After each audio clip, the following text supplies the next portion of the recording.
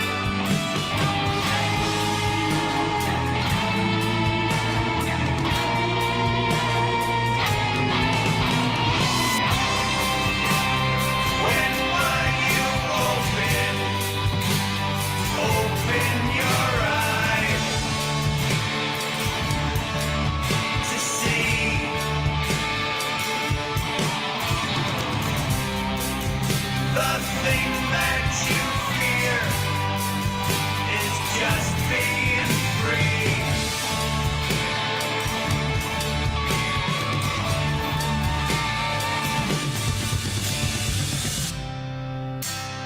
When were you open your eyes to see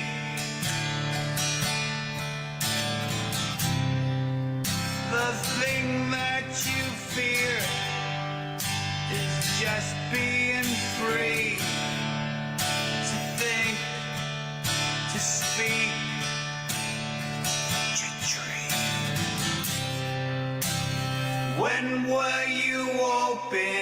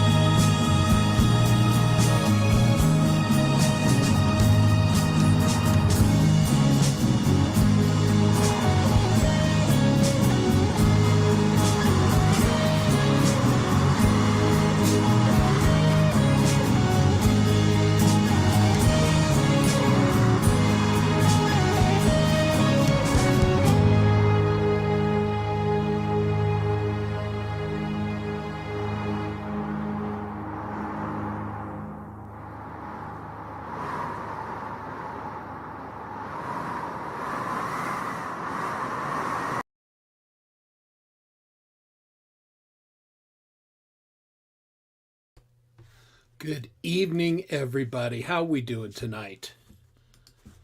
It's the Chris and Dom show and Sans Dom.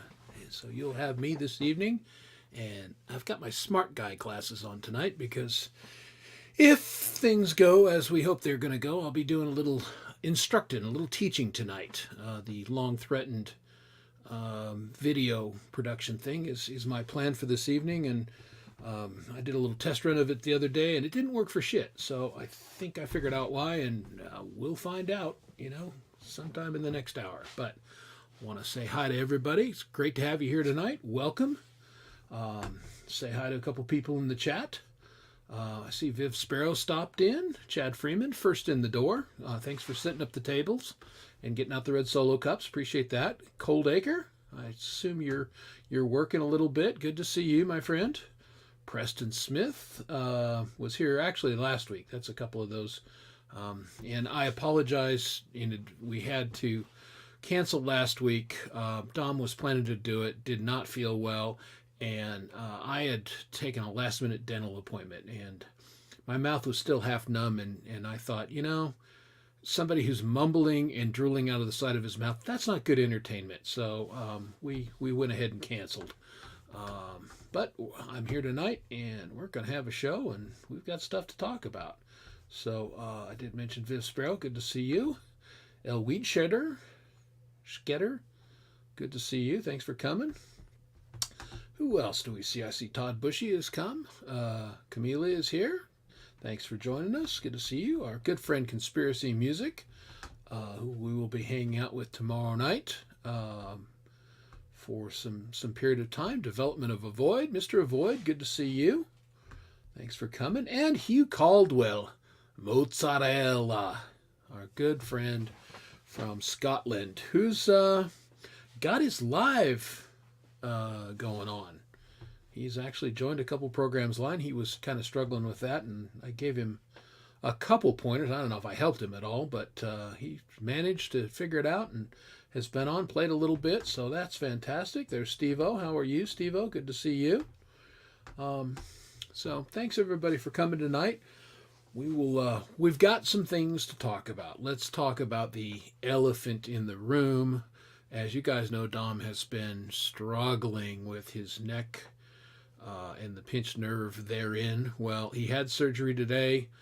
He and I have been texting back and forth a little bit. He is staying overnight in the hospital, but by all accounts, the surgery went well, and while he says he's in a lot of, surgical pain, because as he mentioned, they go in through the front of the neck here to work on the spine. So he's got a big thing on the side of his neck there where they went in. But he says, I can already feel there's less pressure on that nerve. I feel a little bit better. So that is fantastic news, and hopefully he has a rapid recovery and is back and joining us and back to playing live before we know it. Rainfield Music, thanks for stopping in and saying hello. Big day tomorrow. Good luck with whatever your big day is.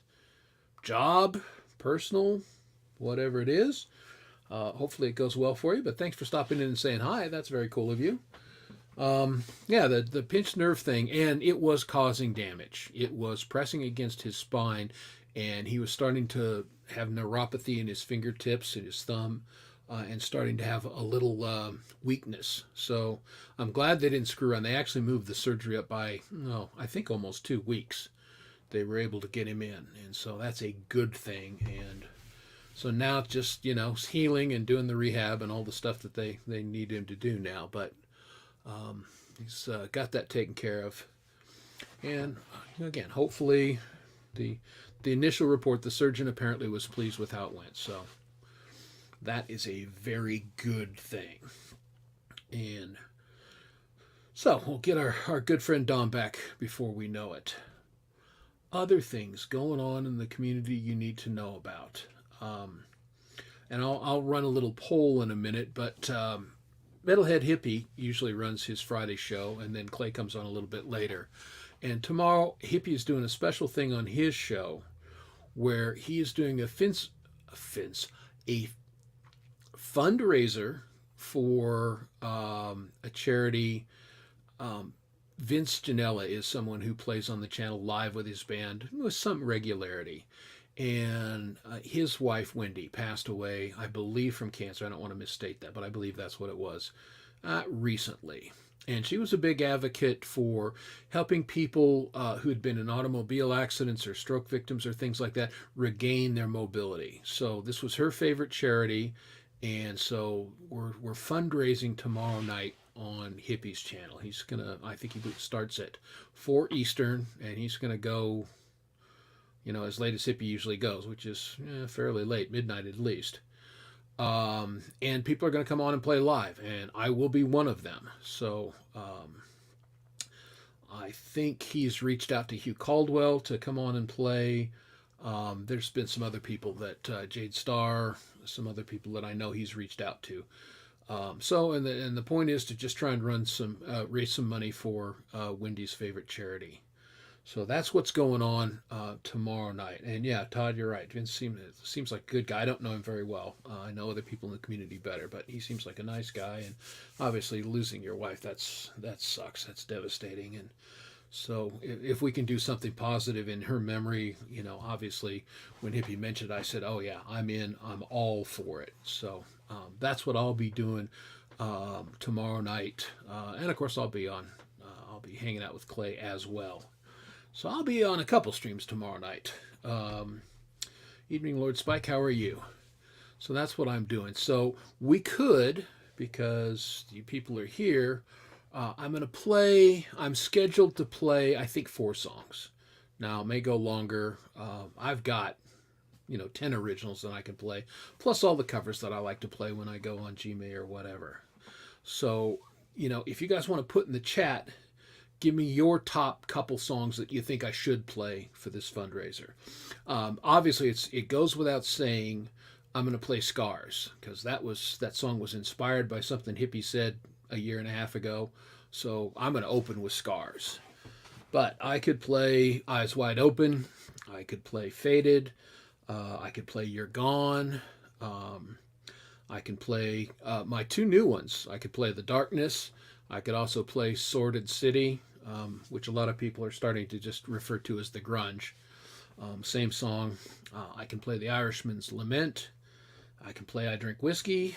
I can play Zuckerberg Can Suck My Balls, Clay's favorite song. I can play New Year's Blues. I could play Cold Wind, the song that we just played a few moments ago.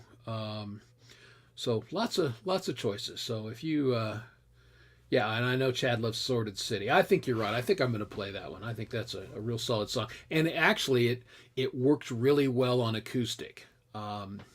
Sometimes you'll have a song, and my stuff tends to be heavy, and some of it surprisingly translates well to acoustic guitar.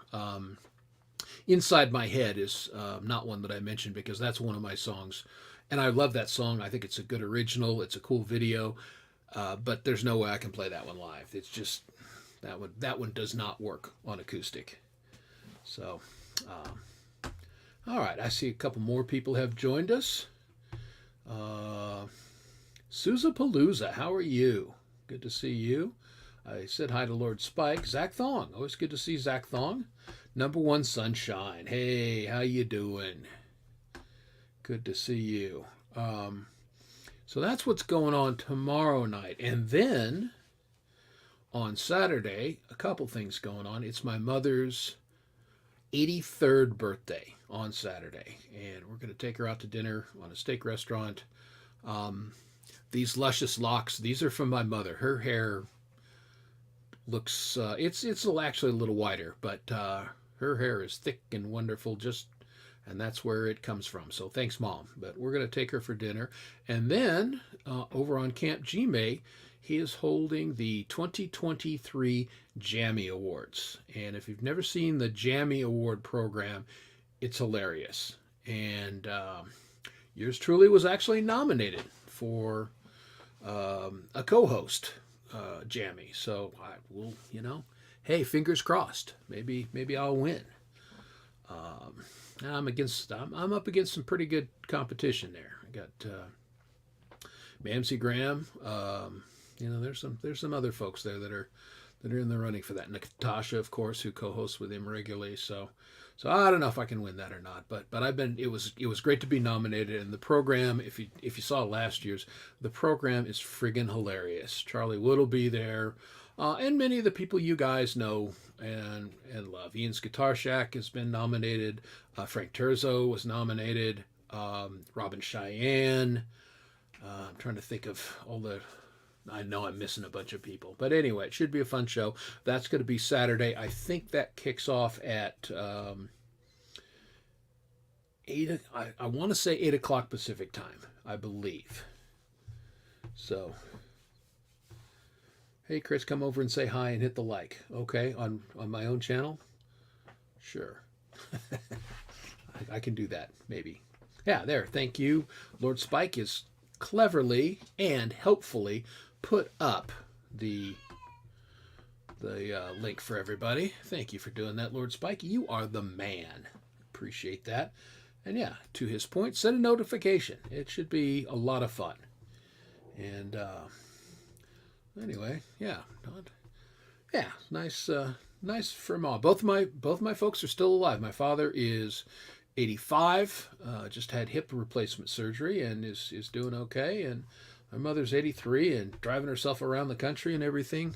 Us lanes, unless we do something dumb, live for a long time. So, and I'm looking to avoid doing anything dumb in the near future. So that's what's going on this weekend. And then I know Chad and Conspiracy are both in the chat.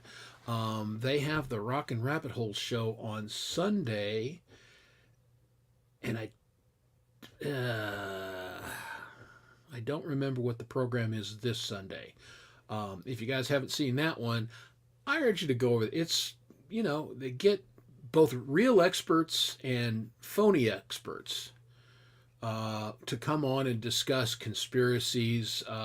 Last week was the origins of Halloween, and actually it was quite informative. I learned a number of things about the origins of Halloween, which were fantastic. They also have some pseudo experts. There's this professor, that guy that comes on, that I'm not sure about this dude's qualifications, honestly. But he's pretty funny, I think. And so I catch him every once in a while. But Rockin' Rabbit Holes is a great show. Oh, Sunday is the 11/11 show. So, Chad, tell everybody in the chat what the 11/11 is, because I could try and explain it, and I would mess it up really, really badly. But yeah, the show just is about 2 hours of discussing various. Just the professor's very qualified. I don't know about that. And Pole Vault, how you doing? Well, if my technology works tonight, Pole Vault, it's the show I've been promising about video production. So there you go. Now again, we'll see. There you go. Anyway, we'll let Chad put in but I think it's about all the. I'm going to give this a shot, Chad, and if I blow it, and I probably will, but it's about all of those, the angel number, supposed to positivity and luck. So let's go to the show. Let's be positive. Let's get lucky. Buy some lottery tickets during the show. Rub a rabbit's foot. All of those things. Get a 4-leaf clover, and there you go. And they get into things deep. The Bigfoot show that they had on was pretty awesome. I mean, they had literal Bigfoot experts on, people that have claimed to have seen Bigfoot, have studied it, had some footage. That was quite fascinating. And then that professor guy claims he knows Bigfoot. So again, that's why I don't know about that one, but it's a fun show. So that's what's going on this weekend. So how's everybody's week going? What's going on with everybody out there in the chat world? I'm going to really rely on people in the chat tonight to kind of feed me information, so we can have an entertaining show. Usually if it's Dom and I, or if I have a guest, we've got a little back and forth, but I'm going to rely on you folks tonight. So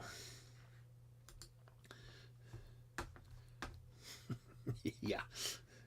And you love it, Pole Vault. You do. The Professor knows Bigfoot, calls him Carl. Okay, so all right, there you go. Yeah, that seems dubious, but all right. Lord Spike Protein, I've been busy. I know you are. You are a busy man. Lord Spike is a interesting, specialized cabinetry contractor. That's sweet. Wait. So there you go. Good. Happy to be alive. Yeah, me too, brother. You know, it beats the hell out of the alternative. Carl is an ass, okay? Good to know. Okay, now this is exactly what I'm talking about. This is good stuff. You folks go. Go, go, go. Yeah. Well, good. That's we're just checking in. We're rocking, kind of rocking. Chad doing Chad things, right? Is that the thing you always say, Pole Vault? Chad doing Chad things. Oh, okay, nice. So there you go. Yeah. Is a specialized, Lord Spike does specialized cabinetry. He's a C4 contractor, which is a specialized kind of contractor. There in, I believe he's in California. Well, obviously he's in California right now, Beverly Hills, but I believe he's based in California. So, watch out for Chad. Yeah, absolutely. By the way, Development Avoid, speaking of live streaming, has been coming on, and I've caught a little bit of his shows. He doesn't have a set schedule that I'm aware of, but he comes on and just discusses things, and I tend to lurk. But he gets into some pretty heavy, some pretty deep discussions. Kind of late at night, and that's why I don't jump into the chat, because I've got one eye open and I'm half falling asleep. But he's had a couple good programs that I thought were pretty interesting. So there. Okay. Does Chad look like a Chad? And I do not believe he does. C6. Okay. See, he got a promotion. I was saying C4, but I was wrong. It's C6. So there you go. He's two better than those stupid C4 guys. Jerks. I don't know. Yeah, I mean, I can see it. If Tom Cruise had long hair and a beard and personality and intelligence, yeah, Chad would be a lot like Tom Cruise. But poor Tom just doesn't have it on the ball like Chad does. There we go. Thank you, Avoid. Yeah, Saturday nights is when he does it. So there's another thing. After the jammies, you can hang out with, the jammies is like candy entertainment, and then you can go to Avoid and rebuild your brain cells a little bit. So there you go. All right, good.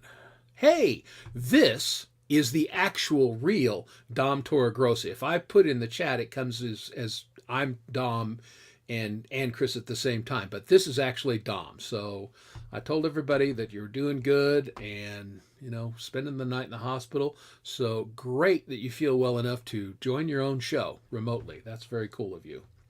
So I think that is just fantastic. Dog paw. There you go. Always good to see the dog paw. Dog paw has jokes, and I love that about the dog paw. There you go. Hey, Colorful Energy.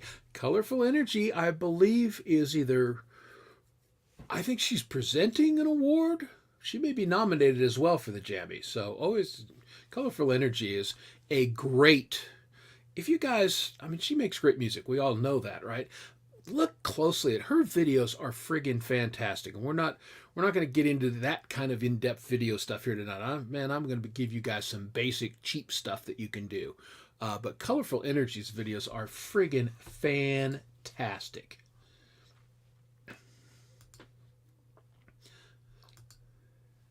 Yes, Tom sucks. I said it. Hey! Oops. There's Zim's Garage. Good to see you, Zim. How are you, buddy? And everybody's saying hi to Dom. And it really is Dom. So that's cool. Yep, Dom had his surgery today, so getting his neck fixed, and so hopefully he will be back on full time and able to play again. But yeah, it's he's got that taken care of. Everybody say woof to the dog paw.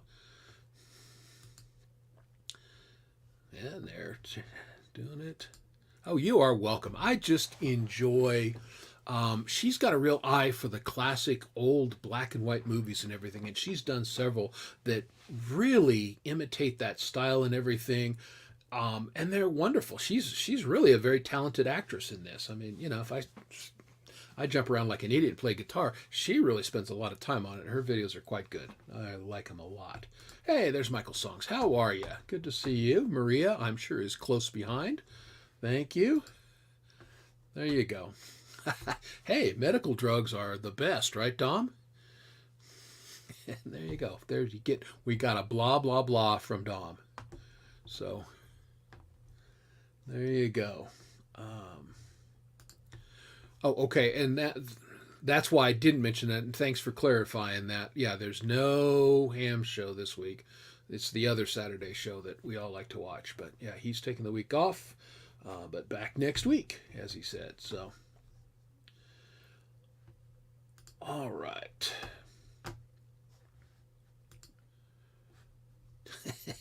I don't know. Halloween was fun. Michael Songs posted a video. It was his first time using GarageBand, his first time doing a video. He and Maria did a wonderful job with it, specifically for Halloween. It was really well done, and Maria dressed up as Wonder Woman, so that was kind of fun.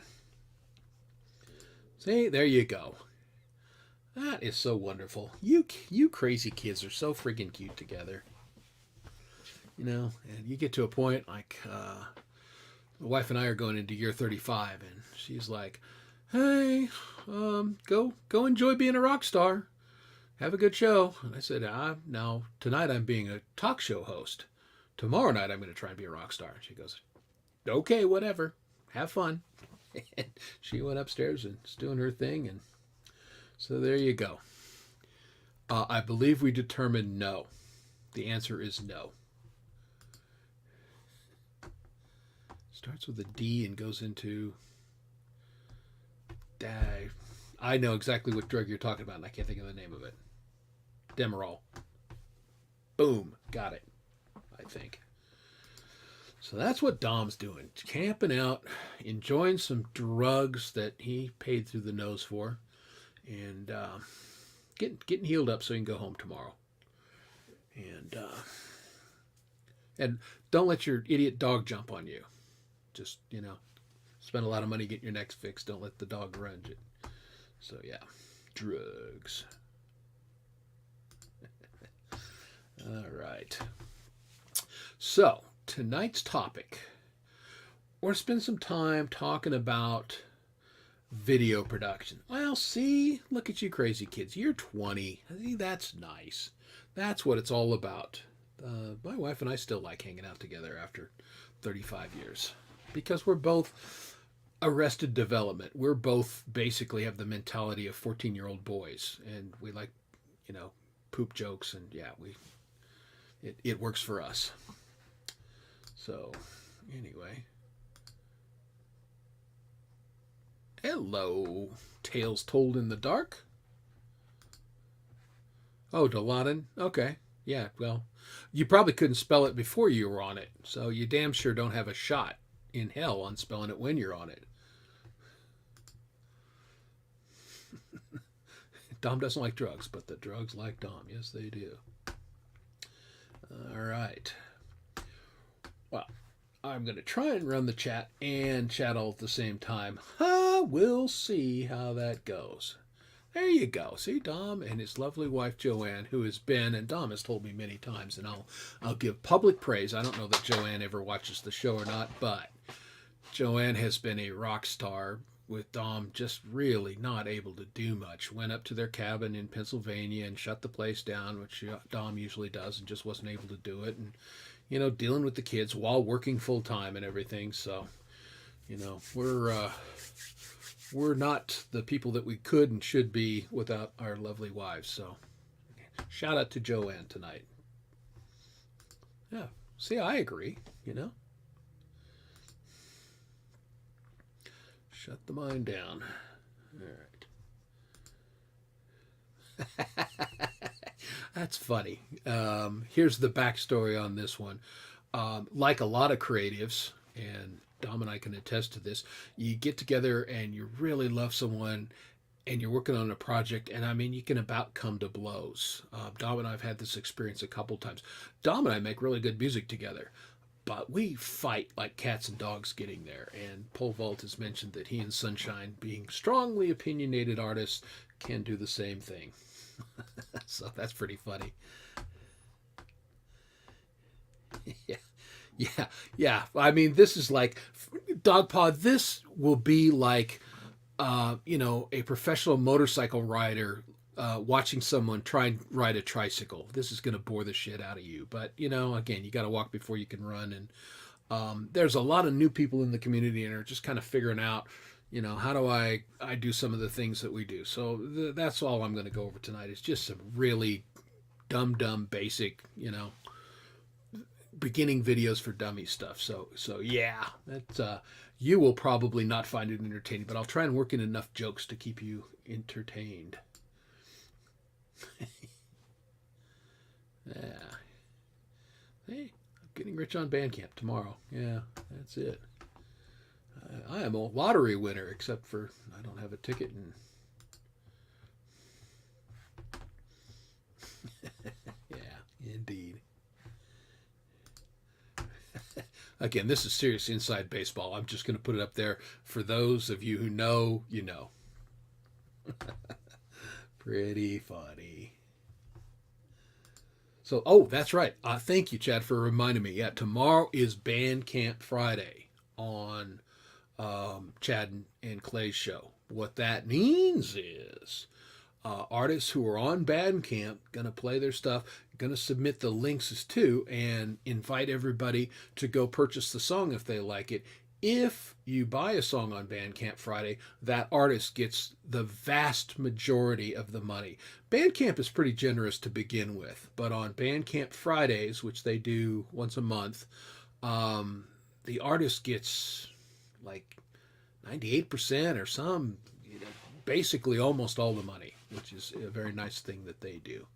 I'm a fan of Bandcamp, although, well, yeah, they look easy. I'll tell you what, man, when Big Wheels came out, yeah, that turned the whole tricycle thing on its head, didn't it?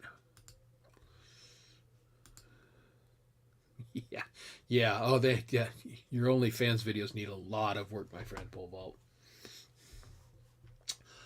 All right.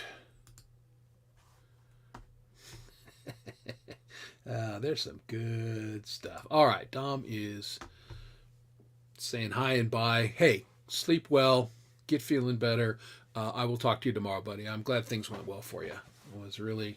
I was a hoping and a praying that things would go as we hoped they would. So, all right, there you go. See, the lovely Mrs. Protein. All right, and here's some well wishes for Dom. Get well fast. How are the drugs? Dom is enjoying the drugs, we think. Based on his spelling, Dom is enjoying the drugs. So anyway, well, don't have to be fancy. All right, see? I mean, here's some OnlyFans expert. I will defer to you guys on that. Anyway, so let's talk about, I think as, our independent artists, we want to promote our music a little bit. You got to have a visual of some kind. Now, starting out, a lot of people will just put, their name or a graphic and everything, and it will just stay solid, and the song plays. Nothing wrong with that. That is better than nothing. It's a start. But if you can get some engaging images and everything, that's going to enhance your video because it gets people to pay attention for the duration. We all just listen to music, but we're visual people, especially men. We're much. Hey, we're talking about OnlyFans. OnlyFans exists because men like looking at things. So there you go. We like visual stuff, and the visuals of a music video can enhance the music. It marries some images with the music, makes it a little bit more memorable. So that's what we're going to talk about is just, all right, so what are the basics? Well, you can get something called Visualizer. That would be your next step up, where it just basically listens to the music and it computer generates an image that flows, and it's got colors, and again, hell of a lot better than nothing, and it's a good start on that. But we can go further and do more good stuff. Now, I played the two videos that I started the program with, and there was a little purpose behind there. Dom's video had a couple things. It had elements behind it, you had visuals and everything, and it also had all the lyrics on it. And so that's what's known as a lyric video. So the song plays, you're getting the visual of the lyrics on it, and people really like seeing the lyrics. We were talking about Bandcamp a minute ago. I always put my lyrics in my Bandcamp so people can listen to the song and they can read the lyrics. And again, because I'm an old guy, man, growing up in the 70s and everything, there was nothing better than a new album, and you'd go to the liner notes and you'd read the lyrics and you'd look at the pictures while you're listening to things. That was fantastic. Well, music videos obviously have replaced that to a certain extent, but the things that made those album covers and those album liner notes are so great, we can still do that. And a lyric video is one way to do that, especially if there are songs where either it's fast or the lyrics are a little harder to understand for some reason, or if you just want to put the point home, marry your melody and everything with the message that you're trying to convey. Lyric videos are very powerful. I've done a couple, Dom's done a couple. And then that second category is like my video that I played, A Cold Wind. Well, I prefaced it with a little bit of a story, what was behind the song, hopefully engage the viewer that way. You see me perform, but all the images in there are tied to the theme of the desolate prairie, a homesteader out in the middle of winter, the loneliness, the cold, the wind, and I wasn't subtle about that. I hit you over the head with it. There was a blowing wind audio portion that I put at the beginning and the end of the song. So I really wanted to get that idea across of the isolation.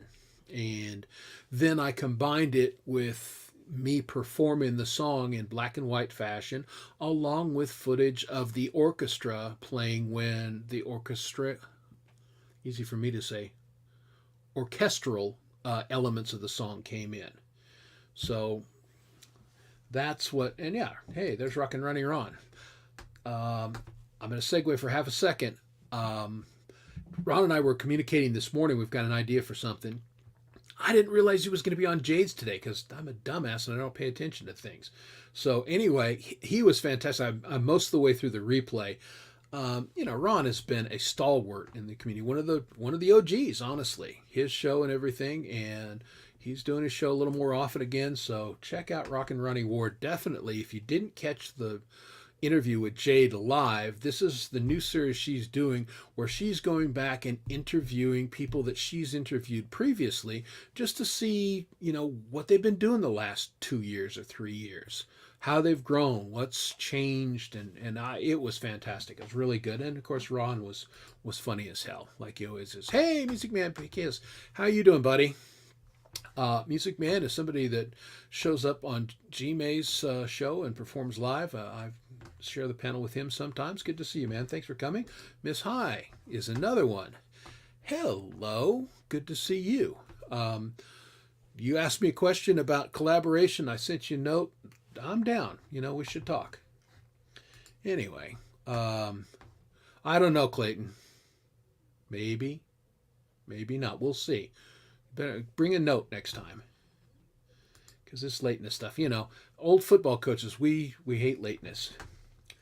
So yeah, it was fun. It's always a good time on Jade's show. I love the interviews. You get to really learn what the artist is about, and it's engaging and entertaining. It's friggin' fantastic. All right, so to get back, here, you like my Johnny Cash shirt? Original Man in Black. And since I always wear black, I figured I needed a Man in Black t-shirt. So getting back to the video stuff, that's another way, is putting yourself as a performer into the video. And again, that gives people, we all like to know what the artists look like. That's why music videos started in the first place. It's like, okay, I want to see Pink Floyd play one of their songs, or I want to see Bob Seger play his songs. And of course, Bob Seger, when that first came out, said, I'll never do a music video. And we didn't see Bob Seger until he realized, yeah, that's stupid. And then he started making music videos because, he's not dumb. But, all right. Well, see, there you go.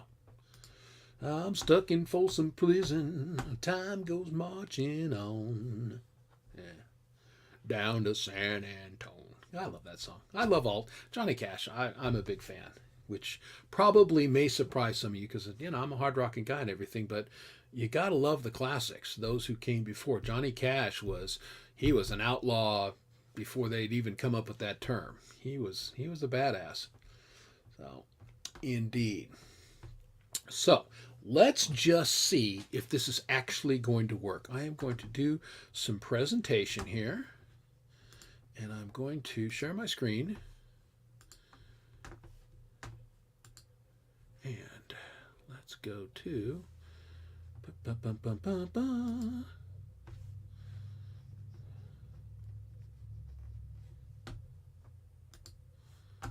again, you'll have to be a little bit patient with me. Okay. Let's see if this is going to come up the way it's supposed to. All right. Yes. All right. I'm monitoring on another thing to see if this actually works. Okay. This is a song I'm working on, and this is in iMovie, which any of you Mac users out there, it comes free with it's really a solid program to get your feet wet in this. And again, the point of this is, what can we do for very little money that's going to be good? Well, this program and then a program we'll talk about in a few minutes are both completely free, and the other program works on either PCs or Macs.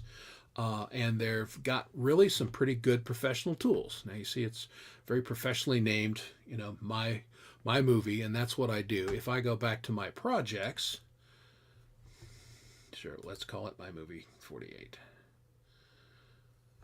And you can see all kinds of stuff that I have on all the things that I've done over the years. But let's look at this one. And this is what I'm getting at right here. Something called the green screen. If you want to feature yourself in a video, you do it like this. And like you can see right up here, I've got, here I'm sitting in my chair, and see I've got the green draped over the back of my chair, and I've got my green screen set up. All right. So that doesn't look like much right there. All right, here I am playing my acoustic guitar. Dun, dun, dun, dun, dun, dun, dun, dun, dun. All right, let's just see how this works, shall we? So you can see two things right here, and I'm going to try and zoom in a little bit if I can. Down in this lower corner. See, I have a green screen on top of a green bar down here, and I just put this in. This is what's known as a composite, and this allows you to make a big green screen and get rid of all the stuff. So let's do this from scratch. Let's delete this, and let me show you what I'm doing. So under backgrounds, you'll see that they have a green background, and all you do is pull that down. That's your bottom layer. And then you've imported media. So, okay, let's bring this in. Okay, there. And let's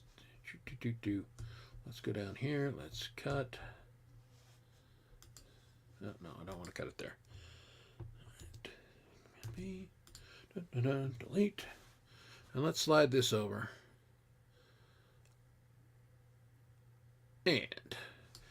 And tell me in the chat if you guys can see everything that I'm doing and hopefully hear. So, all right, here I'm playing something.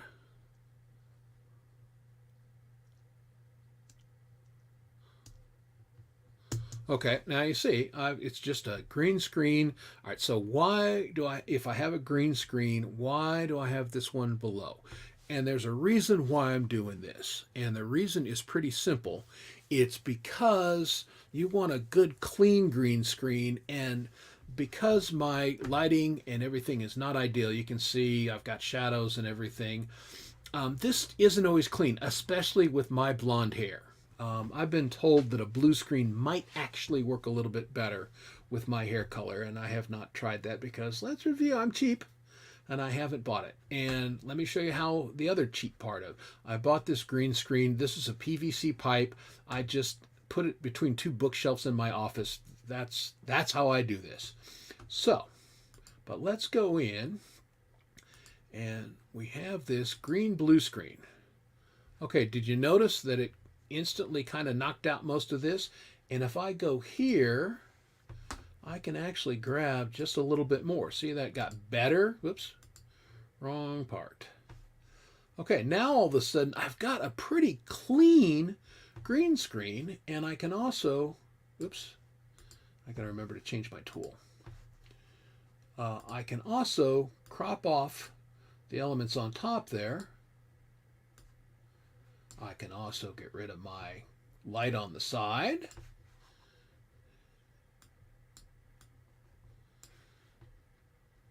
And now the shadows over here.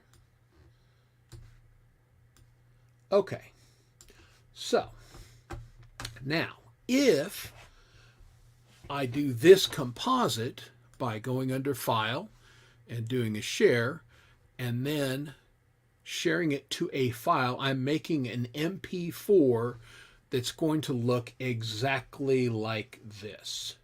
So that's great. And you can do multiple composites in iMovie. I did a lot of my first videos that way. But I outgrew iMovie in a couple respects, and we'll talk about that in a couple of minutes. But iMovie for getting your feet wet is fantastic. I still use this green screen element before I take it into the other program because it's just better.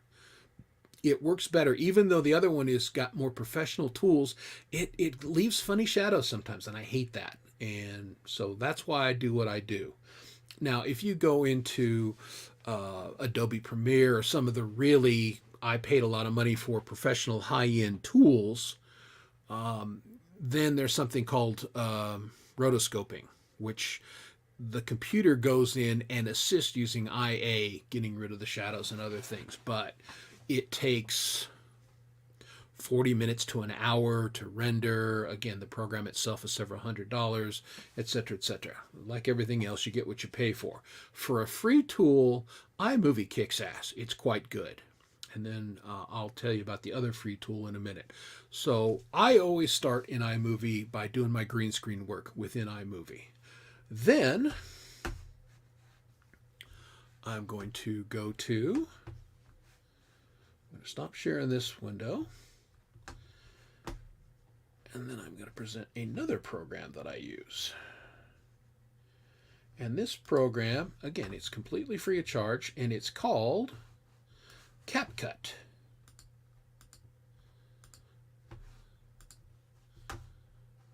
Window. All right.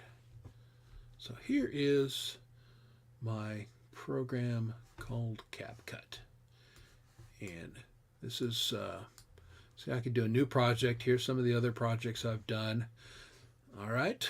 So let's do this one. Well, no, that's actually not a good one. Let's do. All right, this is actually would be a good one to get into because there's a lot of stuff going on in this one. So here is Sorted City. And as soon as this comes up, you'll notice that there are a lot more tools and a lot lot more possibilities. Again, this is a completely free program, but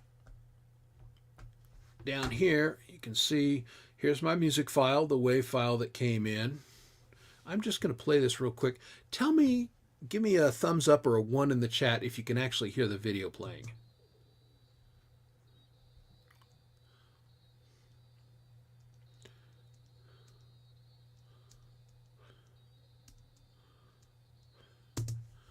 Yeah, it'd be interesting because I tried to do a session live like this in GarageBand trying to help somebody out, and it didn't work very well. So, yeah, give me a 1 in the chat if you could actually hear the music come through on the video or not.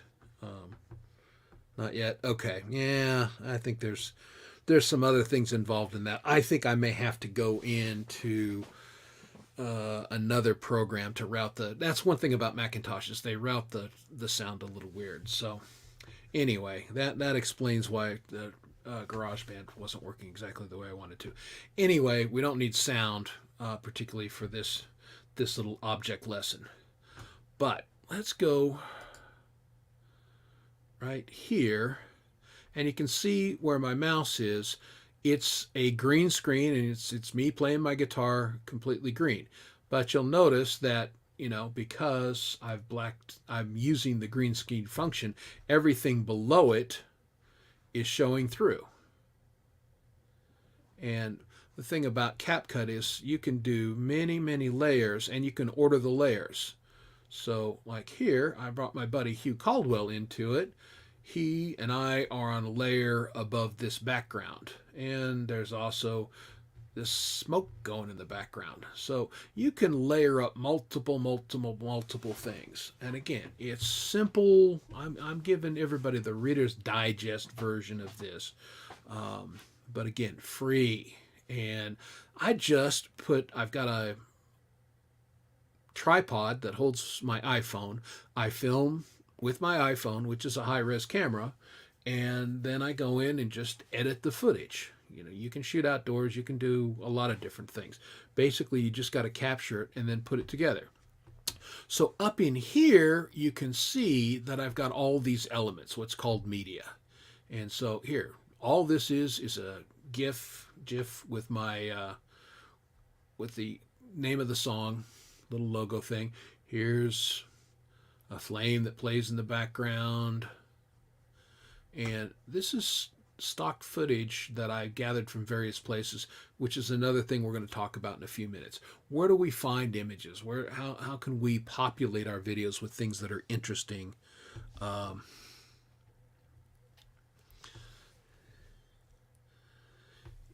still seeing the multi-screen page. Yeah, all right, let me look at.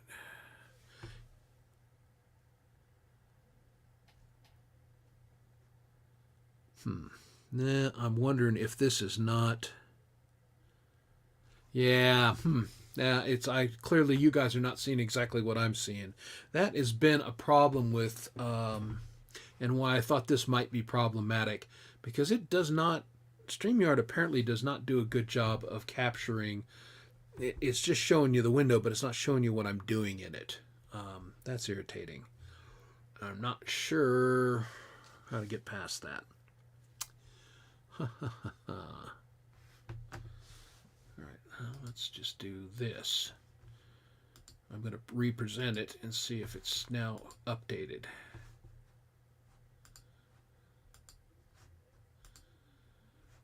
Okay, so what you're seeing now is the entire project. Yep. But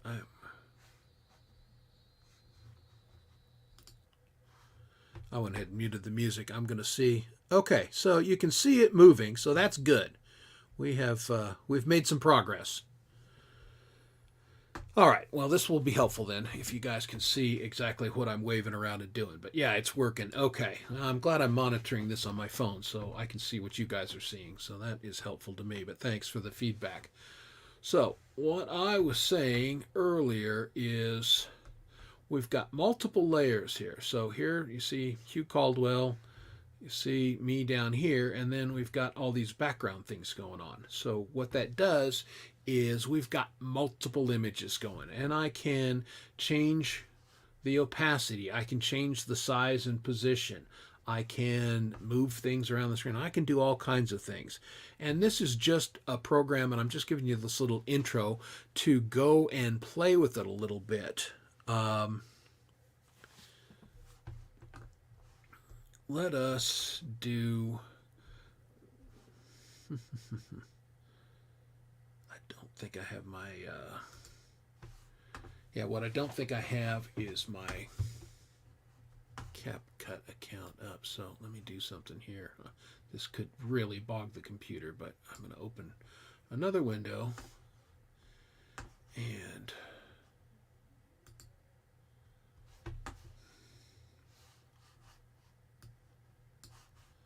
let's see if this works.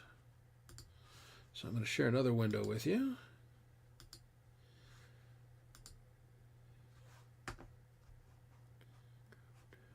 Aha. All right. So you guys should be seeing this. This is a service called Canva. And I know you guys have heard of Canva. Canva's been around a while. This is something I actually pay for. I don't pay much for it. It's like $12 a month. And what this does is gives me access to a lot of creative tools. So, like, you can look down and see, you know, some album covers and some other things I've done. You can see footage that I've grabbed. So let's just look for some footage real quick. Now, let me kind of show you how this works. We got to do a new project. So let's do a video. So I'm going to create a blank video. Dun, dun, dun, dun. It's thinking about it. All right. And I'm just watching the screen to make sure that what I'm doing is in fact coming up. Does not appear to be just yet. But of course, I'm a little ahead of what I'm seeing on the thing. That's a pain in the ass. This doesn't appear to be sharing. Let me do the same trick I did a second ago. So I'm going to stop sharing.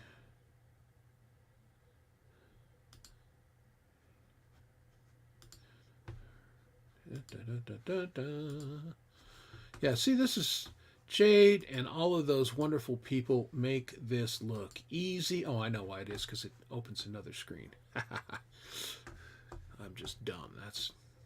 I got to share the right screen. Okay, that's why. Okay, so what I've done is I've opened a blank video. So let's say my new song is called Stronger. So let's just go over here to Elements. And let's just type in the word strong, and let's see what we come up with. Okay, and we've got graphics, we've got photos, we got videos. Let's go see what we've got as far as videos. Okay, so here's a dude. He's got the muscles. I can put him in the video. So that guy's strong. And then here's a guy flexing. I could grab that, I could put it here. Let's see. Ooh, who doesn't love a strong woman? How about we grab a strong woman? Okay, now it seems random, but here's what I see, that people have just random images. Well, I don't approach it that way. When I'm doing a video for a song, I have visually an idea of what I want to present. And because I have an idea and a little bit of an outline in my mind, I can rapidly go through a bunch of images. Okay, so like I can look at this guy here. Here's a guy in a business suit. Well, that's not right for my video. That's not the kind of strength I want. You know, I want physical strength. I want mental strength. You know, how about this? Water running, that's strong, but no, not right. When you have a bit of a plan as to what you're looking to do, that allows you to scroll through stock footage rapidly and find the stuff that you're looking for. So, like, now here's a kind of a fun thing.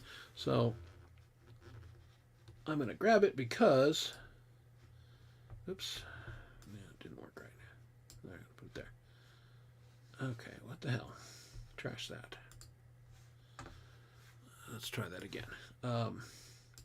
So here's a green screen. It's already, they green screened it for us. So I can have this woman who's flexing and doing the thing she's doing here, and it's already green screen. So if I want something else behind it, cool, I can do that. So, and you can in fact go in and let's just say strong, and let's type in green screen because sometimes, yeah, look at this.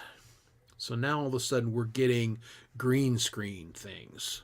Now, they're not necessarily strong, like, tapping on your iPhone. I don't know that that's particularly strength, but it's there.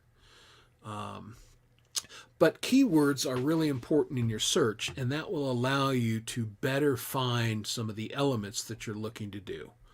I'm going to stop sharing this screen. And let me find Pexels real quick. Here's another site that I use fairly often. And again, this is, I pay a little bit for Canva. There is a free element. You can go to Canva and use things free, but you're a lot more limited. And I was using that at first, and I found that, a lot of videos or elements that I wanted to use weren't in what they call Pro. And Pro is $12 a month, so it's not horrible. So I find that at a price that I'm willing to pay, and I'm pretty cheap, but to have access to all of this stuff, need a little bit more. Let's see, where the hell is Pexels? Well, let's do this. Let's just add it.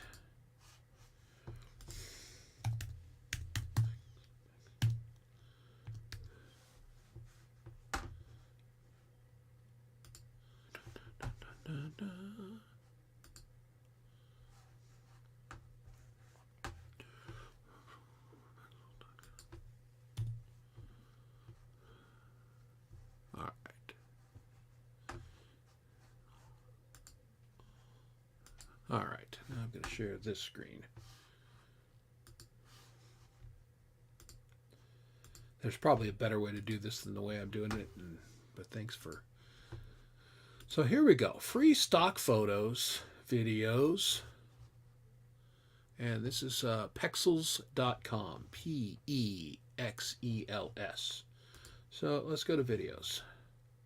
So they've got free, look, a walk in the woods. They got all kinds of stuff. Let's go ahead and type in strong again. Let's just see what comes up.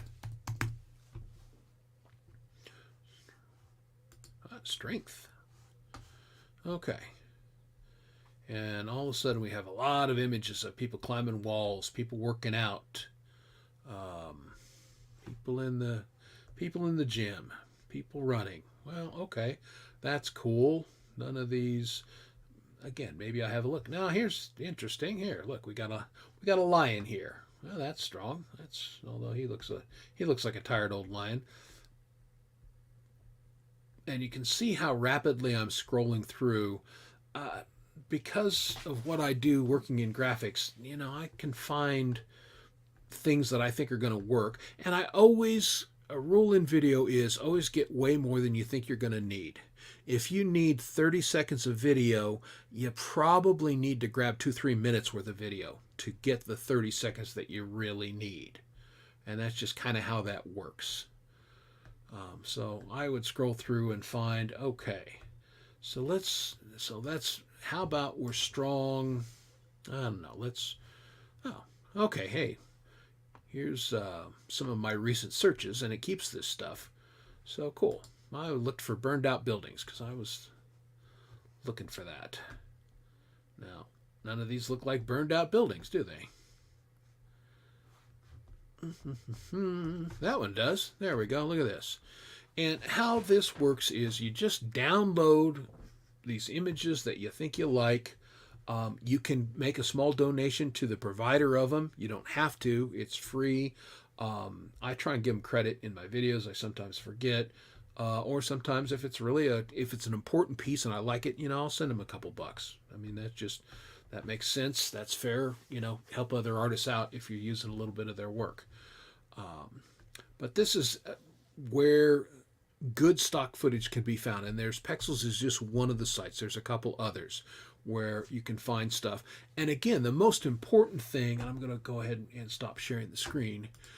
The most important thing here is to have a plan going in. This is the message that I'm trying to send in my song. And so I want to get images that enhance that convey that message.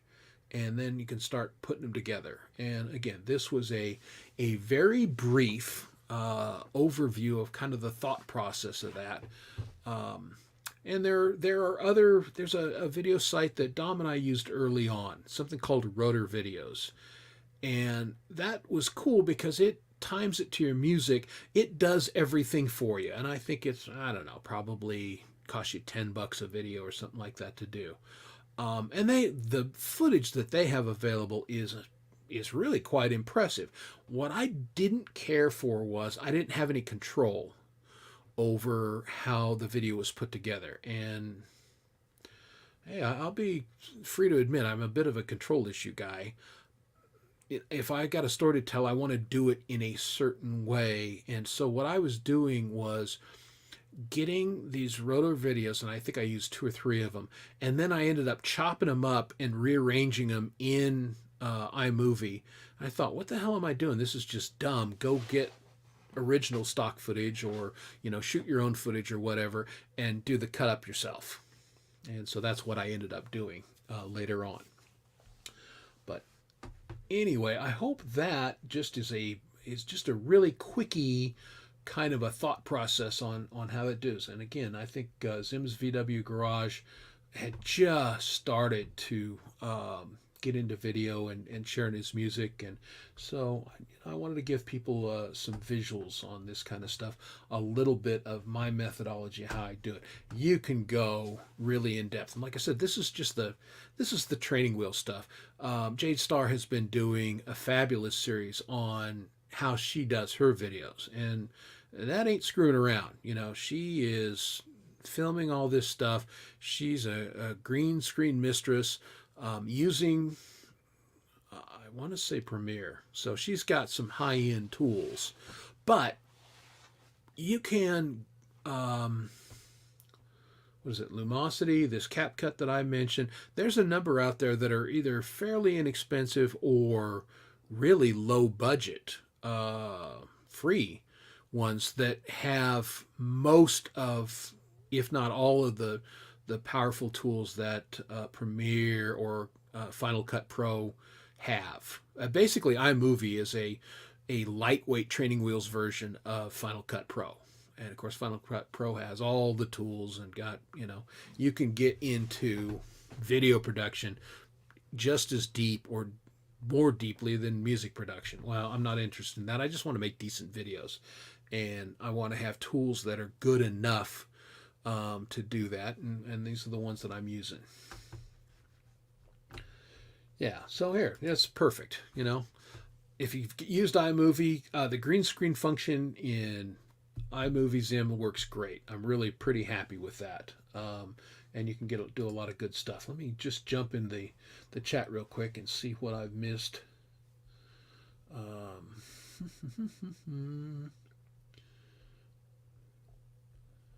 And we can do, I may prepare just special segments. What I'll do is probably prepare the video so that it runs and you can hear the audio and the other things. And I'll just do that in the future, little tidbits. And again, I'm not looking to do anything. You get great training out on the old interweb, but again, you got to start somewhere. And so I wanted to give a little overview of some of the things that go into this. Again, you can take this as far as you want, or you can keep it basic. It's up to you as the artist. What am I trying to convey? Here's a good one. Thank you, Secret Legacy. And yeah, that's exactly. There are a number of ones. CapCut has a pro version, and I can't imagine I think there's just more filters and other things available in the pro version, but the free version is powerful as hell. So I'm not exactly sure what's all in the pro version that's worth the upgrade. Yeah, yeah. Canva is pretty, and again, it's free too. If you pay a little bit, you get more stuff. That's just kind of how it works. Dun, dun, dun, dun. Let's see what else is in here. Okay, yeah, there you go. And that's absolutely doable, and that's cool. I work fast, but I don't work that. I tend to spend some time with the videos again, just because I kind of want to make a presentation. I put a lot of work into the song, and I got to the point where it's like I'm really half-assing the videos, and that's I want to try and put the best that I can do or I'm capable of at this time. And it's like everything else. My first couple of videos were terrible, um, quite pathetic, as a matter of fact. Um, and yeah, here's a, and that's this is right here key. I should have mentioned this. Thank you, Secret Legacy. Start with the audio track, get it down, and get it locked in. Um, Here's another thing I'll mention. I landed on CapCut because I had three or four other odd video ones. Let's see. I'm going into my application folders to. Yeah, I'm not seeing the names. Well, that doesn't matter. But yeah, I had tried three or four other ones. DaVinci Resolve, and DaVinci Resolve had some really powerful tools, but their green screen function was funky, and I hated the way it handled audio. The audio would move on you, and I never could figure out a way to lock it down. In CapCut, the controls are very easy. There's literally a lock button there, and so things won't move. Needless to say, if you're trying to sync up a performance to the audio, and the audio is moving on you, you're screwed. That doesn't work at all. So that's why I quit using DaVinci Resolve. It was not real. Yeah, LumaFusion is good. Um, yeah, now that's a good point. The U.S. Archives, our federal government, we've all paid for it, and there's stuff there that you can download, and it's completely free to you as a United States taxpayer. Let's see what else. I'm just trying to quick review the chat.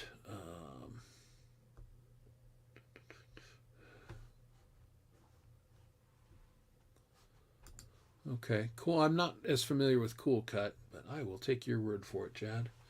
And again, yeah, and that's CapCut. That's exactly what I use, and it is a very powerful program. If they charge $40 for it, it'd be well worth it. Free, it's fan flippin' tastic. Um, yeah, that's the thing. It's Filmora. That's the other one.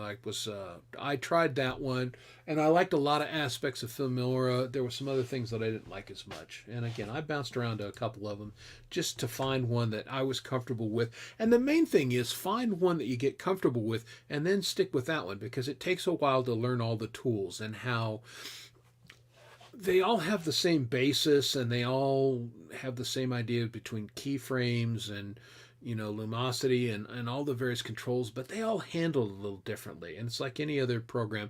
Get something that and spend some time with it, get familiar with it. Same thing using DAW. DAWs are all the same, but they all implement the controls a little different. They all look a little different. So if I had go into Reaper for any reason, I have to think about it, because I'm used to GarageBand / Logic, and Reaper has all the same tools. It does, but it routes things differently, and the interface is different. And so you just have to get used to what you're going to use, and then get proficient at it. So,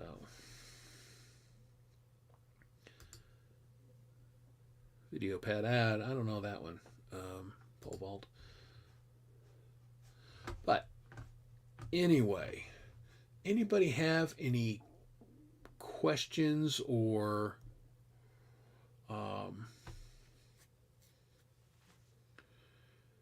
actually There's one thing for those who don't. I mean, green screens are cheap and they're easy to use and everything. However, now I remember why I got attracted to CapCut in the first place. And I'm going to go ahead and share the screen again.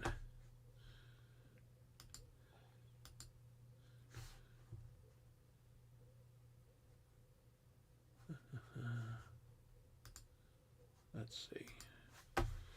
Present.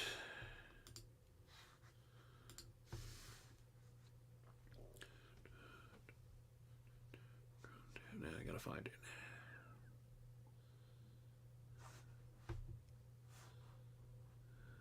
Shoot. I'm back on that other one, right? Oh, this is good entertainment. I apologize. Got a lot of windows open, and so let's do this. Let's just close out of this one.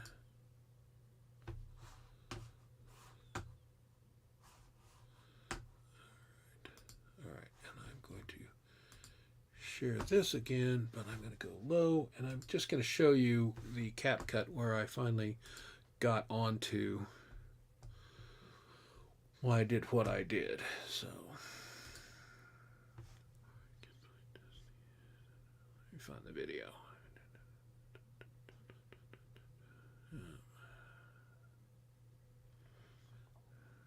Okay, here we go. Step into Wix Studio, And here's a commercial. the for new us. web creation platform This is wonderful. built for agency. Okay, skip this. All right, I'm just going to skip ahead and I'm going to show you something. So here I am playing my bass in front of a background. Well, the background, it was snowing. I shot it out my window.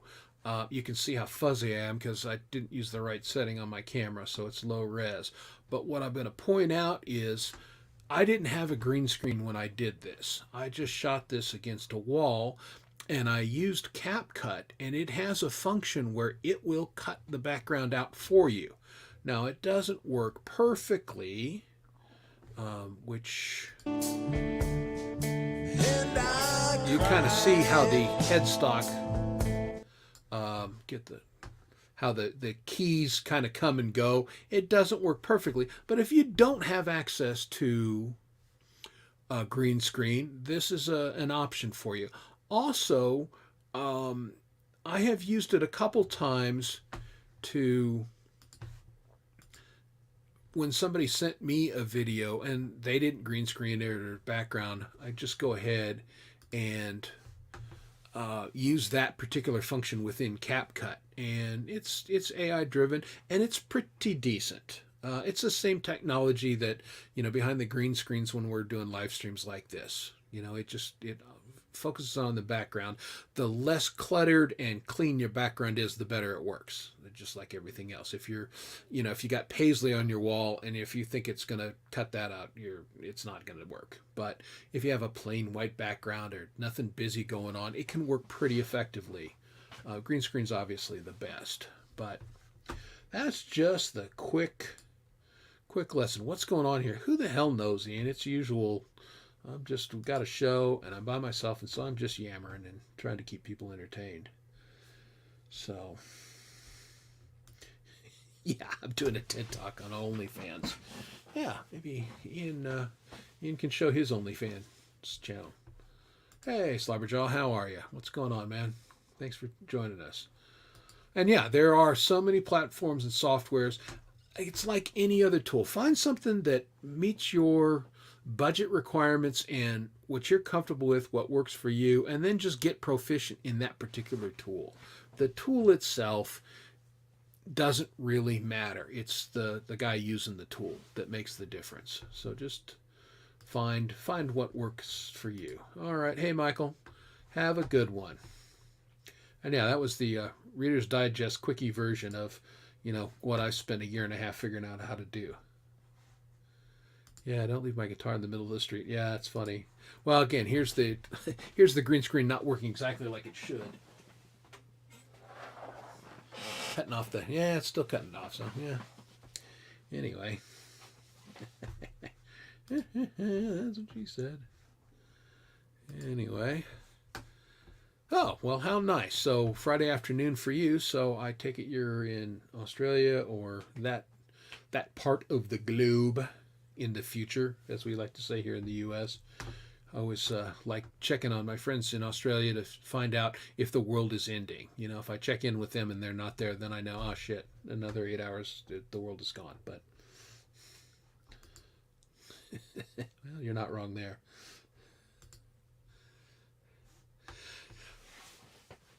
Yeah, and that's I do need extra lights in here. I've been playing with the lighting, but again, the setup in my office is not fantastic for that. I did put up some LED strips. What actually will work better, and that's something that I'm going to do here in the next little bit, is get a PVC pipe and kind of fit it to my green screen. But I'm going to put LED lighting on it, which will highlight the background better and even out shadows and everything, which allows the green screen to work really well. But you know, I haven't done that. Now I've got halogen lights, which I use for still photography, and interestingly enough, I found out they really don't work well for video. They throw honestly just way too much light, and it's too harsh a light. And so I did that a couple videos using these halogen lights. You know, they're construction lights basically. And again, they're great for still photography, but I found them to not work well for video. They cast way too harsh a shadow, and you need some backlighting in there. Lighting is a whole nother animal, which my lighting is beyond half-assed, and I'll just freely admit that. The better lighting you have, the better your green screen is going to work, the better you're going to look in the video. All of those things are true, but you know, we do what we can. Again, you know, I'm not looking to be Steven Spielberg here. I'm just looking to put some video behind my music and have people look at it. Yeah. Yeah. Well, mirrors. I don't want. Yeah, now again, depending on if you can shoot green screen outside on a day that's a little bit overcast, it's friggin' will work amazing. The problem with that here in Colorado, the wind is always blowing, and it will go from sunny to a little bit overcast back to sunny and everything in the span of 40, 50 seconds. I just can't shoot outdoors using a green screen. Tried it a couple of times and it was miserable failures. Green screen is probably best used indoors, but people do use it outdoors and it can work for them. Yeah, I mean, people that are serious about this, they do exactly that. They just paint the room green, they paint the floor green, and they're friggin' done with it. And that works really well. What now? The thing is, though, you got to have a flat wall and everything. You know, corners. You've either got to curve a screen around, cove the corner, or just shoot flat on. That's the only thing about that, and that's the principle behind the green screen. It's a flat surface. So yeah, well, and the macro photography, I do a lot of that for my publications, Clayton. That's basically that's what I'm actually really good at, is macro photography, shooting miniatures, and it's a very specialized field. Lighting is highly important because you've got, you know, the f-stop is cranked down to nothing to get the depth of field, so you got to throw the light at it.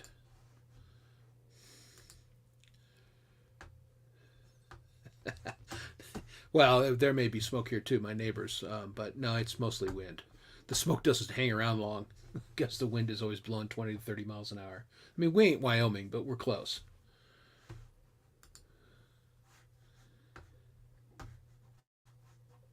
Yeah, and Hollywood kind of bounces. I know they use a lot of blue screen, and like I mentioned earlier, man, you can get a green screen for 20, $30 on Amazon. I'm going to get a blue screen and just see, pardon me, you can see here on my hair on this side, got that little green fringe in the blonde, you know, I don't love that. I don't know that the blue will be a lot better, but I've been told it tends to work a little bit better. And I know that even in Hollywood, actors with blonde hair, that's an issue. or white hair and everything, that they do have to go in and do a lot of touch up just because it is what it is.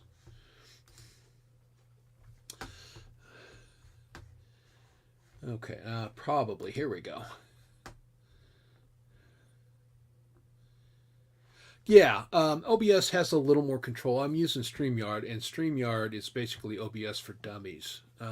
It's the same engine underneath, but they changed the interface a little bit. So they don't give you those kind of controls, or they're very basic controls. Now I use a Nikon. I've always shot Nikons.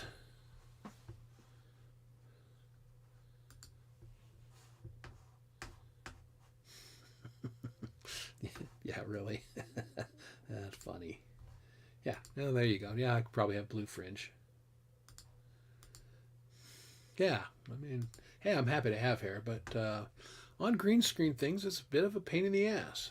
Um, the, I guess the funny haha, funny whatever story. The first one I did doing CapCut, and I think I mentioned that, I used the auto cutout feature, and in that Goodbye Dusty video I was showing a second ago, you'll see my hair kind of waves because it would catch it and then it would mask it a little bit more than it should have and everything. And it was kind of an interesting effect. Again, it kind of looked like I was standing outside, the wind was blowing a little bit. I thought, something. Well, then later, I think I shot that in the winter because it was snowing outside.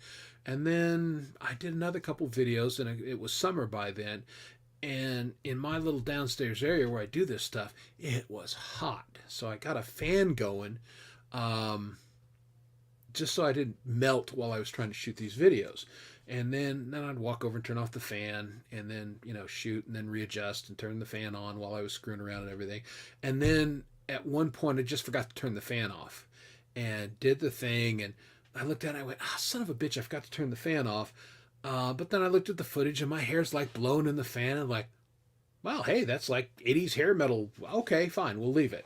And so the kind of trademark you see in some of my videos, the blowing in the wind hair, pure accident. But, I stumbled onto something, and A, I didn't melt while I was shooting, and B, it kind of looked cool, so I just kept doing it. I don't do it all the time, but again, now we're back. It's getting cool here in Colorado again, so I don't have to have the fan on, which is nice. When we were doing this show earlier in the year, if we did a video or anything, I'd quick turn the fan on and mute myself, so I wouldn't, be sweating on screen, and then try and turn the fan off. And I remember one show, I think I left it running because it was so friggin' hot. And Dom was like, "Are you mixing cement there? Jesus, that fan is noisy." Well, yeah. Anyway. There you go. Yeah, 80s hair mumble. Hey, Mixed Club, how you doing, Rhett? Good to see you, man. Oh. Now that could be fun. I know. Again, I've seen them on Amazon. The green suits and everything. Yeah, I probably should get a green bodysuit and then go ahead and green screen on a better body. What the hell? That might be a way to go. I'm doing it the old-fashioned way. I'm just working out every day and seeing if that doesn't improve the body a little bit. But you know what? If with Thanksgiving coming up, maybe I'll just get a big green suit and and then I'll Photoshop better ab muscles on it or something. Anyway.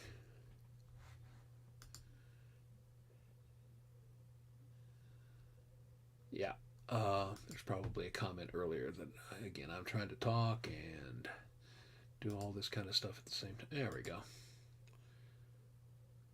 Okay, yeah. There you go. Yeah, and again, the dog paw, he's a pro. He's been doing this for years. He's a former Hollywood kind of guy, so he knows this stuff.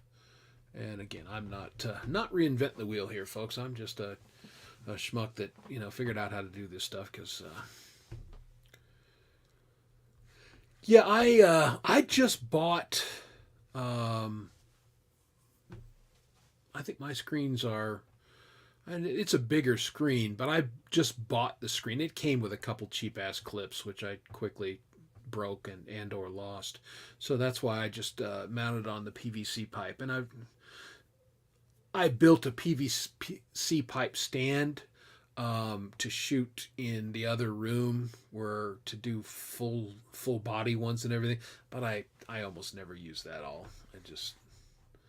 Nobody wants to see my feet. I mean, that's no. Anyway. All right. Yeah, that's it. Yeah, big on the cougar demographic, I'm sure. Because that was my goal, to really get after have the cougars go mad on my channel.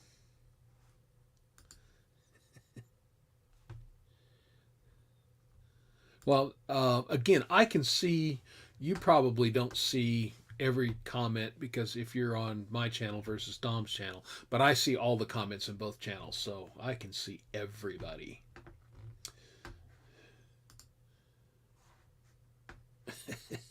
Yeah, no, I don't think anybody wants to see that slobberjaw.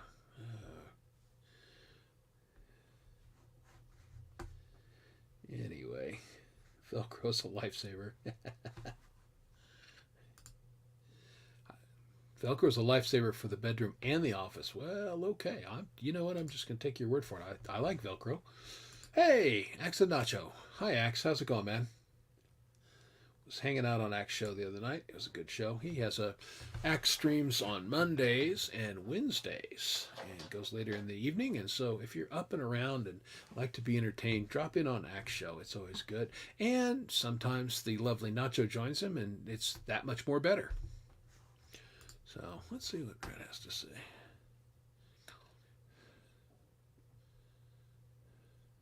Oh, hey. I should look into that. I could run my noisy fan and not melt during the summer. Yeah, all right. See? Goals, people. Goals. Yeah, I agree. Axe is fun. He's just a fun guy. All right. So what else is on your guys' mind tonight? If you got any specific questions, I will do my best to point you in a direction. Or if you guys have stuff going on, feel free to promote yourself. Because I got no issue with that. Because that's what we're all here for. If we got something going on, I love to see what other people are doing in the community, so I drop in on everybody's show whenever I can. So I love watching Rhett mix stuff. That's fun for me. So I check him out whenever I happen to see his live stream come up. Love Michael's songs is Wednesdays, and Michael went to bed and presumably took Maria with him. But Michael's goes Wednesdays and Sundays, and sometimes I catch them on Sunday, but often on weekends I tend to be up until ridiculous hours watching the various shows, and I don't get out of bed very early the next morning. So, ooh, see, I had salad for dinner tonight. That's what I was having. I made myself basically a Cobb salad. Got hard-boiled egg in there, a little bit of ham.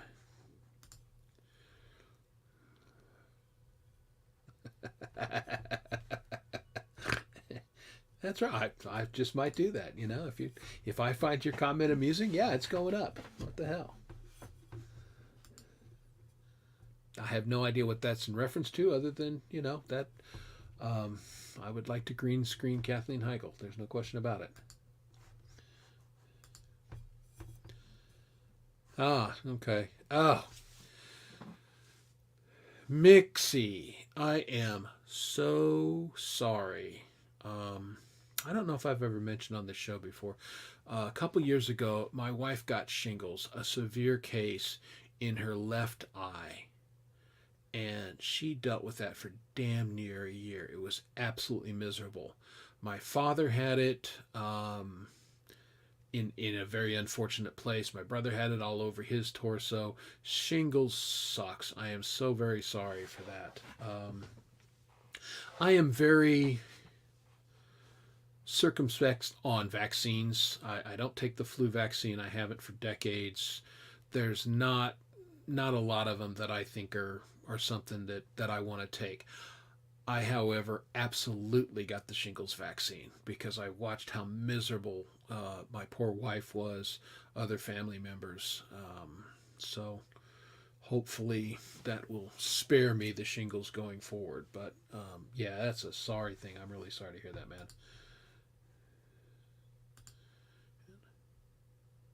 Yeah. Hey, pole vault streaming that. Well, I mean, pole vault could stream, but he's on everybody's show all the time, so you know he doesn't have to. Okay, member streams. All right.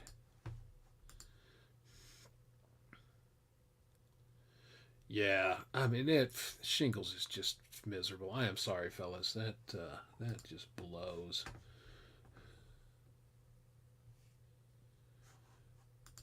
Really? Now that's interesting because I mean, it's not that Chad is a kid or anything, but is a good decade younger than a lot of us, and tends to come on, you know, late 50s, 60s. So yeah, you were you were early on that one. So yeah, you were always exceptional.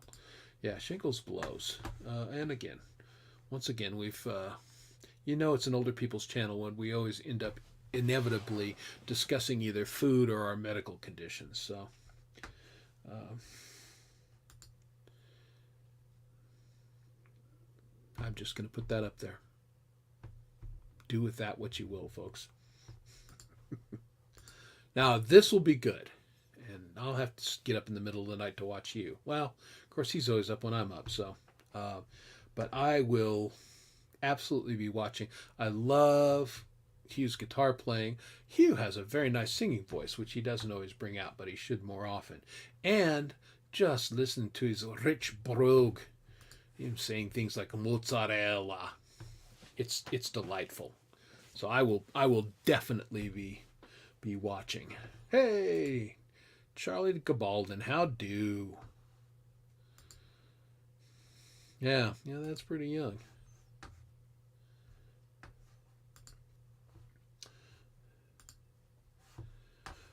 Yeah, there absolutely are. I mean, I got mine at Walmart. I think I paid $19 for it, and it's a nice, sturdy stand that holds my iPhone very securely. I had a bunch of tripods for my still photography, but I didn't want to repurpose those, so I just went out and bought a cheap one. And actually, I have like three or four. I've got a couple desktop ones that I use on occasion, or if I want to get a low shot and shoot up. But yeah, you can get them at Walmart or Amazon, and yeah, they're like $20, and they work really well.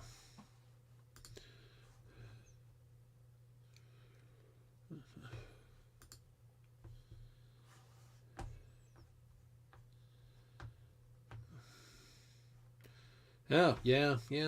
Again, they're all autoimmune kind of related things. Kind of a sucky pain in the ass.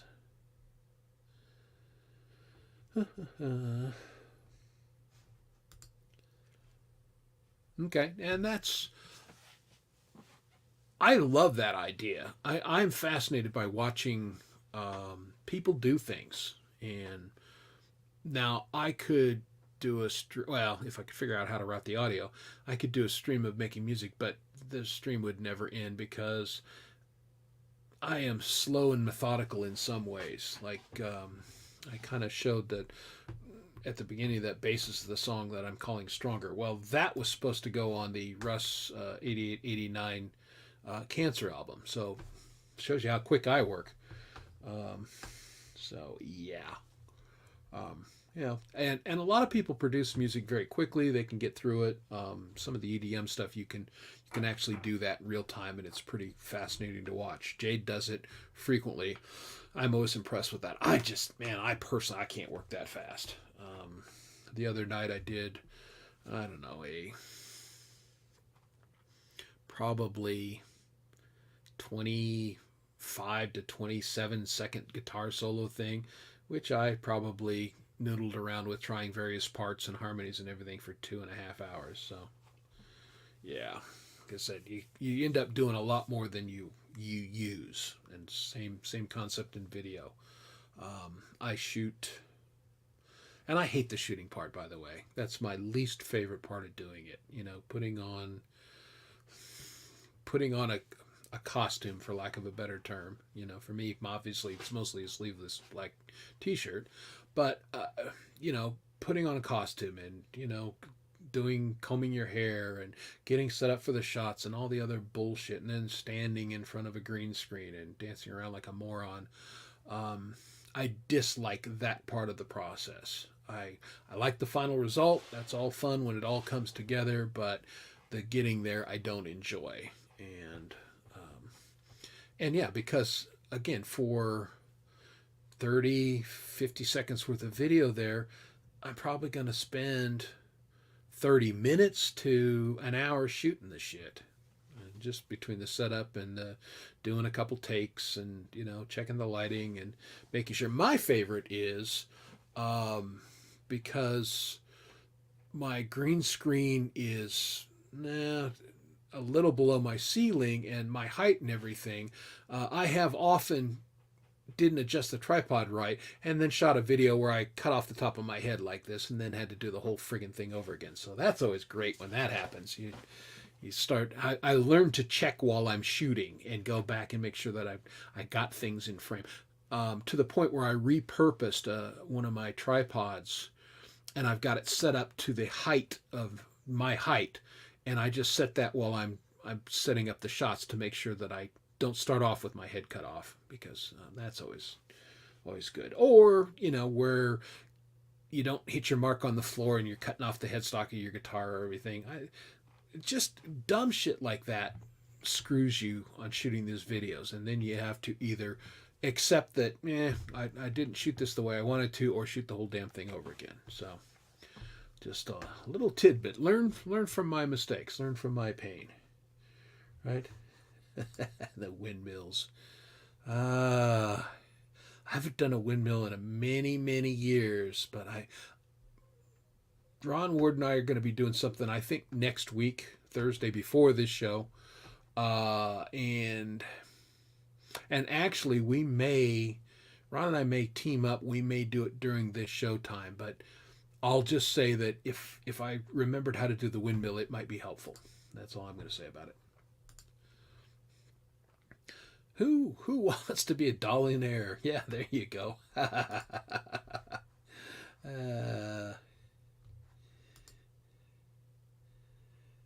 Yeah, setting up the lighting sucks. Not because the lighting it's a pain in the ass to set up, and again, it gets hot so quickly. And by the time you're set up and everything, you got to towel off, or at least I do, or turn the fan on high, one of the two. Yeah, don't. I will pay you to not do that. Yeah. All right.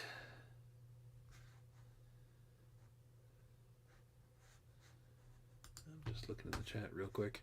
Yeah, no kidding. I knew I was getting older I played adult league hockey until I was 39, and I was a goalie. And, when I was playing high school football and hockey and everything, you get big bruises and everything on a Friday night, and by Sunday they're gone. Well, I'm in my late 30s and I'm playing this adult hockey league, and I'd, stop a puck and I'd get a bruise on my arm and everything, and that thing would be black and blue for 2 weeks because you didn't heal as fast. If I tried to go out there and play now and took a puck, I would probably have the bruise next year.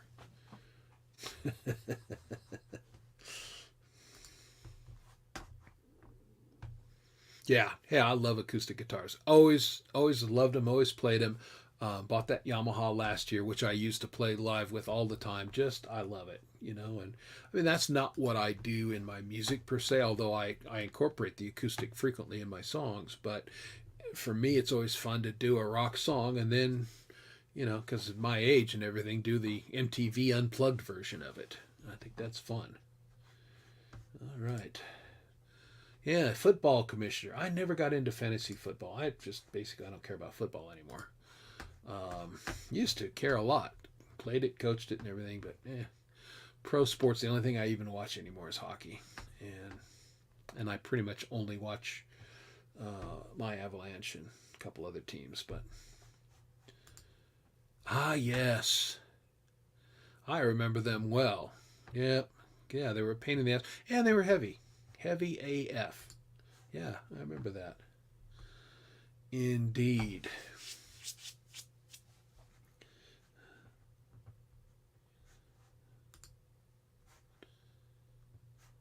Okay, cool. Anyway, yeah, I'm going to put up this comment for everybody to see. I do love music. Not my music, but I just love music. The in and outs of it, recording, yeah, the process fascinates me. I think it's fun to, and I'm sure this is true for all you guys out there, all of you guys who are artists, to go from, hey, I've got an idea, or I've got a riff, or I've got something, and then to develop it and to see it in fruition. I find that process fascinating, and I think it's big fun. So yeah, I enjoy that aspect of it. Again, I like how creations do. I watch a lot of how-to videos just to watch people make stuff, make guitars or turn wood on a lathe, or build a house out of mud in the Philippines someplace, or whatever they're doing. I find the process of creation fascinating. Anyway.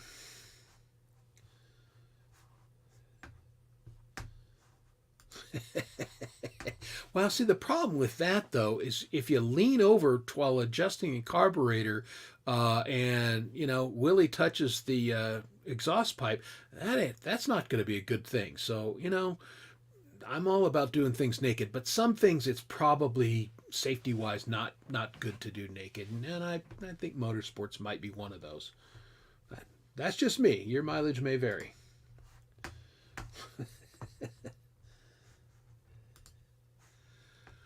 No! Oh my God! I had to replace my grill this last year, Todd, and it was because I had a really nice grill that I'd used for a decade, probably 15 years, and I'd replaced parts of it, but it was just toast, so I had to go get one. And grills are cheaply made AF anymore. They cost a lot more than they used to, and they're not nearly as good. So I looked and looked and looked, and finally bought one that I think is okay. It grills, it does what it's supposed to do, but I ain't going to get 15 years out of it. If I get 5 years out of it, I guess I'll be pretty happy. But there's nothing worse. Even though I live here in Colorado, I have a grill canopy and everything, and I cook as long as it's warm enough for the propane to work.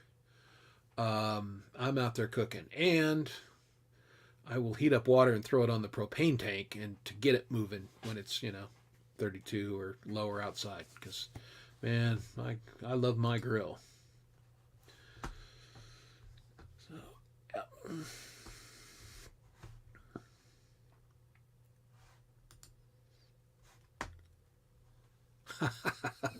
yeah, hockey's awesome.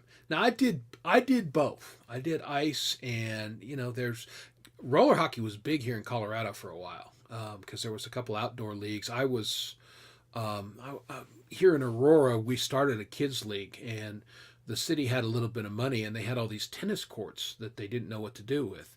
So the city gave us some money, and we went out, literally built roller rinks for outdoor hockey for the kids on city tennis courts.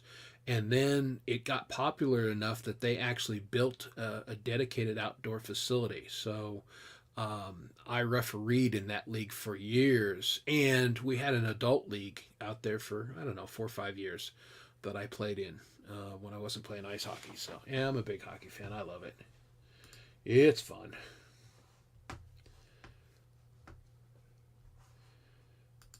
Yeah, well, again, I had to hang it up when I was 39. I went from the goalie with the best save percentage in my adult league to the second to the worst in 1 year, because my legs were gone. Just couldn't move anymore.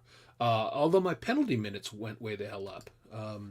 Last season in the league, I was the most penalized goalie. So the two things were related. Anyway.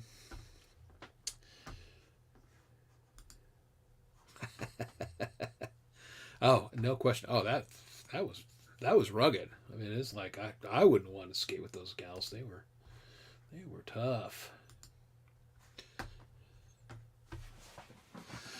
Yeah, I feel you, and I feel you worse because my youngest son is an outstanding drummer. I mean, I played with him for years, but he's busy with his life and everything. He's an entrepreneur and he's got this business that he's getting off the ground, and I can never get him to come over and play. So I've gotten very good with the auto drummer just out of self defense. And I will say, there are some drum programs out there. The ones built into both GarageBand and Logic, I have a lot of experience with. They're killer. They're great. There are third party drum programs that are also excellent. And if you can't get a live drummer to help you out, it's a good way to go. So I'm a fan of that. And again, you just find tools to help you in your creative process.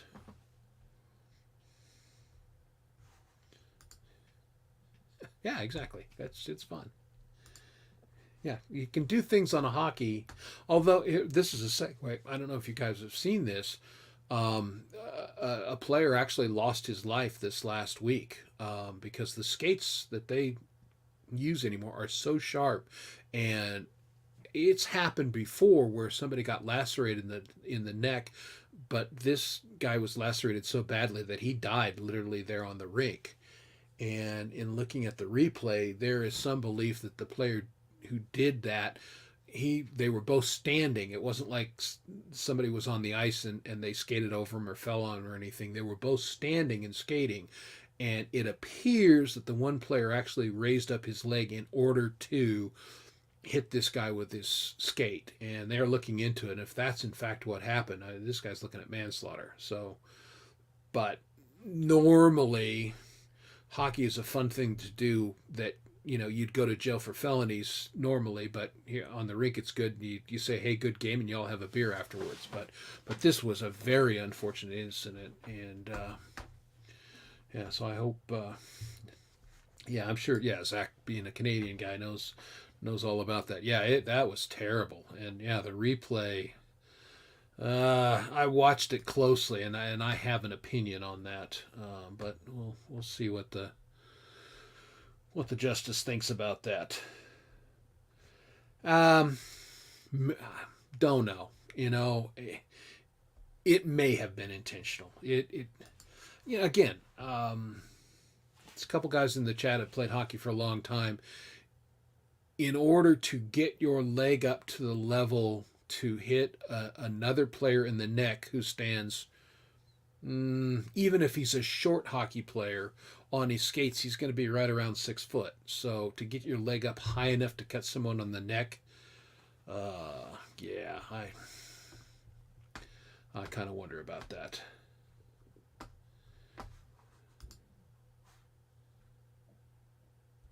No, I don't remember. Yeah, the roller coaster. There was back in the early days of, I don't know, cable TV when they were stuck for programming. Remember there was a program and it was a reality thing where they did some of these roller hockey leagues as it was having a resurgent. And watching them practice, and the names they came up with were awesome. I don't remember that particular athlete, but anyway.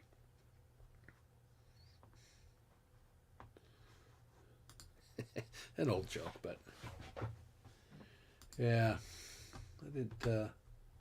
I played mostly goalie, so I wasn't. Never fought a whole lot as a hockey player. Not that. I mean, I would have, but the other goalie never challenged me, so that's very rare for the goalies to go at it. Usually, everyone else is going at it. We just kind of lean on our posts and let the ref sort it out. There you go, the Thunderbirds. Yeah, I don't remember that, but I wasn't in L.A. then, so that could have something to do with it. Yeah.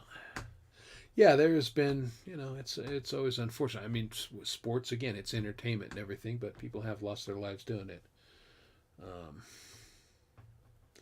Anyway, well, does anyone else have, we've been going 2 hours, we've kind of covered some video, we've kind of covered Dom and everything. what else is on everyone's mind tonight? I mean, I'm here for however long people want to chat, or if you're finding this is entertaining, and if you're getting bored or going to sleep, just let me know in the chat, and then we'll go do something else.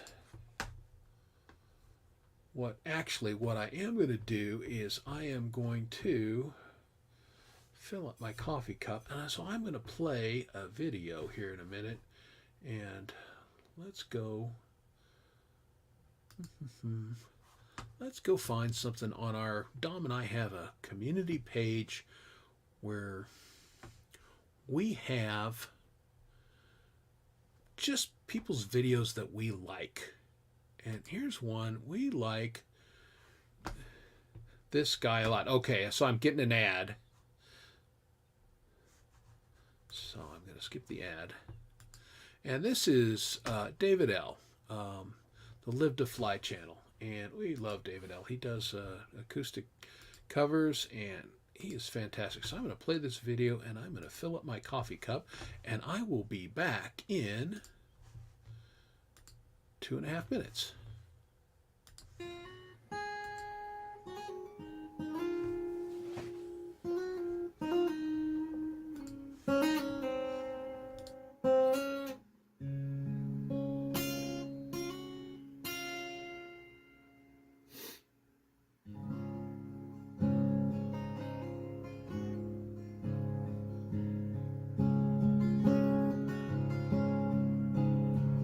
Been through some changes together, with trunks of memories still to come. We found things to do in stormy weather. Oh, long may you run. Long may you run, oh long may you run. Although these changes have come, with your chrome heart shining in the sun. Oh, long may you run.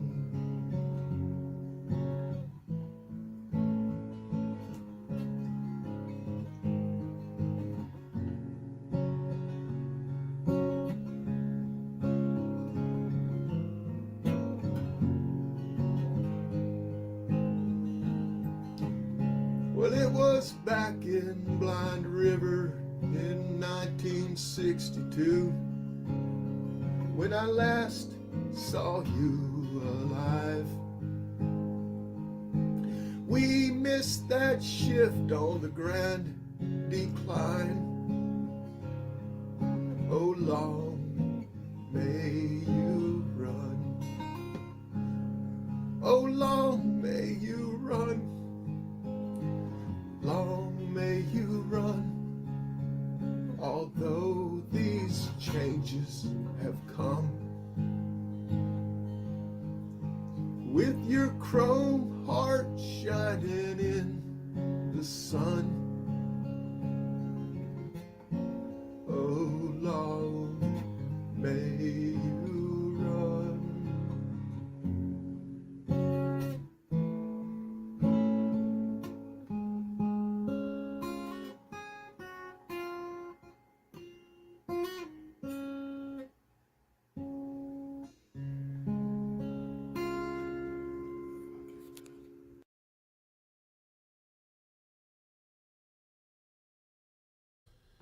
All right, very nice. That was David L. with Neil Young, Long May You Run. Well done. So, and allowed me to fill up my coffee in my manly pink coffee mug. I bought this one because I would always perpetually lay my coffee cup down someplace, and I had black ones, and I could never figure out what I did with it. So I bought a hot pink one in hopes that I can find it a little easier. Kind of works. But I put the link up. If anyone would love to come up on and join me this evening, and we can get 2 people up here. or 3 people, or 5 people, however many coming up chatting. I know some of you guys have the capability and have done it. So put the link in there, and you're welcome to come join me. Let's see. There we go.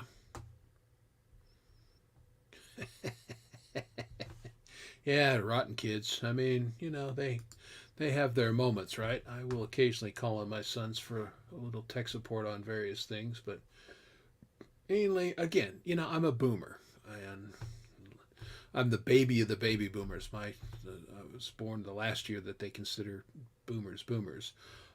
We had to figure all that stuff out. I mean, I started on computers where you manually punch the cards and fed them through the machine. So we've been around. We can figure out most technology, but sometimes, grabbing a kid and makes it easier. You can just, they can circumnavigate a little bit.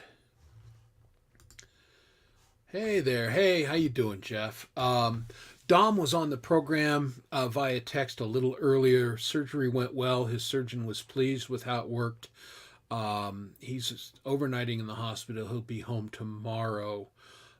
But he said that he felt a little less pressure on his nerve already. So we're optimistic that it's going to work well for him. And then I mentioned, Jeff, the program tomorrow.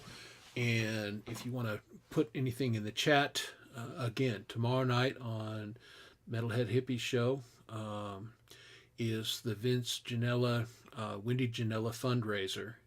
And myself and a number of artists are going to be playing live. I think Vince, I believe, is going to play live with his band. If you've never seen his band play live, they're fantastic.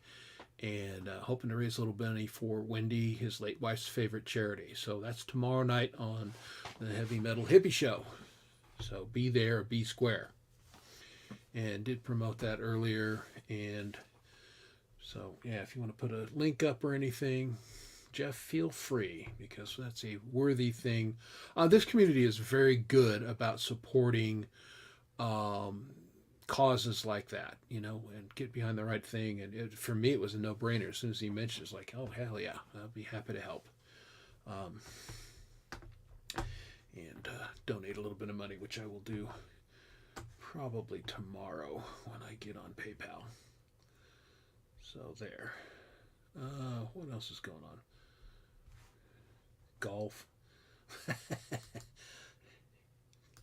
Golf is a frustrating. The thing about golf is, you'll watch these pros, and I mean, these guys have hit hundreds of thousands of shots, and then they'll spray it off in the woods, and like, well, if the professionals are doing this, what chance does a guy like me have? I hated golf because it was the only game, the only athletic thing that I ever practiced and just never could get better or never could get consistent. Any other sport I ever did, I always got better in time. My skill always went up. Golf just frustrated the hell out of me. All right. And Jeff says the pre-show reminder is up. So head to the Heavy Metal Hippies channel and make sure that you click the like button. Make sure that you hit the both subscribe. If you're not subscribed to Heavy Metal Hippie, what the hell are you doing? But hit the notification to make sure that you get the notification when the show goes on. And tell Makey we said hello too. I'll go ahead and put that link up one more time if anybody wants to come up and just hang out for a little while. Again, we got nothing in particular. We kind of went over the video stuff that we were going to go over earlier tonight. Now we're just kind of hanging out with one another and just seeing what we want to talk about. Oh, here's... I knew Charlie would have something good for us. You're right. Actually, miniature golf. I love playing miniature golf. That was early in our marriage. My wife and I went miniature golfing, and that's when I discovered something about my lovely wife. At that point in her life, she wasn't very coachable. This was hard to accept for a dude who spent literally decades coaching. And so, yeah, I came very close to having a putter up my backside. She'd But now, interestingly enough, she had a work event, and they went over to Top Golf, and the thing was they were going to get some drinks, and she said, I've never really hit a golf club. So I took her out in the backyard and grabbed some clubs and taught her how to swing a golf club. And, she was very coachable 35 years into our marriage, and went out there, and until she got into like 3 martinis, she was like leading for a while. And then playing golf is hard, and playing golf after 3 martinis is really hard. And so her score went down, or up in the case of golf, considerably. But anyway, golf is fun stuff. Yeah, it's interesting. I saw something from John Daly, the big fat professional golfer, and he said everybody on the pro tour can hit a golf ball a mile. Nobody gives a shit about that. Putt and chip, putt and chip, putt and chip. That's how you make your money. And the man was right. Yeah, you know what? We had a pool table growing up as kids. I love playing pool. I haven't played in a long time, so I'm probably no good at it anymore. But I love pool. Hey, we have a guest. And I love this guest, and I'm glad he came up. Everybody say hi to Axe. How you doing, buddy? I'm doing good. How are you doing, my friend? You know what? I'm doing good. My buddy Dom had his surgery. He's doing okay. I'm thrilled about that. So it was a good day on planet Earth for me. Yeah, no, I hope he's doing well. I didn't even see him in the chat, so, prayers out to him, Yeah, he came in just for a minute. He's overnighting in the hospital, and he typed just a little bit. But there's no worse place on earth to be than the hospital. Yeah, no kidding. There really isn't.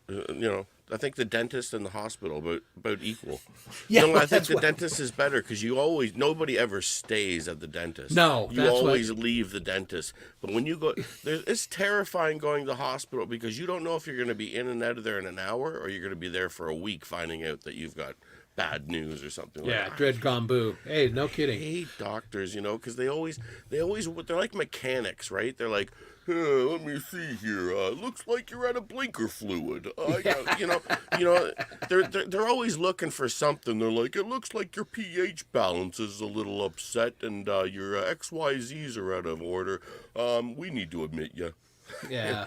It's like, oh no, I didn't want to come here. I had a scratch on my thumb. I hear you, but yeah, it sounds like it went well. And now, funny, just mentioned that because I was at the dentist this morning. I thought I was going this afternoon, but then my dentist texts me and she goes, "Hey, where are you?" And I went, she said, "Are you coming?" And I said, "Yeah, at 2." And she goes, "That was last week. Your appointment this week is at 9 a.m. Oh, sorry, I'll be there in 30 minutes. So, it's again, I go to a dental school, and the kids are great because they're very thorough. The price is right, and, they'll keep a chair open for me when I fuck up and forget what time I'm supposed to go. So now, see, I'm Canadian, so we get all of our medical and everything's covered. Yeah. Now I always said dental should be covered with medical. It should be all a part one deal. One would think. Because a lot of medical stuff does come from your oral, and if you got bad oral and bad issue, and it's going to affect you. So I always thought it should be together. But in the States, is it really how expensive is it? If you're going to have a baby in the United States, and your wife goes into labor, is there a bill? Do they say here's your bill, sir? Oh, it's so convoluted down here. Really? I think I talked about this on another program. I have friends literally all over the world, and there's always one thing in common. Everybody's medical system sucks in some way. There's going to be a complaint. You guys, it's covered, but getting in to see people, and especially a specialist, if you have cancer or something, that can be really tricky. Here in the U.S., you can see anybody anytime you want if you got scratch. Just how it works, Wow. It's a real market economy, and then there's the insurance companies, and they're involved. It's a mess, but they would never leave somebody outside of a hospital to suffer and not look after them just because they didn't have insurance or they couldn't pay.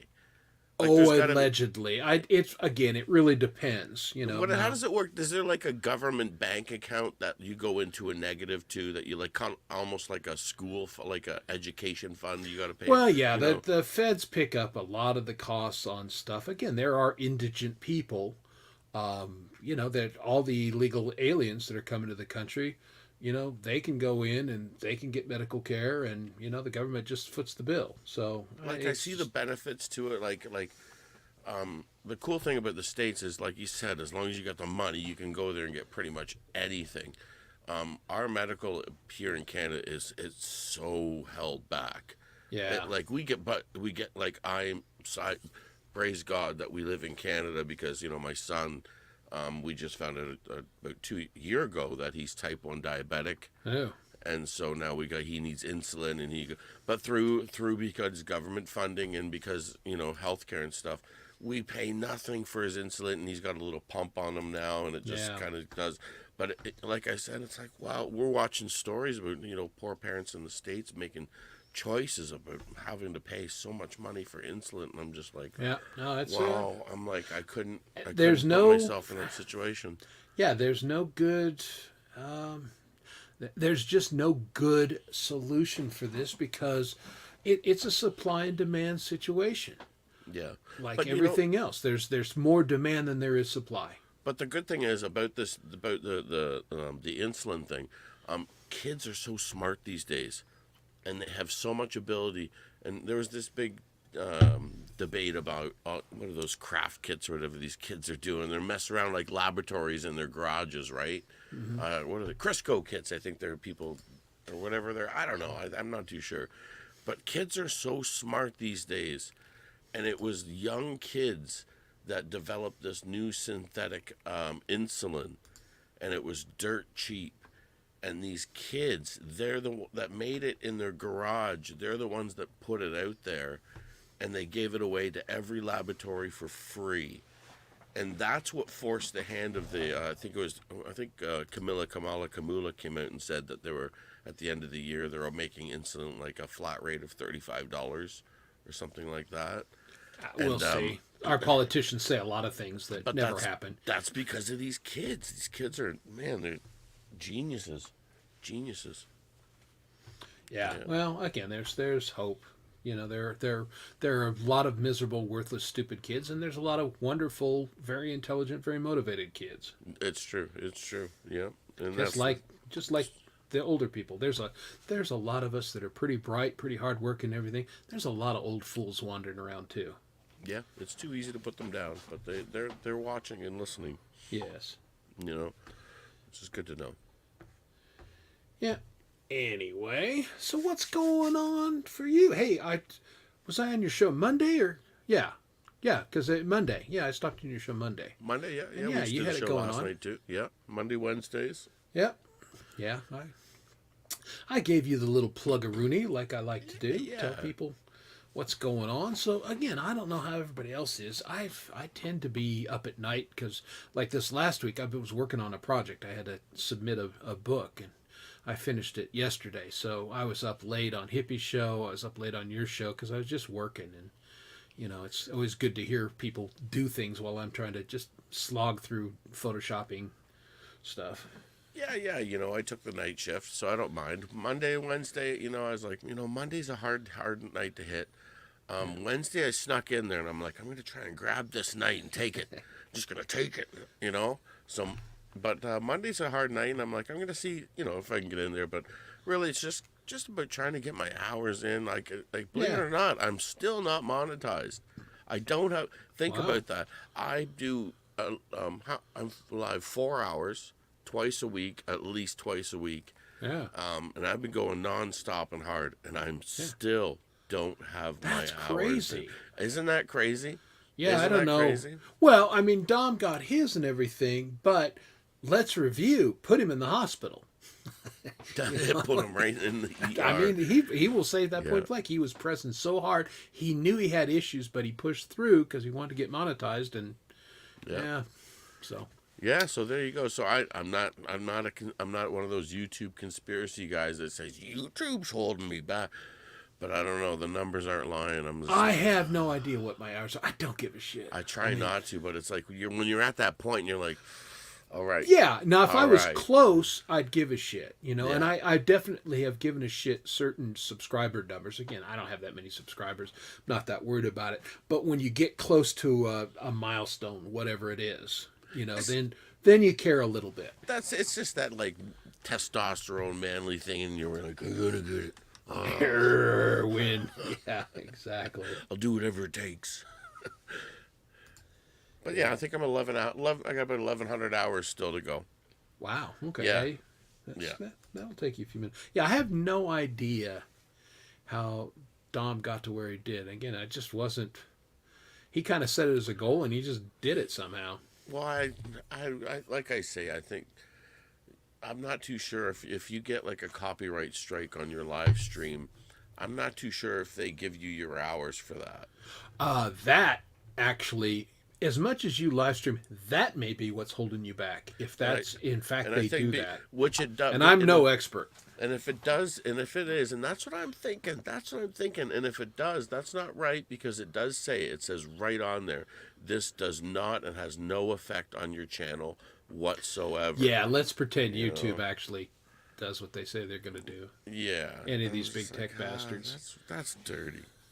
And that's what I noticed. One live stream, I'll do all these cover songs, and they won't give me a copyright strike. And I'll do the same songs the next week, and then they'll give you a copyright. Yeah, it's random as hell, isn't it? It's so random. So random. My favorite is getting a copyright strike on one of my originals. It's actually happened to me twice, and of course I fought him both times and won both times. But it's like, your robots are dumb as fuck, you know? You think one of my songs sounds like Elmore James? Well, guess what?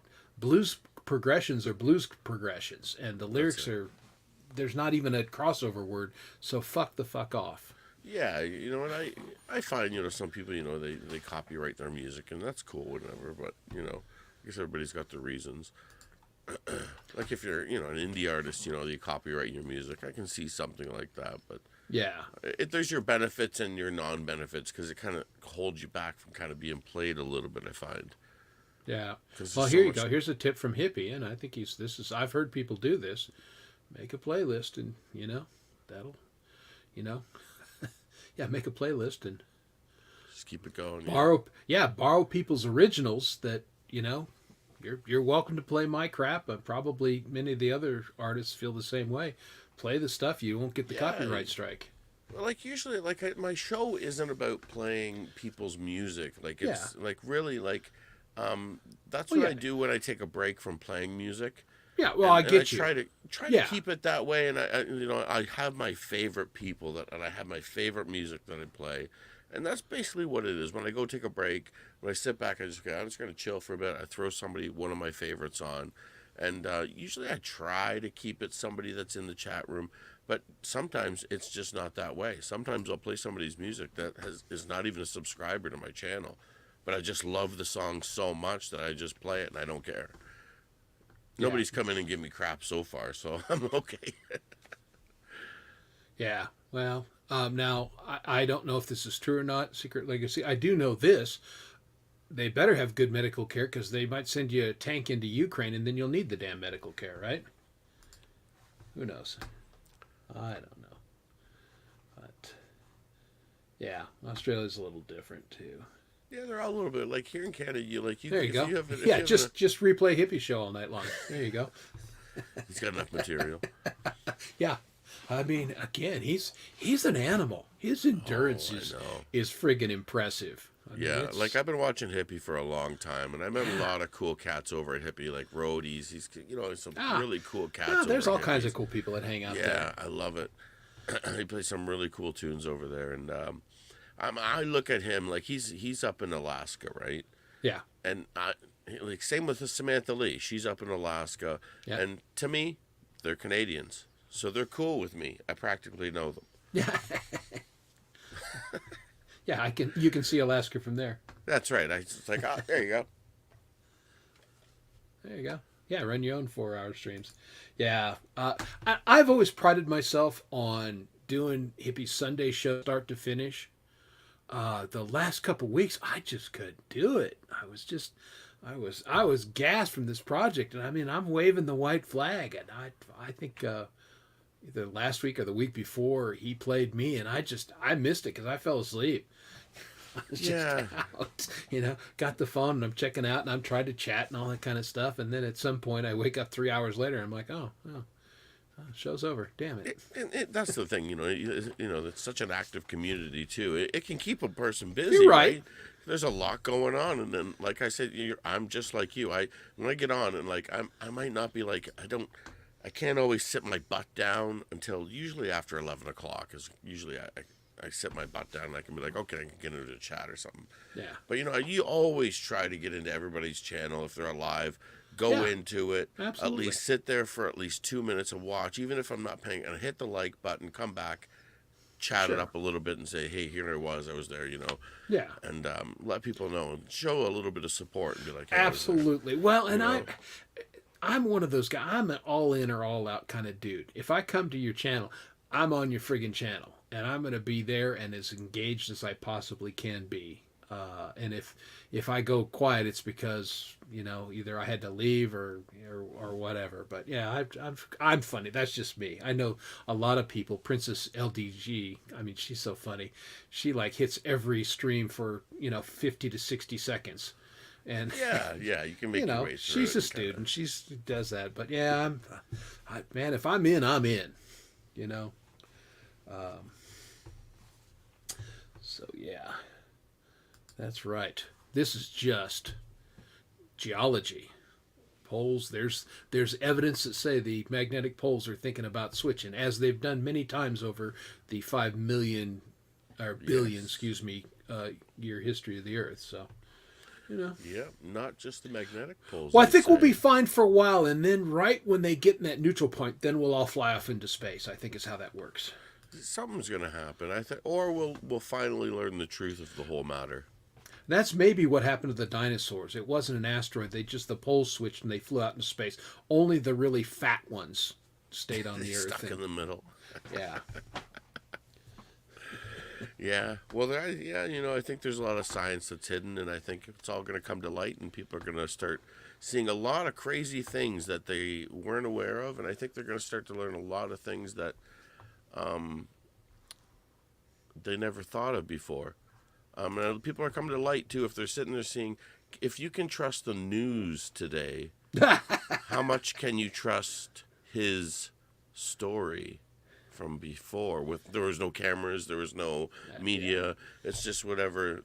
If somebody knew how to write something down, and I always said, if something cataclysmic things happened, okay, hear this: if something cataclysmic happened, and let's say 1 million years later, people came and dug us up, and were looking for things, where would they look to as the last form of intelligent human beings? If, let's say, fire and brimstone and everything came and wiped us out, the only thing they could find about human beings is what was carved into something hard, like metal or on a cave wall.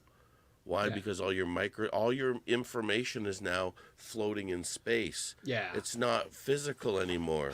So what's to say that that we created the internet, other than maybe we discovered the internet?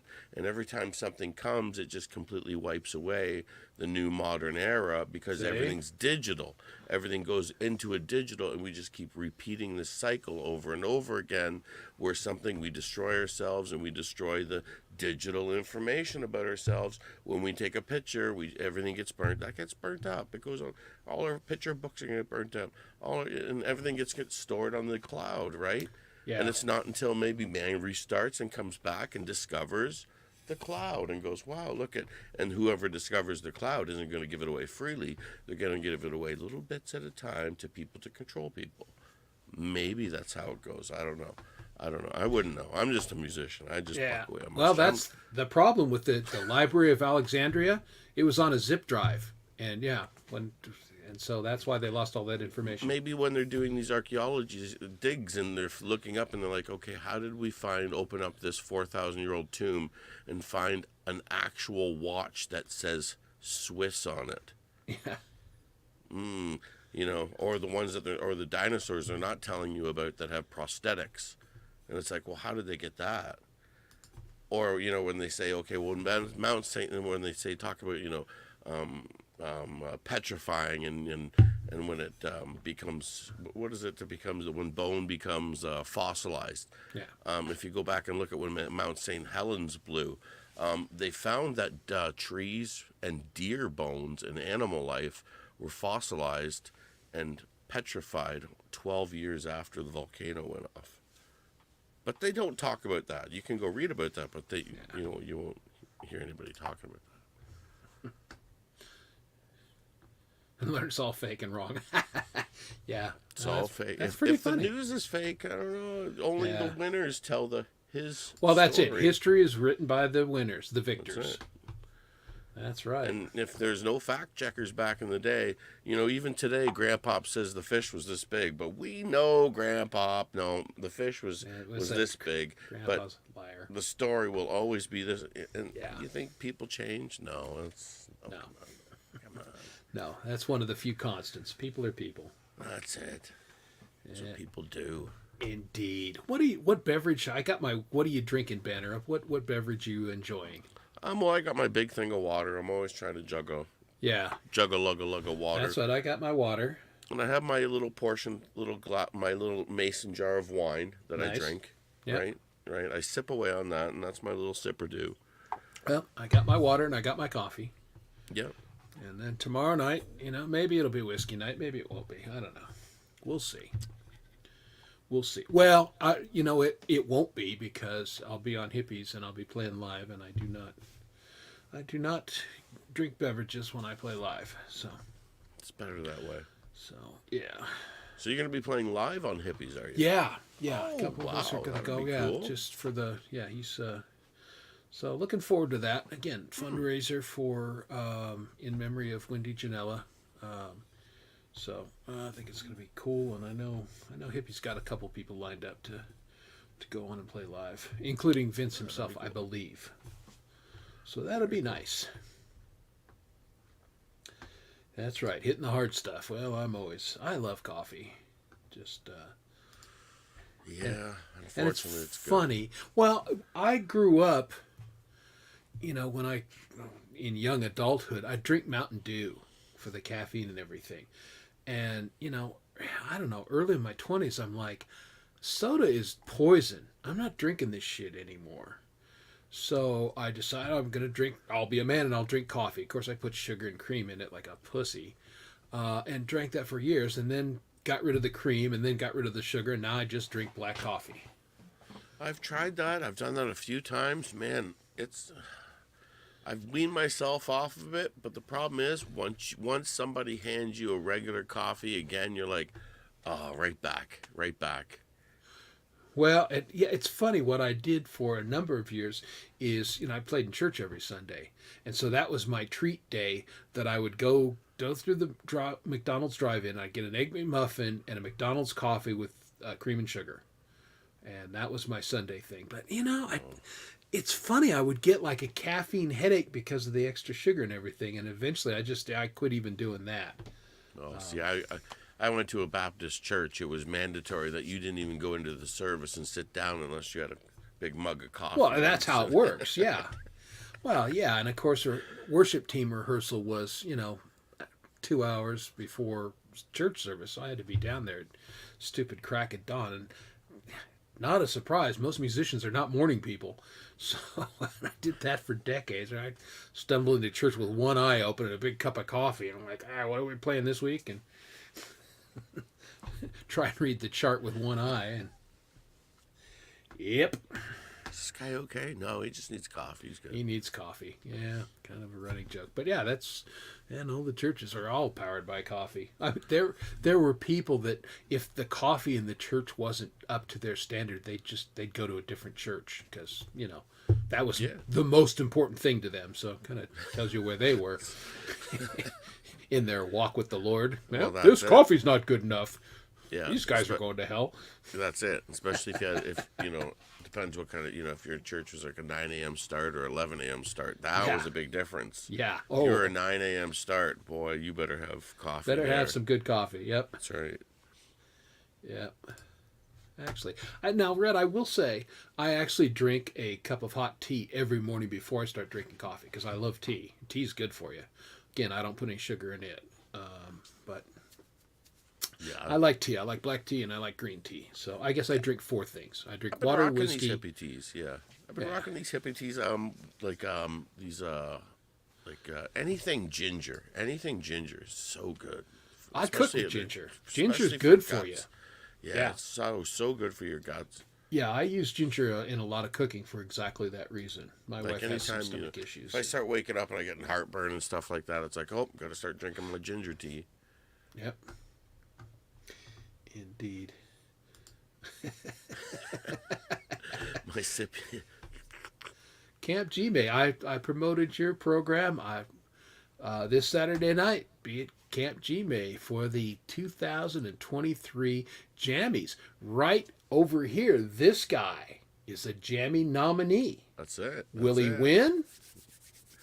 Don't know. We got to watch Saturday and find out, I right? don't have to find out. I think I'm nominated for. You are nominated. I know you're nominated. No. I think Nacho, she's nominated too for a Golden Voice Award. Oh, really? I'll see. Yeah, Look at that. Yeah. So you got to get your votes in. I think there's a couple. I think I was nominated for Riffram. Fruit Looper. I think I was. Yeah. I think a few of us were. Yeah. It's going to be interesting. Okay. It's And gonna they're be crazy. Sippy Cup Awards also. Excellent. I want the Sippy Cup Award. Well, of course you use salt on your meat. Meat must be properly seasoned, and the most important wars were fought over salt back in ancient times. Salt is key. That's what we are. We're big meat bags, walking around with salt water in our veins. That's right. Indeed. Riffram, good to see you. Thanks for joining us tonight. I see Heather. Hi. How are you? What's up? Yeah, Heather's been doing a lot of live streaming here lately. She did a Halloween program after Laura's that was entertaining. I was on that one for quite a while until I finally ran out of gas on that one. But yeah, she ended up doing she was up in hippie territory. I think she did like 6 hours. Ooh. And that was after Lori's show went 2 or 3 hours. So I'm like, impressive. Yeah. I got to sleep a little bit. Some of these people. Yeah, the time can go by quick, or sometimes the last hour can seem forever. You can get to this. I usually do about 4, and it's like you get to the 3, and it's like that went so fast. And the last hour, you're like, okay, I still got a half hour. Well, that's it. That's why I invited people up to come up tonight. I will go ahead, if there's anybody else that wants to join us on panel and just chat a little bit, I'll go ahead and put the link in the stream again. But I just went over some basic video stuff earlier tonight, let people know what's going on. John, I didn't have any particular agenda tonight, just hanging out and just chatting. The usual Thursday night show. We show up, we talk about things, we see what happens. And we talked about medical, we talked a little bit about food, as we always do, because that's important. We didn't get into movies tonight. Oh, okay. I apologize. Went almost 8, so that's friggin' hardcore.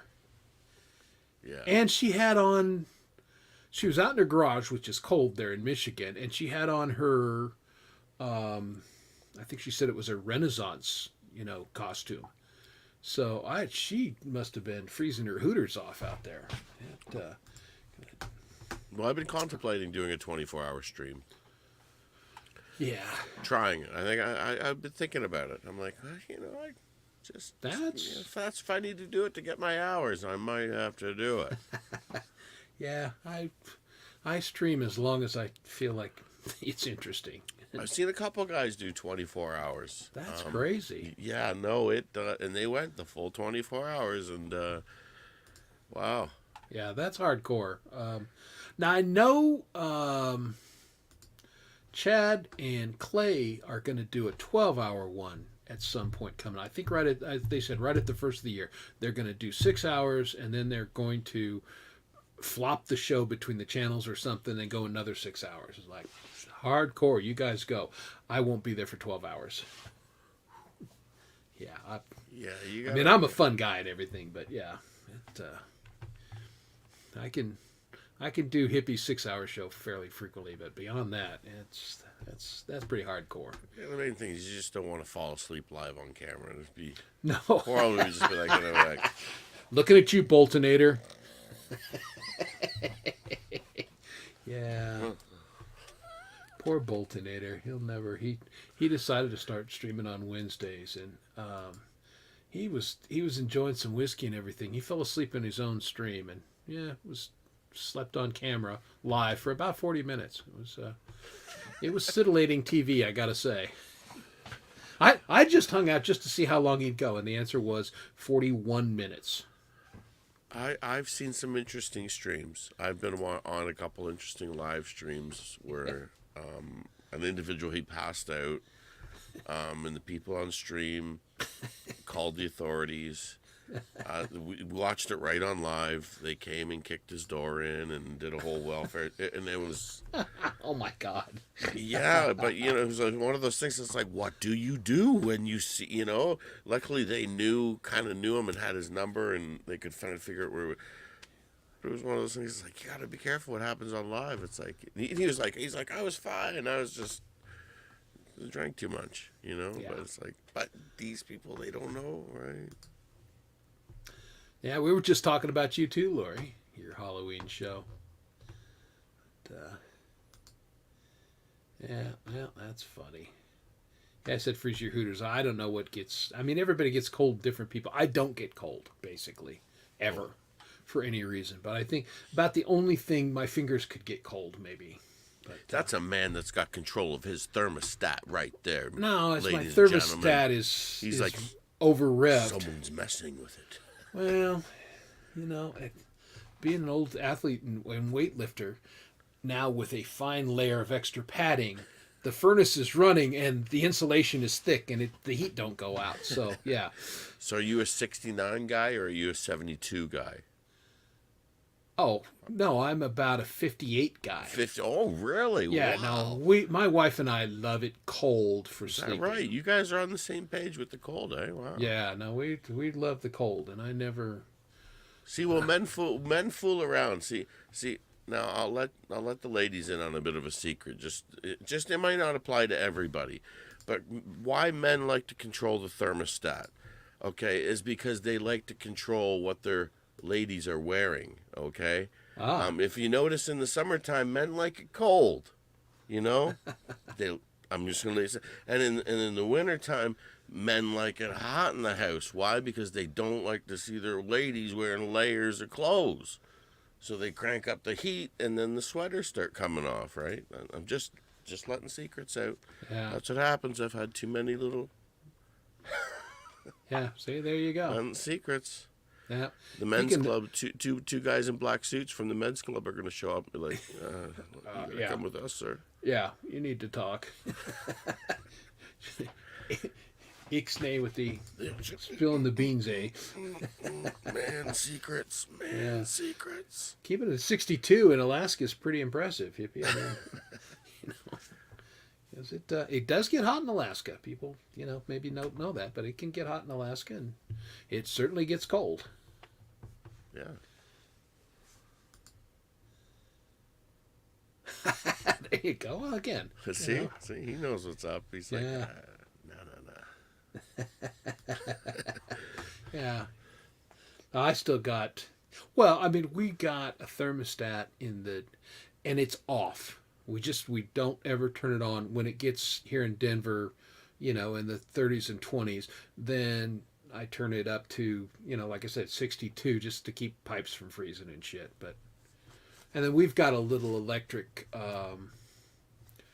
fireplace, kind of fake log thing that blows a little hot air, and we keep it on the main level, and we're good. It's funny because my kid comes over and he's built like me, an ex-football player and everything, but he gets cold, and he'll come over and he's like got his Avalanche jersey on and his big hoodie and everything. He goes, "How do you people live like this?" I'm the same. I'm like, how do you people do this? I'm like, I hate being cold. I hate it. Yeah. Well, and I mean, it might be miserable. I don't know. That's yeah, it might be. It might be for Yeah, now I somebody. hate being hot because, I mean, the convex of, your ladies' discussion, nobody wants to see me stripped down, when it's hot. I mean, they just don't. And I totally get that. I own a mirror. So I'm not hating. Anywho. So yeah, nice to see Lori tonight. She's up late. I don't know if she was out ripping a square or whatever she was doing in Boston there. Ripping a square. Yeah. See, that's exactly right. Our genetics are like, hey, I like that breeze blowing up me kilt. That's refreshing. I'm not sure about anything, Dog Paw. I mean, I'll make a statement, but I'm not sure about Jack. With all confidence. With all confidence, yes, I'll make a confident statement. I don't know, but if I say it with enough authority and gravitas, people might buy it. What the hell do I know? Yeah. Oh, there we go. We were talking about videos. And I will say, if Lori makes great music videos, she just does. She's good. And I have not been shy about asking her about, hey, I saw something in your video. That was a cool effect. How did you do that and everything? And again, different tools and everything. But the tools all exist in all the video programs. You just got to figure out what it's called in your program and everything. But yeah, Lori makes great videos, and she's been very helpful to me a couple times.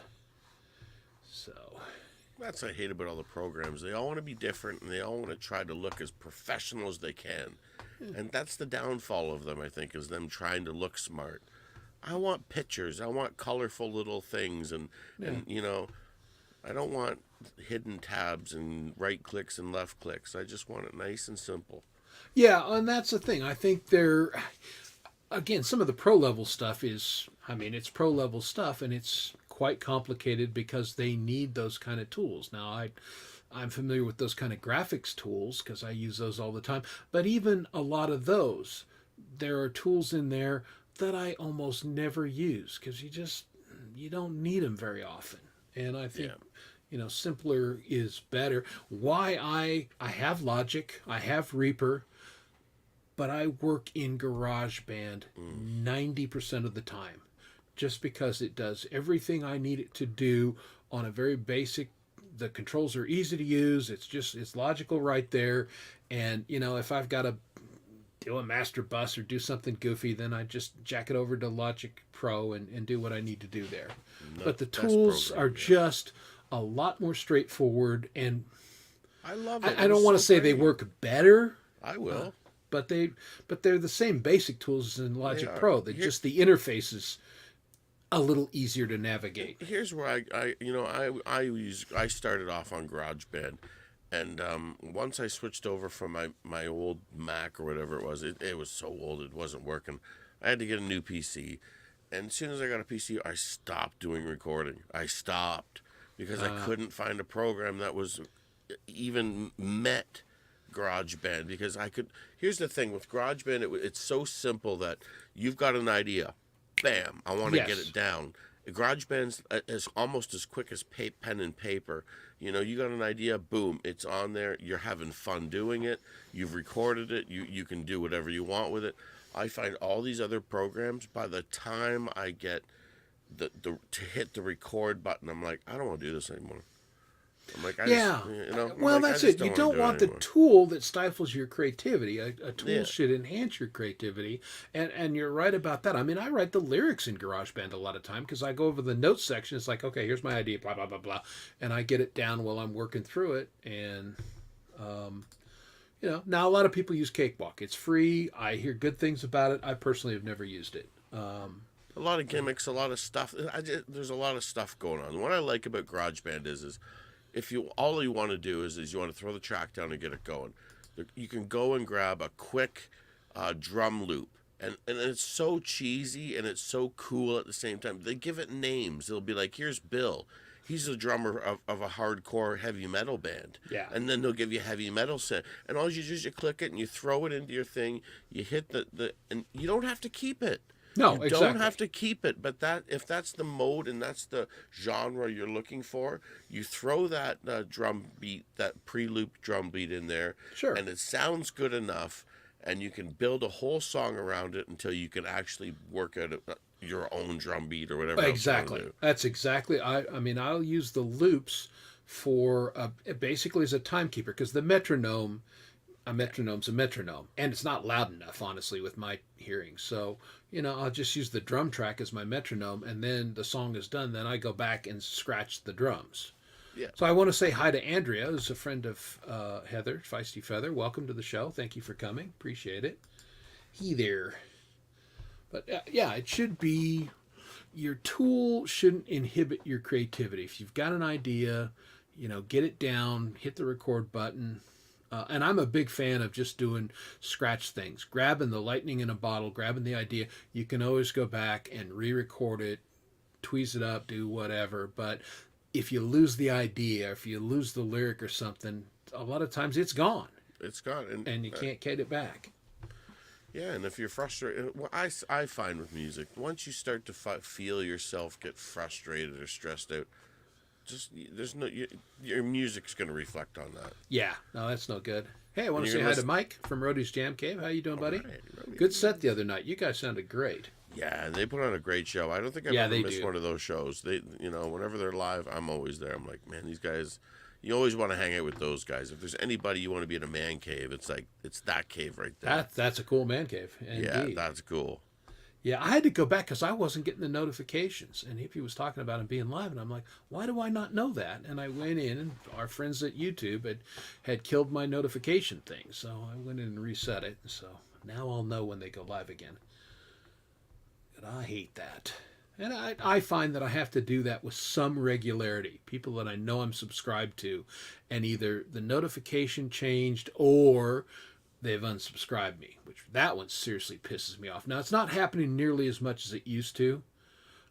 Basically, like on Hippie Show and everything, I go and open every link that he puts up there just to make sure that I'm still subscribed. And a couple months ago, it's like, I've been subscribed to this guy for 2 years. How come it's not showing? And I'd resubscribe, blah, blah, blah.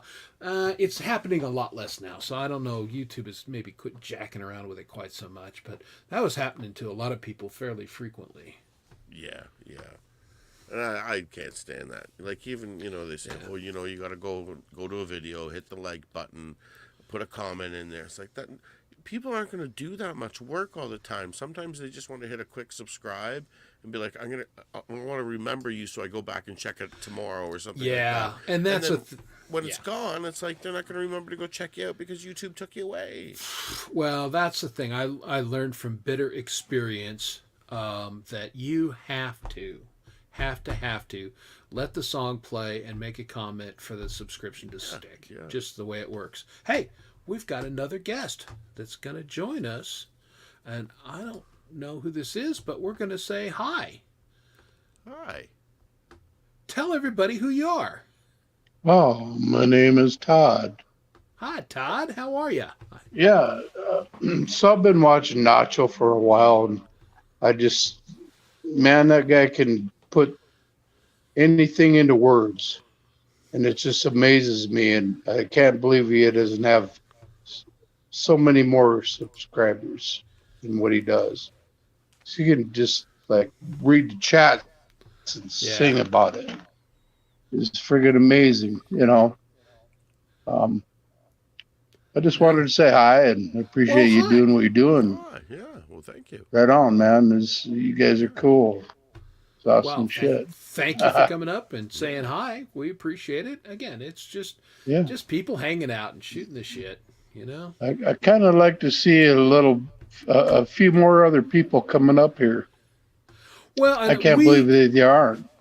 Well, sometimes, again, I only throw it up every once in a while. Usually it's both Dom and I, and occasionally we'll have guests and everything. And sometimes we'll throw up the link and see. Now, a couple times that didn't work out well for us. We had the guy who came on without his shirt, and and it was like, what are you doing?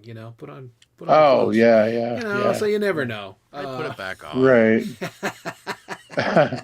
Yeah, but I've been watching Axe and Nacho for a long time, and I watch him and it's like, wow, this guy can freaking go for it, and he just takes anything out of the air and makes it into music, and that's very impressive. And I just wanted to throw that out there. Oh, I could write a song right now, or just tell a story, and he could make a song out of it. And wow, there's not too many people that can do that like he does. I wrote a song about myself yet. Yeah, that's a funny discussion here on the Songwriters Anonymous, because early on, every song Dom wrote was about him or his experience, and none of the songs I ever wrote were about me or my personal experience. And now we've kind of moved closer to the middle. I've actually put a little more of my personality in my music, and he's actually started to imagineer different scenarios. And so, but that's like an ongoing discussion. That is interesting. You don't hear any musicians writing a song specifically about themselves. Like you'd think, especially like even in Hollywood, in the big music leagues where their heads are this big. Yeah, all the narcissists out there. Yeah, exactly. There's a lot of indirect speech. There's a lot of indirect talk. I wrote a song about this could be a story about me, or it could be a story that a lot of indirect, but nobody was like, yeah, I'm Max. Nobody's done that. Not a lot of that. For me personally, I feel like I'm an observer of the human condition, so I like there it is that I see. It's not about me. Right. Never, yep. A dude that played goalie and was an offensive lineman. It's never about me. I mean, the only time I ever got my name called was when I got caught holding or something. So that's my mindset. It's not about me. Here's what's going on around me. Here's the things that I see. Right. Yeah. And so here's my thing is like, I went and bought a 10-pound little loaf of hamburger. It was so floppy and this and that. I wanted to chop it up, but I didn't want to have all the guts or whatever come out of it. So I threw it in the freezer. Well, I forgot to get it out of the freezer, so I went and bought some saw blades from a skill saw to chop it up. I mean, I think there's a song there. I was just thinking that sounds like a song to me. Right? Yeah. Okay. There you go. I knew you would have it in you. I knew you'd have it in you. I'm the type of guy, like, it's like give me a person, place, and a thing, and a music genre, and I'll do something with it. Yeah, I don't know what genre that would be. Just I mean, I just know you have it in you just to make it right. You just have that natural talent into that. I bought some hamburger, and then I went and bought some new saw blades. I don't know what to do yet. You know what I mean? I know you can do it. I've seen you do it, and I know you can do it. So yeah, it's all good, man. There's so much stuff out there. There's personal opinions, da da da da, and to get into the government bullshit, I'd like to stay away from that. Yeah, I mean, we all have our opinions on politics, and I have a very much the bartender attitude. But I'm not going to share my personal opinion on this kind of stuff, because that's not what we're here for. Right. The world is highly divided by politics and religion and a lot of things. Yes. The music community is not. We're all musicians. We have that basis. We all get along great, even though we're all different people, very different backgrounds. I'm sure all kinds of different political, religious things, but that doesn't count. That's not what we're here for. So, right on. It will. No, I enjoy that, man. Yeah, I enjoy it. You almost need a break from that crap, right? Oh yeah, definitely. In every sense of the word. Just theater. Yeah, right. It's just theater. It's not real. It's just like watching, 1980s WWF wrestling. Yeah. It's all, it's set up. Yeah. Remember Geraldo Rivera got slapped by the wrestler back in the day? Man, you could make a song out of that, you know? 100%. Yeah. and put it in the video, and I could watch Geraldo You're Rivera right. get slapped over and over again. I'm great with that. Exactly. Yeah, So, they slapped it. Maybe that's back in the old days. The politicians didn't get on and chat at one another and try and fundraise and everything. They challenged one another to a duel in Hamilton, and they went out back there and pasted off and shot pistols at one another. Yeah. Maybe we should return to a simpler time. There you go. There you go. That is still legal around a lot of places. That's still absolutely. legal. No, duels are still legal. Consensual fights, they're still legal. Like, even here in Canada, you can have a consensual fist fight and nobody can, as long as you're okay, all right. Right, That's yeah. it. Yeah, maybe some of these legal. big tough talkers in Washington would not be so tough if one of the other guys had got, all right, 20 paces. See you now. That'd be fun. Like, imagine the media around that situation. Healthcare this motherfucker. Right? It almost seems like Elon Musk and Zuckerberg, that's how they want to solve their issues, right? They were going to do a cage match. That would We're have all been for it. Yeah. Right. Yeah. Exactly. Well, again, we talked about this earlier. If you're still on, that's the old hockey player mentality. God, we'll beat the crap out of one another, and then so I'll go have a beer together. Yeah. Right. Yeah. Yeah. And fight about it and talk about it later. We have all the answers if the world would just listen to us, but Right. it never does. I just, like I said before, is like, I know Axe can build, I've seen him do it, even inviting guests into his podcast or his stream. He's like, oh, Todd's here, and he sing a song and da da da da, and I'm like, wow, that was fucking cool, man. Well, Excuse my language. If you show up in a stream, It you was could awesome. be in a song. You could be part of a Yeah. song. You don't know.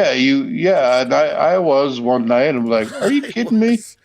I was one night. I was like, are you kidding me? Singing about me? Dude, man, that was awesome.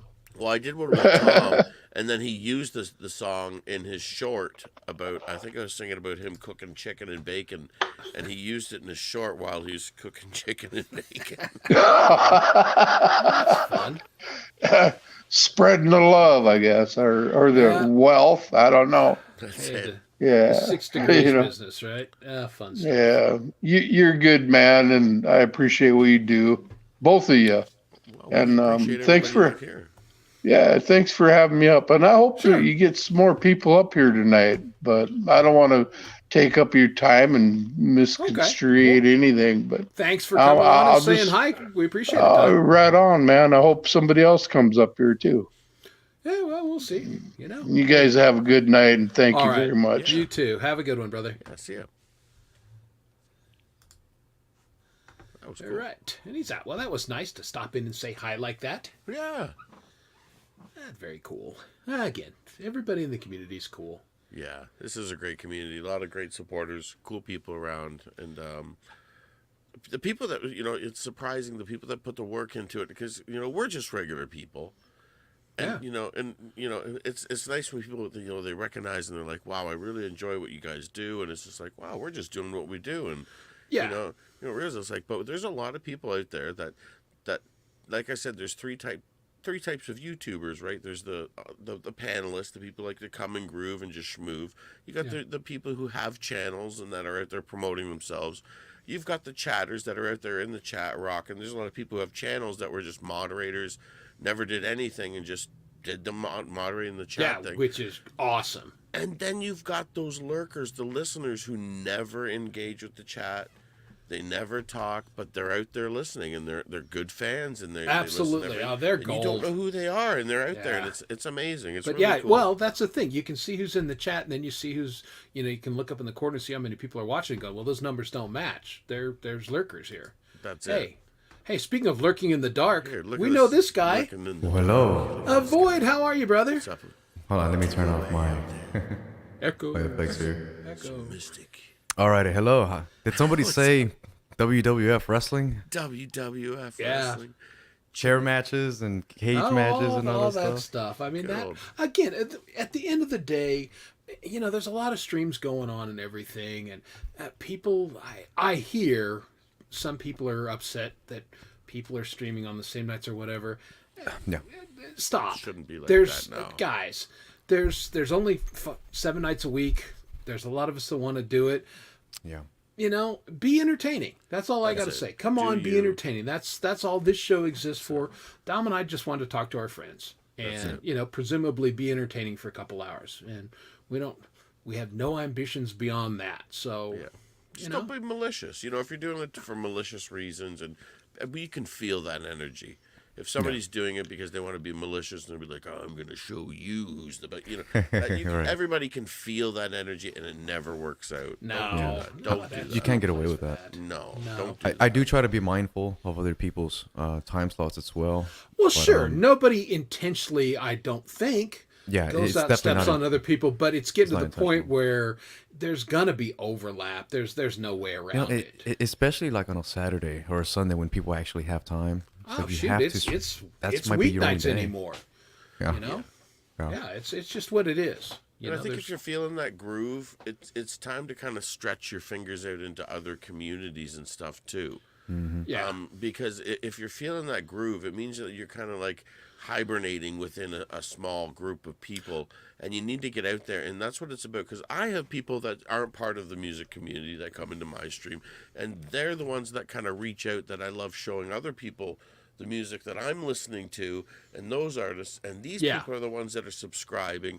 And No, I completely agree with that. And it's really reaching out to those other ones that get out there. See, you always got to look at it in a different kind of a light, Well, yeah, it's very easy to get insular and comfortable in our little communities, and again, it's good to stress.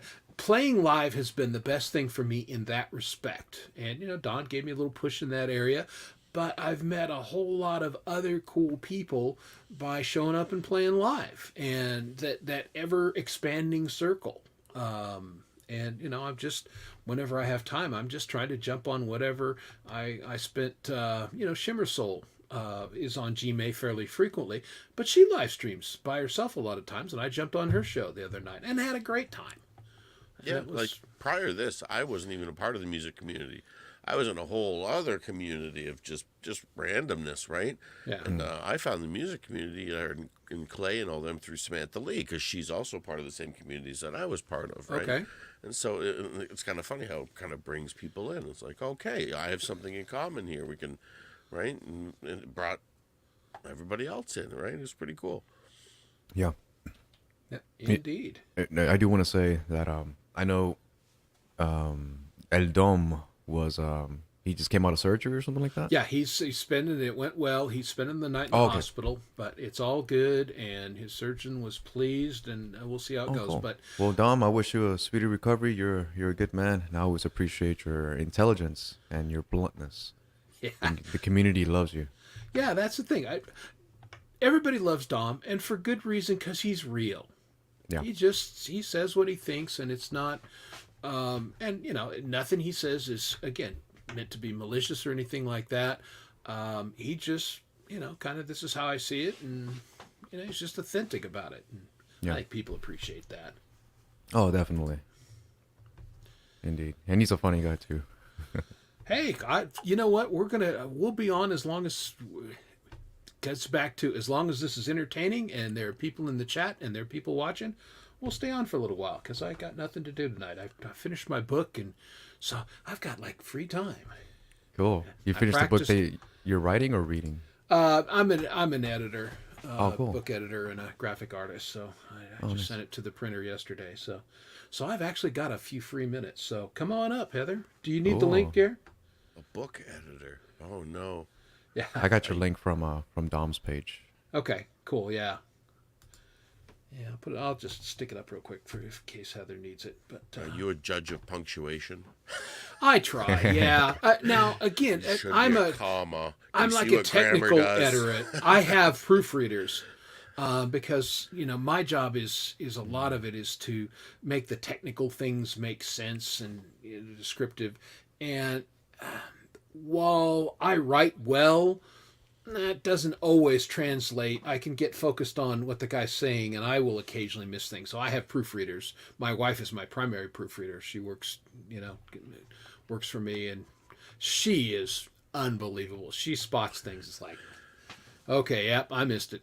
Thank you, appreciate it. Yeah, I know. I wish I had my wife behind me all the time, but then when she's there, it bothers me. I'm like, because she's always like, oh, you missed, and that doesn't make sense.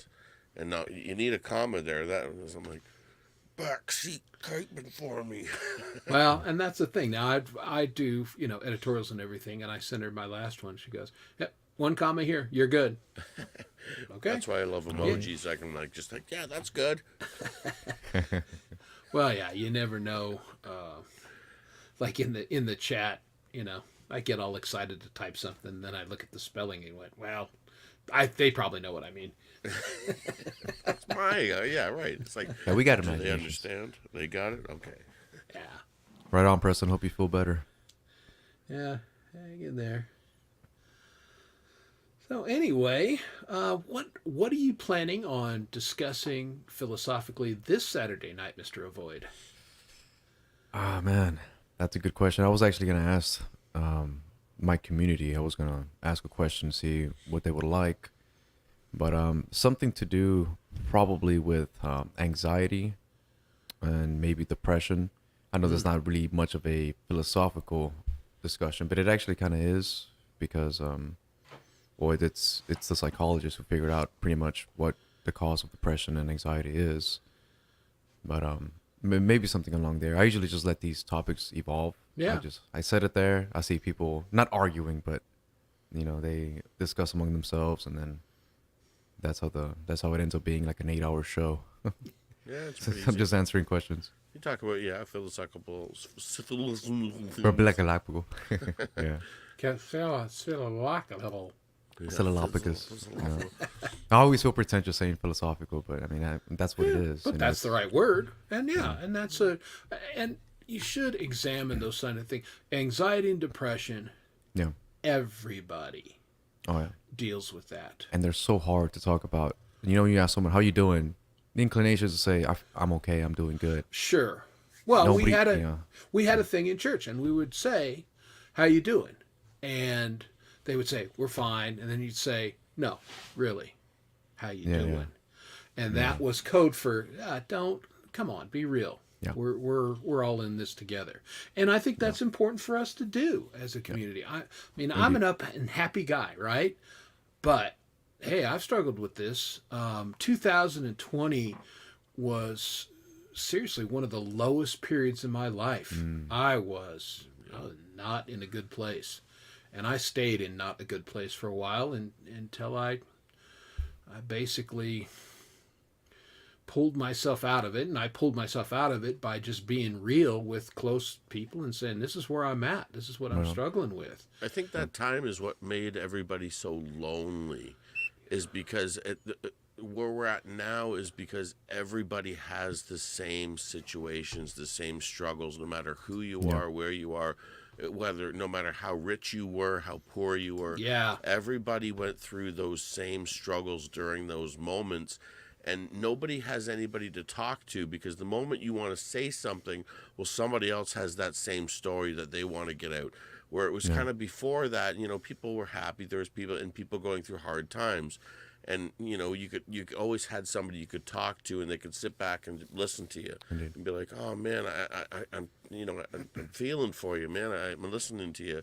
But it seems like now, because everybody has a struggle, everybody's ready to push that story. They're like, as soon as you start saying, I'm feeling this one, I'm feeling that way too, man. I'm feeling the pressure, I'm feeling the this, and here's my, and it's everybody's got their cake these days. Yeah, I think it made it okay to talk about that rather than just hiding it away, which is a healthy thing. I notice nobody can really help you. You can only help yourself. And you can only help yourself by expressing yourself, because you have to listen to yourself back. And so most of the time, it's not even we're not looking for advice. We're looking for someone to understand. It's like, oh, I'm not the only one feeling like this. That does wonders. There's a like, lot I'm not the only to one that. with this kind of depression. It's like, that feels good. Yeah. Because if your disease is original, you're screwed. Yeah. they're looking for sympathy. A lot of people look for sympathy, and people who Right. want to talk about it, they're That's looking for that kind of sympathy. And it's a quick fix. It's kind of a good feel-good moment. It's like finding $5 on the ground. That's the difference between happiness and joy.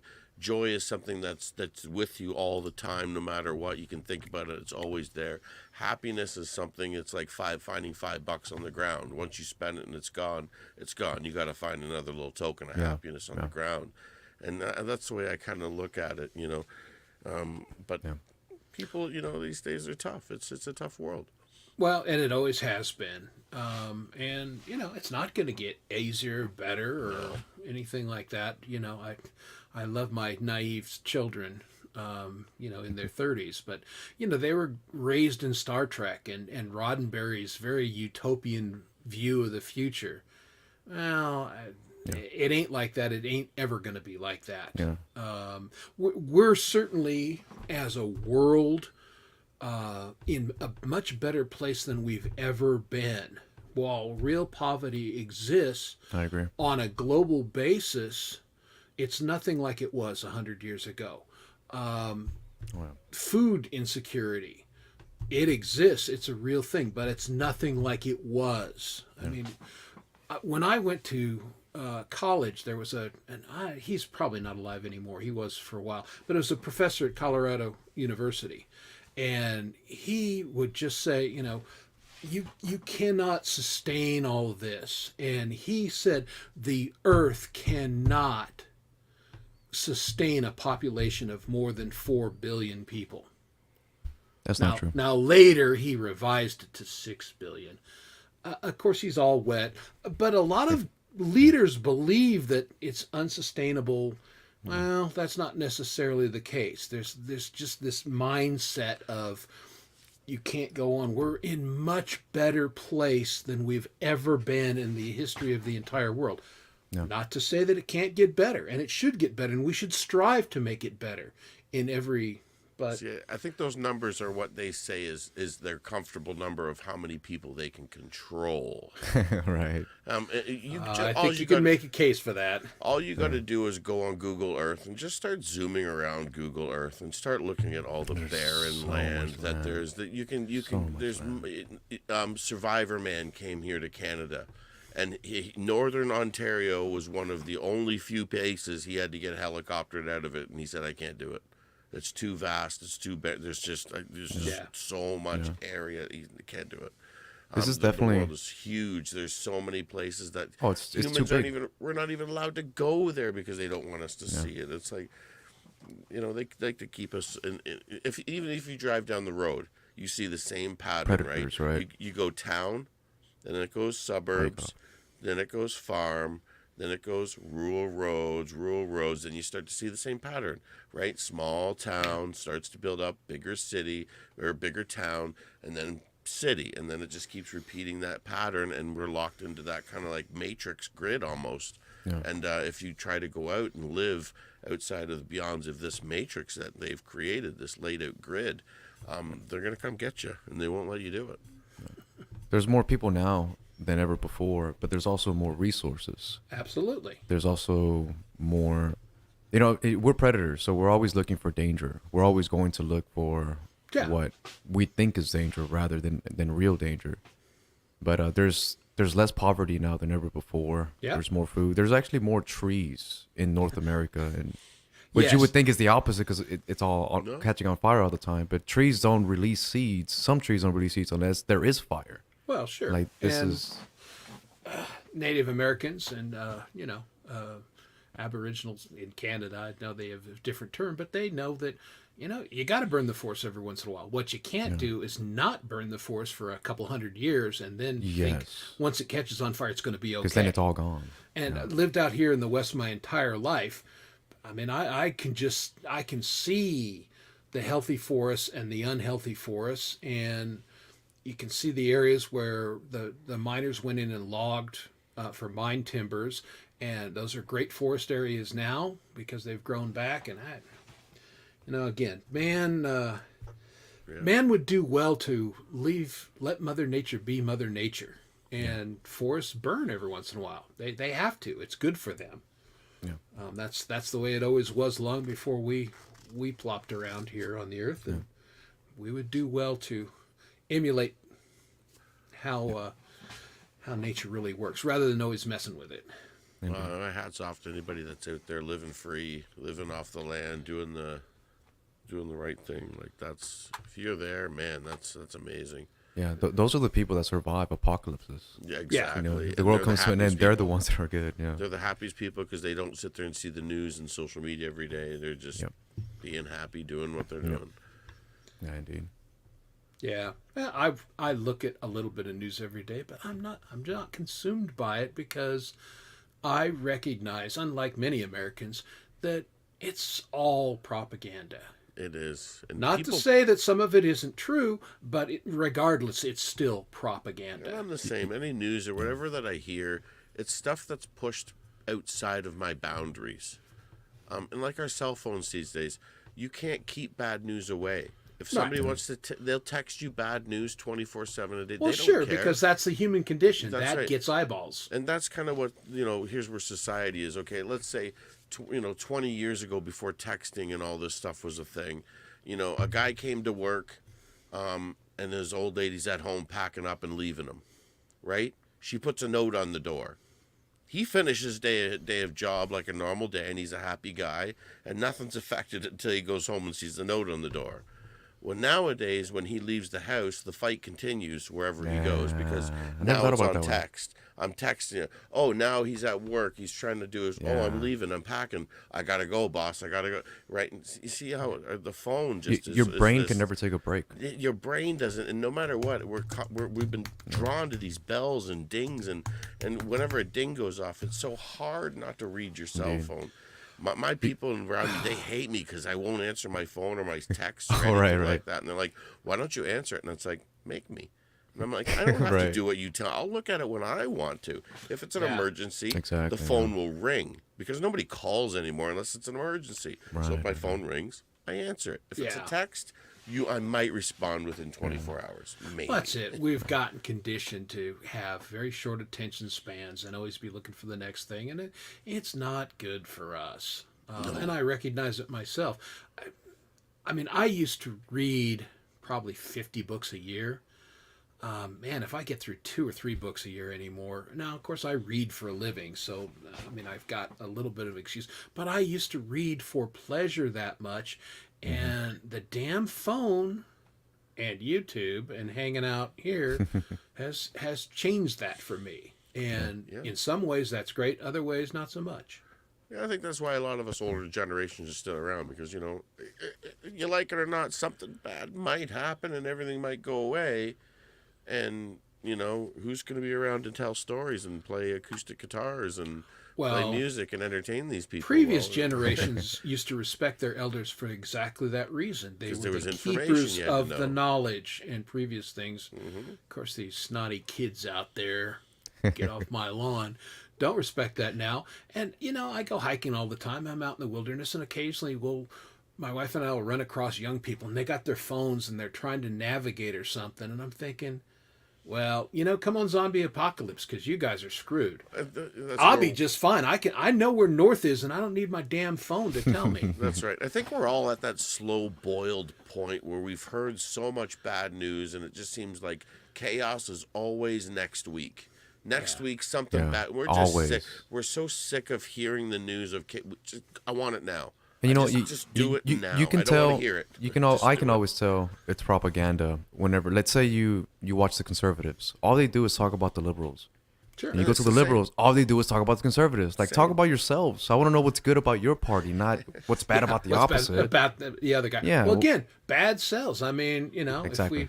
And because I'm a student of history, that's the kind of publishing I do. This has been going on forever. If you read the papers that the founding fathers wrote about one another after the country started, I mean, literally the whole dueling thing. I mean, it got real verse. The Lincoln-Douglas race was absolutely vicious, just like it is today. The more things change, the more they stay the same. Yeah. Just delivered in a different way and everything, but propaganda has always been around. And again, I They stay feel the same like 'cause we forget.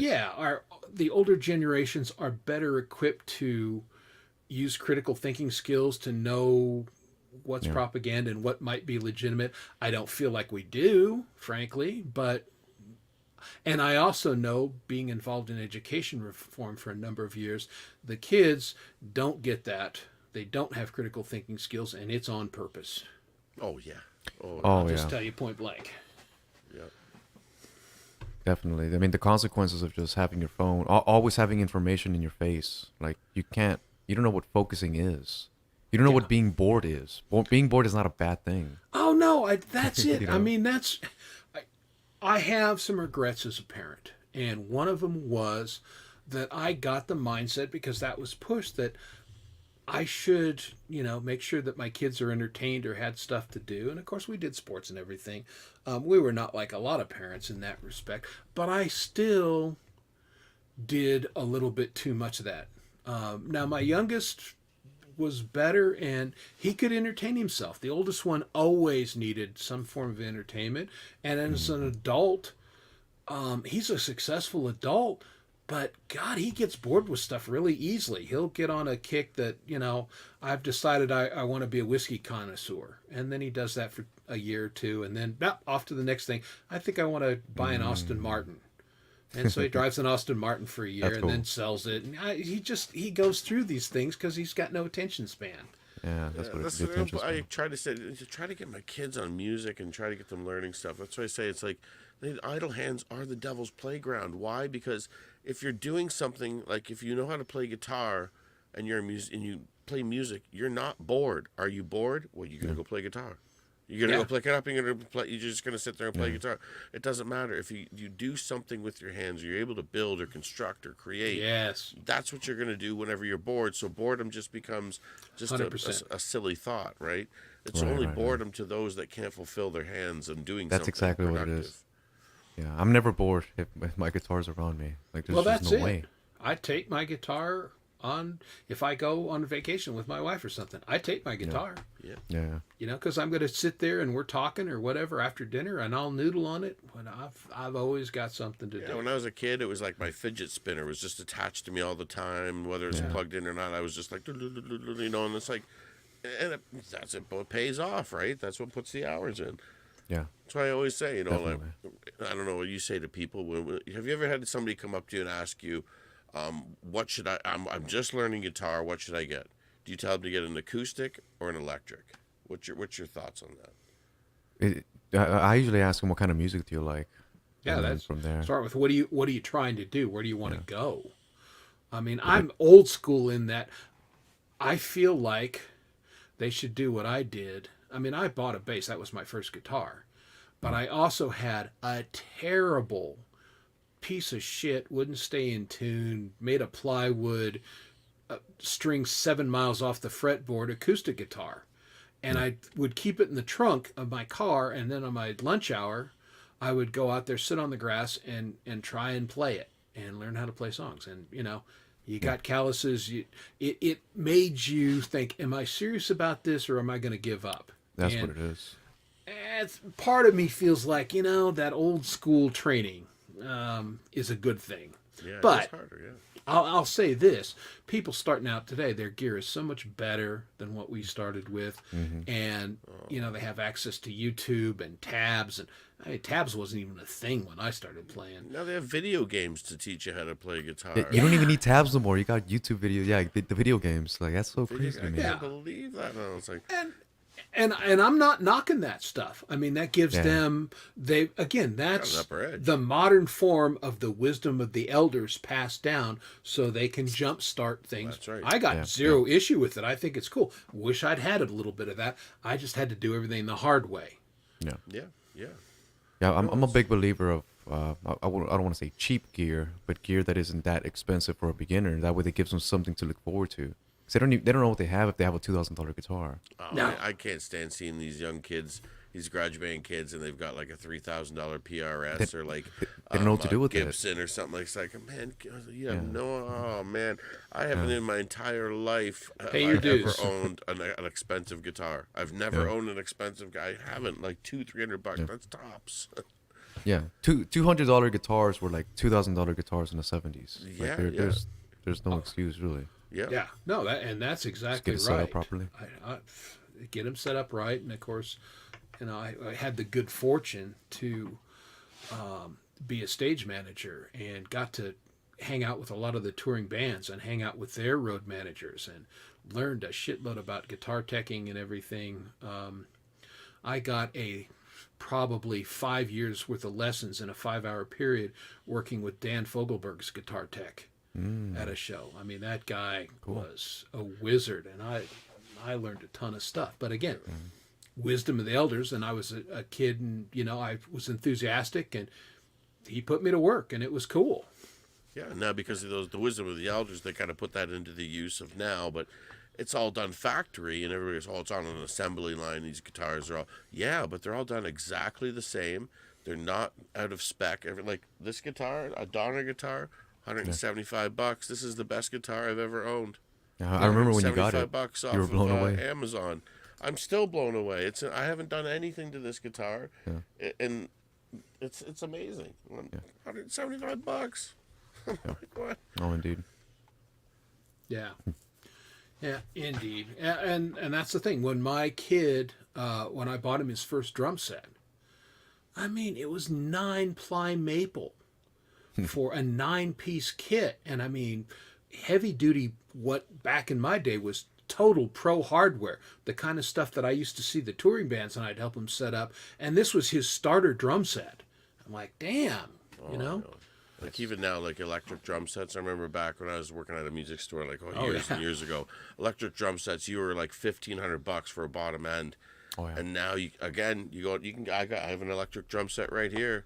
Anybody that's recording, just go $150 or $200 off it, and you can make it sound exactly like a real drum set, and you can do your own recording and everything like that. It's crazy. I want to get one, and hopefully I get my kid to come over and play with me a little bit more. Yeah, Sweetwater's always having badass deals on. Yeah, gotta love Sweetwater. We talked about Dom got a new guitar right before. I love the Sweetwater. Yeah, I remember the 12 string. Yeah, he did a little bit of that. He was supposed to come on, we were going to do an unveil on the show, and he just wasn't up for it, which is a shame. But he got a new 12 string. Oh, it sounded amazing. Yeah. But went through Sweetwater, and again, I like to physically play the guitar. Now, I would order one from Sweetwater because I know I could send it back and everything if it didn't. But I don't own a lot of guitars, but I am so stinking picky. Yeah.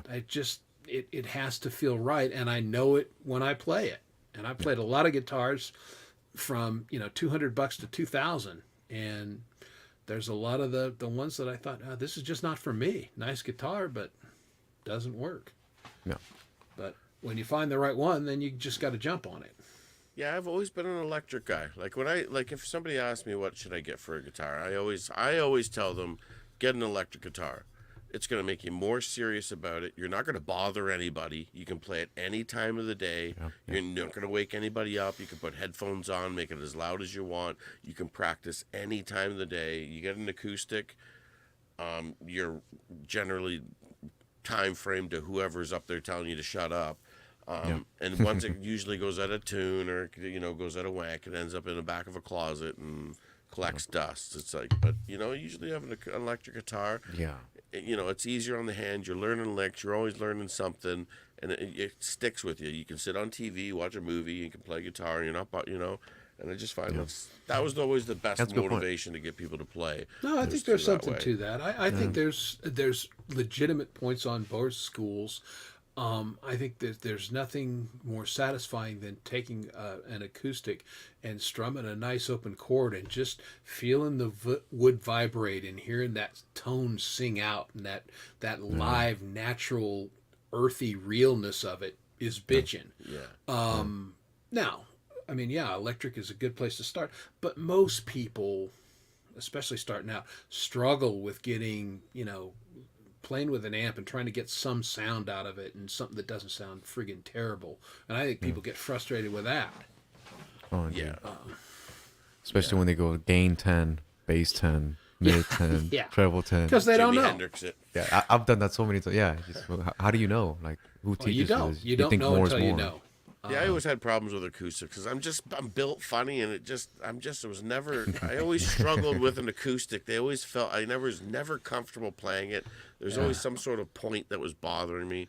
That's why I was really loving this little junior guitar that I'm rocking. You know, I love it because it's so small. It just It's a kinda fits on junior. I thought you were it's a just junior. like It just giant. sits on my lap, and I can just play along. And it's funny. I just recently, because I had this pickup system from an old Washburn guitar or whatever it was, a Takamine, and I ripped all the parts. It was sitting in my drawer for years.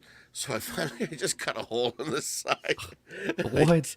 And I put this whole mic system in it. So I drilled the hole, put the input. Oh, so now there you go. So now it's plugged You're in. brave. You're braver now than I am. Now it's electric, and I can make it into an electric guitar, plug it in. It's pretty cool. Well, that's the That's pretty beauty cool. of having a inexpensive guitar. You can just cut the side out of it. I'm okay. I'm not worried Yeah. about it. I'm not. I don't care. That's why I don't mind taking a guitar apart, putting it back together, doing all your own stuff. I'm all for that. People think it's scary. We should. It's not that scary. Do it yourself. It's Oh, easy. I absolutely believe you should take your own guitars if at all possible. And there's nothing that I won't take on that. But again, I have good quality guitars. I haven't had to do a lot of major work on one. I do have one that I've got a ding in the fret that I need to get out the soldering iron, and I need to touch that up and see if I can't smooth that one off. Otherwise, I'm going to have to refret it. Refretting That's is a a big pain. job. Yeah, I would probably pay somebody to if I have to refret it. Yeah. I'll pay to have that done. Yeah, you start thinking a little bit more when you start putting a drill to a guitar. Going, I got to put a hole. I know that's a different Right. story. Yeah, I think Sweetwater can do that for you now too. You send them Yeah. the guitar and they can do all the fret works, the fretting, refretting. Yeah, that's on my Strat, and it just I traded guitars with my kid, and so I traded him an acoustic for this Strat that he wasn't playing anymore. And it's a cool guitar, but somewhere along the line he dinged a fret, and it's in an upper position, which I wasn't using very often. But now I'm playing more lead kind of stuff, and it's like, Yeah. I keep finding that little catch in it. Yeah, it's gonna get in the way. Yeah. Oh man, I hate those. Yeah. My first guitar had two dings on the 15th and 17th high E fret. No. Can solo? I mean, you can't. No, do that. that's I can't think of a worse place for. Yeah, of all places. Nothing worse than a bad fret job. I had a guitar like that, and the high E would always flip down and catch underneath the fret. Oh, and make that's that the worst. ring Oh, sound and catch there, and you'd have to pull it out. Yeah. That's no good. Oh, those are the worst. Yeah. Yeah, those are painful. Yeah, indeed. Yeah, like what Preston was saying down here. Preston, you have a big collection, man. I don't know how many guitars you got. Yeah, but Preston's He's got a lot of guitars. He's got some he's axes. got 20 plus, I think, Yeah, something like that. that we know of. That we know about. Yeah, again, I'm not a collector. When I used to play out, and I had I had three basses. I had my main bass, I had a backup bass, and then I There had you my go. one that I left at home, There you and go. and just a handful of guitars, and I'm not more than that. I own two basses now, I own two acoustics, and I own three electrics. That's all. Right. That's all I need. Yeah, I wouldn't call myself a collector, but I do have a. Hey, Feisty Feather, how you There doing? she is.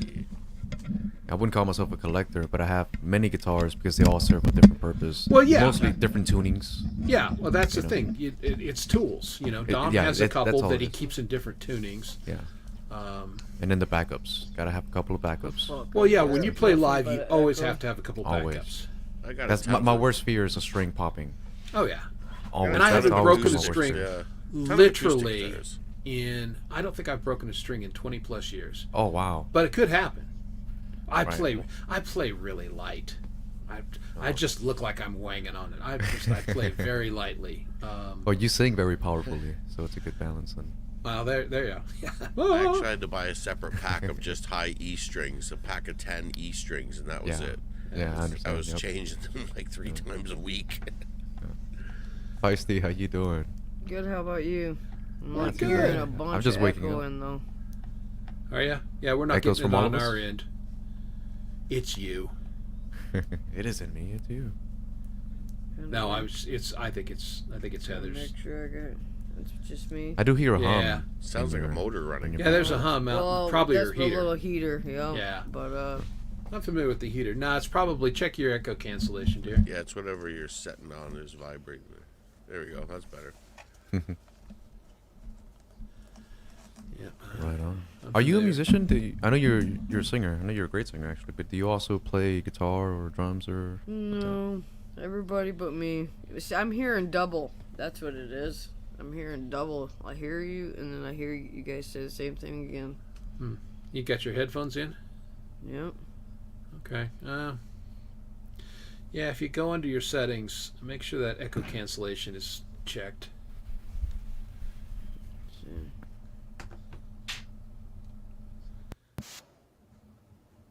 I heard something change. It wasn't checked. Okay. You even sound going clear. down. Let's see how we go. Do we sound better now? Echo. Echo, echo, echo. That's not helpful. Cool. No, I hear you guys twice. It's weird. It's not even echo. It's a whole different, just segment. Oh, do you still have YouTube running? Are you sober?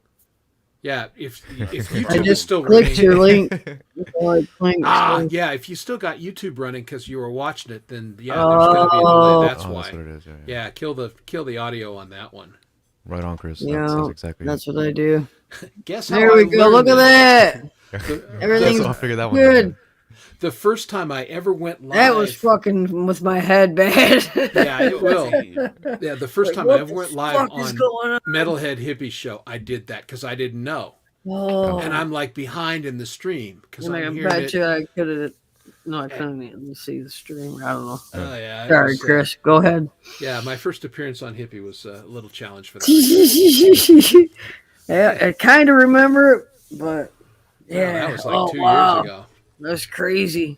Yeah, that's what. Barely it was. just fucked So- with my head. I was like, "What?" So the that's fuck? why I knew what was going on because Yep, you solved it like that. I learned the hard way. Yep. The best way to learn. It really is. The School of Hard Knocks is a great teacher, unless you're dumb.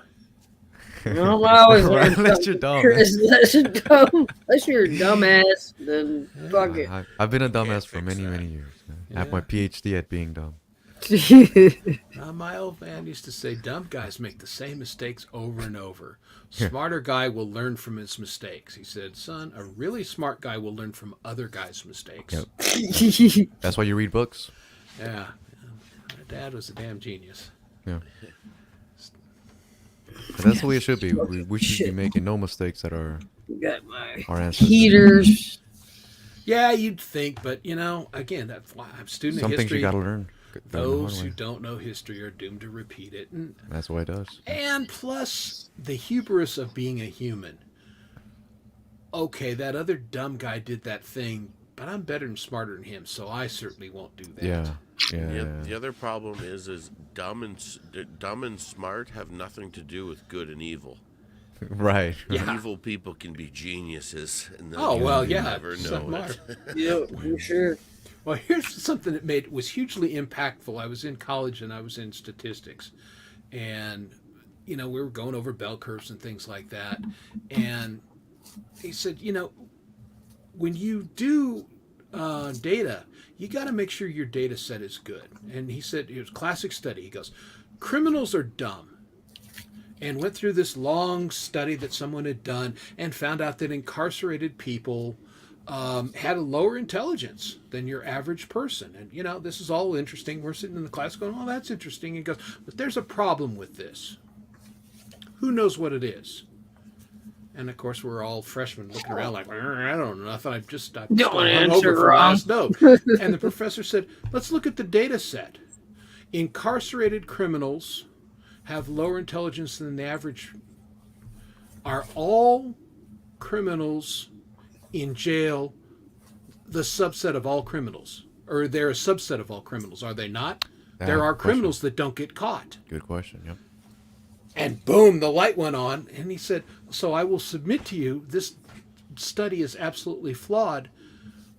Smart criminals don't get caught, don't go to jail. Yeah. So what is the intelligence of your average criminal? He said, we don't know from this study No. because our subset is incorrect. There you Yeah, go. it's like the scientific calculation of you walk into a room, you see a candle lit and it's burning, and there's a measuring stick behind me. Tell me when the candle was lit. Right. You can't. Exactly. You can. You know, scientists will try and tell you they can because you can calculate how much the candle's going to burn. You can but you can't tell me how tall the candle was when it was first lit. And you know, that's the whole like evolution creation theory. That's a big argument there too. Yeah. That's where that one came from. But it's the same idea. It's like you gotta check Exactly. You know what do we have? All the data. You don't have all the And incomplete data leads to faulty conclusions. That's it. Yeah. Yeah. Who in the hell are you asking or whatever the question to? Well, yeah, there's that too. Indeed. So I take it Al's at work doing his work thing. He's doing his work thing. Cool. Now he works Monday through Friday, right? Normal. He just works nights. Well, his Monday is actually Sunday night, so he starts Sunday night, and then if he comes home Friday morning, he's either done, then that was his Friday, or if he works Friday, that's his Saturday. Okay, gotcha. It gets confusing at my house because there's plenty of times they'll say something about it being Tuesday, and it'll actually be Monday. But when he just woke up, now it's going to be his Tuesday at work, you know? So that would I have to, sometimes I have to say, okay, today is the whole, like, today is Wednesday. What is, and tomorrow is Thursday, you know? And what day are you speaking of? in our say world, now, it's Thursday. They'll either say I'm talking now or I'm talking work or whatever. Is today yesterday or tomorrow? Yeah, it's weird, and you would think 15 years it would get just, I don't know, figured out, but No, it still is weird. No. I think that's about how long he's been working it, 15 years. Yeah, that's cool. Yeah, it's all right. You guys got any good music projects in the works? You guys going to do any live streaming or do a live mic or anything? I am going to join him for one song tomorrow for Nice. Wendy's. Live? Okay. Cool. Yep. Cool. You going to live stream it or just record it for later?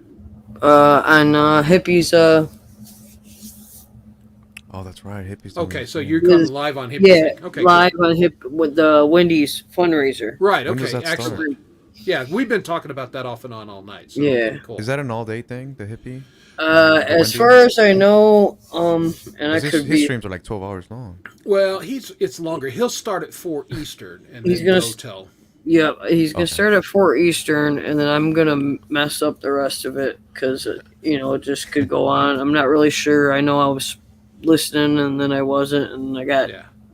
It's a bunch of band stuff going on at my house with my kid. Like this is States this week, and Yeah. so everything's been crazy. And driving 2 hours on this day to go here, and so I've kind of been Gotcha. in different places. But I'm pretty sure he's running it, and just a bunch of people are playing. Yeah, I know I think people it's committed. I know people show have up committed, and if other people are just going to show up, it's just going to be one of those things. See what you can raise. And I don't know what else he's going to do, Much Yeah, luck. that's cool. What a great but show. I have a feeling there'll be a lot of people playing. I think we'll But do I don't good. know if there's anybody in the chat that knows more than I do. I'm not sure who's even here because I'm rude and haven't said hello to everybody. Well, Jeff was here for quite a while. I don't know. I if he's still with did, us. yeah, I think I did see him. I always did talk. I think I said hi to him earlier when my friend Andrew was still here. She stopped over on her way home from work. He was I here didn't- exactly 30 minutes ago. The I last didn't time have he my said was computer up 12:20. yet. So, and then when I was setting my computer up, I realized I should probably go brush my hair and whatever, fill my pop, yada yada. And I did that, and then I come outside, and I was like, "Oh, I gotta move the light," and that's like the push light, the work light thing, Oh, yeah. and then I stick it on the cymbal stand, and so it's like gets stuck sometimes, and it decided to get stuck on me. You All got a right, cool hey. room. Jeff's still here. Thank you. Hey, Hey. Jeff. All right, there you go. Yeah, that's the thing. Yeah. why I can fall asleep during these streams or anything. You know, Jeff will get talking and enjoying the music, and he's like, "Oh, this is cool." And then next, especially if the cat joins me, if the cat comes up, I'm done. You know, Yeah. you get the cat purring and the music going and everything. Oh, that's it. I'm out. The 1-2 combo. Our cat just goes nuts usually at night. That's why I was surprised right now. A couple hours ago when I went by the kid to go ask her something, she had texted me and asked me something a few minutes before, and I go in her room and she's out cold. And I'm just like, shit. And she got the headphones on, so I'm taking those off. And I look over and the cat's all cuddled up. And usually with the fan, we're big fan people. She already had her fan on. The cat's like out of there, gets mad at the fan. And the cat's all ready. I'm like, what, are you going to lay with her? And she sure was. I checked a little bit ago and she was still in there. I was like, holy shit. Yeah, that's it. Go ahead. So does Al do like the open mic night like once a week? No, they have it once. Well, they have it once a week. Or actually, right now they're not having it because the guy that runs the sound had to have surgery. Along So all you the just other. him live, yeah. I Yeah. seen the video. He actually got you up on stage and you sung. I think you sung heavy with him. Yeah, we did that, but that was actually something different. That wasn't open mic night. That was a charity Oh, okay, event that we okay. did for that. That was for the owner of the bar. Yep, I remember that one. Yep. So that was different. That was a little bit different than the open mic. Still same setting, same bar, but we were there to help raise money Yeah. for them. He fell and got injured, and he's still hurt and going through all kinds of surgeries. Yeah. But they did some fundraisers, and you guys helped raise some money, and it was great. And we took that to him, and That's cool. you know we. But right now they got it. It seems like it's down to once a month, and it was, I believe it was last Friday, and we had to miss it because of a kid's event. He wouldn't have been able to do it, and then he might have. I don't remember. I think he had to work. No, he had it off because we had a kids event the next day. Man, It's getting almost over with all this competition band stuff. But then jazz band gets more intense, and I don't know. This is new. Jazz band is new to me. So That's the things I miss and I don't miss about. I was like, I miss. But she's going to playing the jams and Vibra playing those open mics. And there's those things that I don't miss. Like that competition that those jams like I can play, I can do that. It's like, Right. Yeah, that doesn't go away. Yeah, I don't know. I don't know. But I even said to him today, I said, I don't know how the hell I'm going to sing with you tomorrow. I can barely talk today.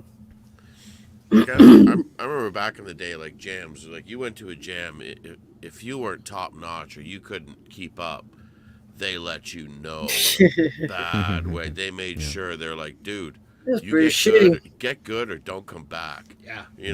And they're fully right too because they're working for the bar owner. So the bar owner's looking to be like, hey, when this guy got up or when this girl got up and sang, 5 or 10 people got up and left. Yeah. It's like That's no bueno. so as running a jam, you got to watch that stuff. Because there's always those couple people that came up and it might not jive with the crowd, so you got to watch. But like, we got a country crowd tonight. You can't be playing Metallica. We got a country crowd, and then the vice versa. So it's really tough running the jam because you always got the bar owner looking eyeballing you, going like, "Hey, man, You need to play something, but we don't know what the hell to play because we don't know who's here." Well, That's the beauty of the live streams, man. That's yeah, it. well, that's the thing. Dom and I are kind of funny. There's the same philosophy. I gotta find out later, We guys. used to I'm play sorry. out back in the day, and I love the idea of going and playing live. I hate the idea of leaving my house. Right. So I move mean, anything. the internet's awesome. I can 100%. sit here in my chair, and my guitar's right here, and I got my sound. It's like, hey, I'll get on a live stream and I'll play. This is fantastic, and I know I've got an appreciative audience, and I didn't have to drive nowhere. You lose perspective. Like in a bar, you sit there and be like, well, sometimes you're playing for just the staff. There's some nights, and then there might be like 5 or 6 people. Some nights there might be 25 people. You fit in cram in a bar. Maybe 50 on a Friday or Saturday night in a small bar. And then you're like, well, you can get. You're always playing for like 4 or 10 people all the time. And sometimes people come back and watch you afterwards. You're like, at the end of the day, you're like, man, I played that live set for 200 people. Right, and you're like, Yep. You don't fathom that. It's like if I was at a bar, it would have been max 25 people. That would have been it. They would never have talked about me. There's no like, share, subscribe in a bar. There's no nothing. Just background. That's noise. the Well, thing. we got lucky with this place. The L plays at that you asked about. X. Kinger it's Music, different. hello. than a regular bar. You know, it's called Social Club, but they took like the very first day they took right to Al. You know, the owner come up to him and they took right to him after he played. We didn't know what the hell we were going into. We just seen it and decided, fuck it, he's doing it one day, and we went up there and they come over to him, talk to us. They loved him. Got me and the wife exchanged Facebook information and shit, and he played charity things for him or whatever, and but it's like kind of like the community here. There's a bunch of people there. They're the same people that come, and then That's there cool. are new people that come. But it's really crazy. You got this family that plays.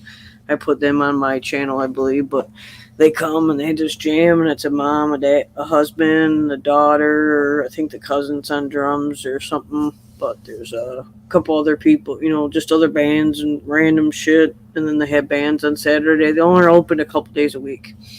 It used to be Thursday, Friday, Saturday, and I think right now they're just doing a Friday, Saturday.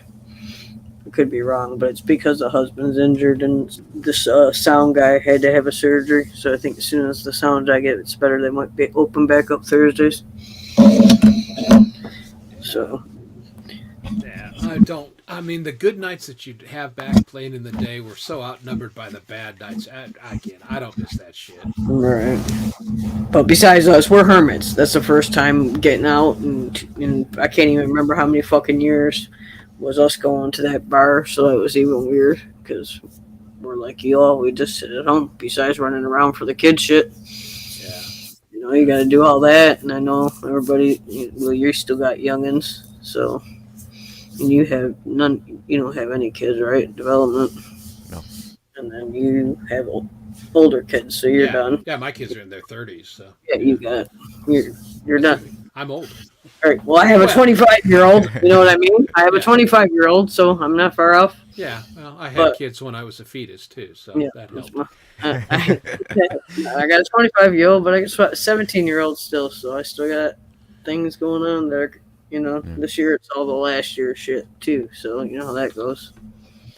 Yeah. Especially if you remember your wife at that time at the last year of everything, you know what I mean? Yeah. For each kid, and then for the baby.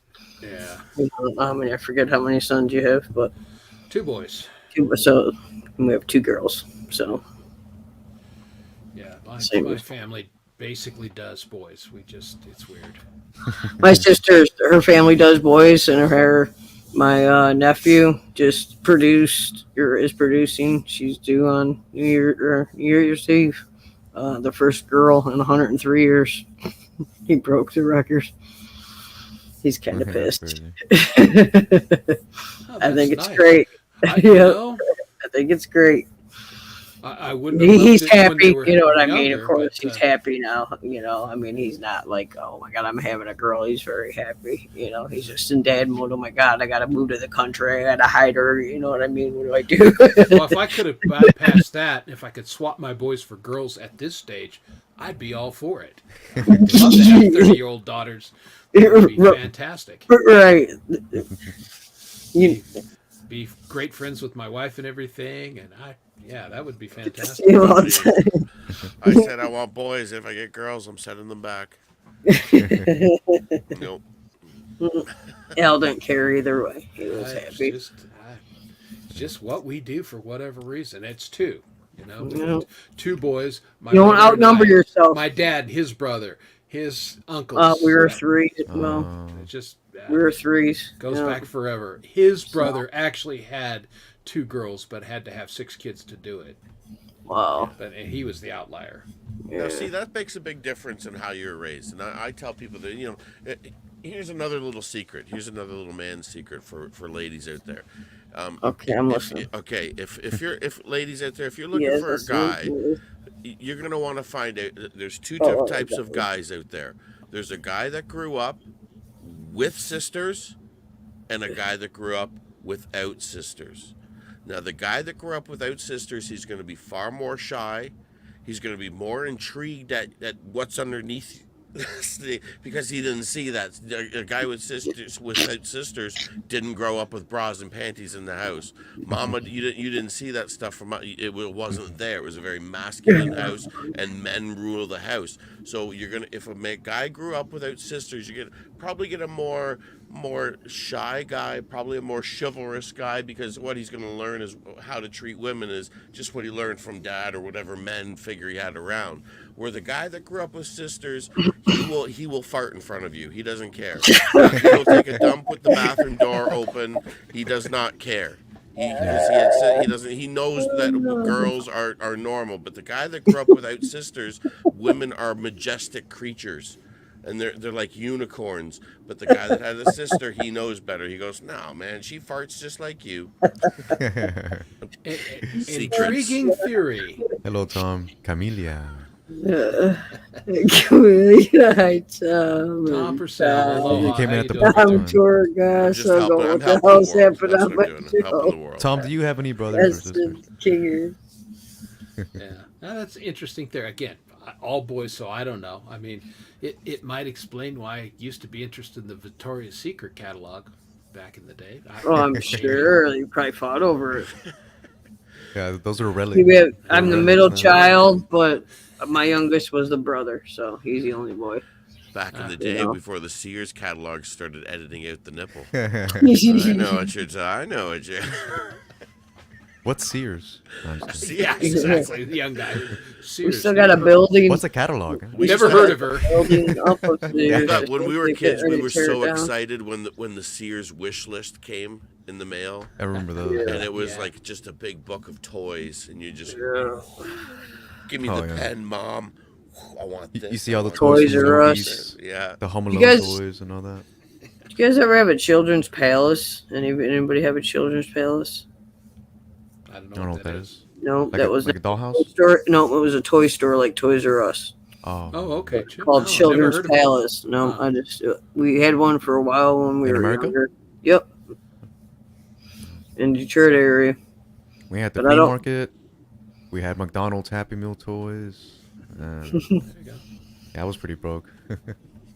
Yeah, but it was like it was kind of like yeah, I guess like a Toys R Us, you know, is what it reminded me of. I don't remember how long we had it, and then Best Buy like tore the building down and built a big old building, and then that turned into something else, and then we moved somewhere else a couple years later, you know. Yeah, never heard of it. I was watching Toy. I was Crush. just wondering if it Toys was suck. a chain thing or not. Maybe regional chain, maybe. I've seen toys these days. They suck. We had better toys in the 80s. Like, our toys were more technical in the 80s. They were Yeah. cooler. Toys today. It's harder to get toys, and you gotta really like look. You gotta look harder than you used to get Our them. toys put your eyes out. Like, Yeah. our toys were like I real, still like, have jarts. like when we had I I do. got toys like as tools, and like my tools were Or we real do. tools, just small enough for a kid's hands. Like I had a saw, it was a real saw. Oh, I yeah. have Hammer, that it was- set. It was small, Yep. right? And it's like, Yep. You know what I went through to get that set for my kid? yeah, It like, took me like fucking probably a month and a half, and I forget how I finally got to even order it. I finally got to order it somehow, but it like took I said, me that long. what- And I we- still have it, and I we were- don't know to give it to my nephew or not. I mean, not yet. He's 3.5, and he would just saw when your we arm were off. kids, they made children's toys and action figures out of rated R movie characters. Yeah, yeah. Right. Like, I think they that's what still we do grew up that. with. Yeah. I remember Dude, having but they still villains. have Paw Patrol, but then you just turn around the next corner, and then they I'm have just- everything else. Like we had you know? RoboCop and like You know? Rambo and Back like, I had a Yes. Terminator toy. Terminators. Like those were rated R movies. I had Hey, G.I. Joe. I still got Batman. some of my real Ewoks and my Star Wars right up my kitchen ledge that you walk, you know, through your door wall. They sit up on my ledge. I mean, I've got nothing to contribute to this. Toys in the 80s. I was in college. Yeah. And I mean, my toys were my band So? gear and my girlfriend. But you were probably buying them for your kids, though, right? No, I didn't have kids until. Oh, 90s. Yeah, I got married in '89, so.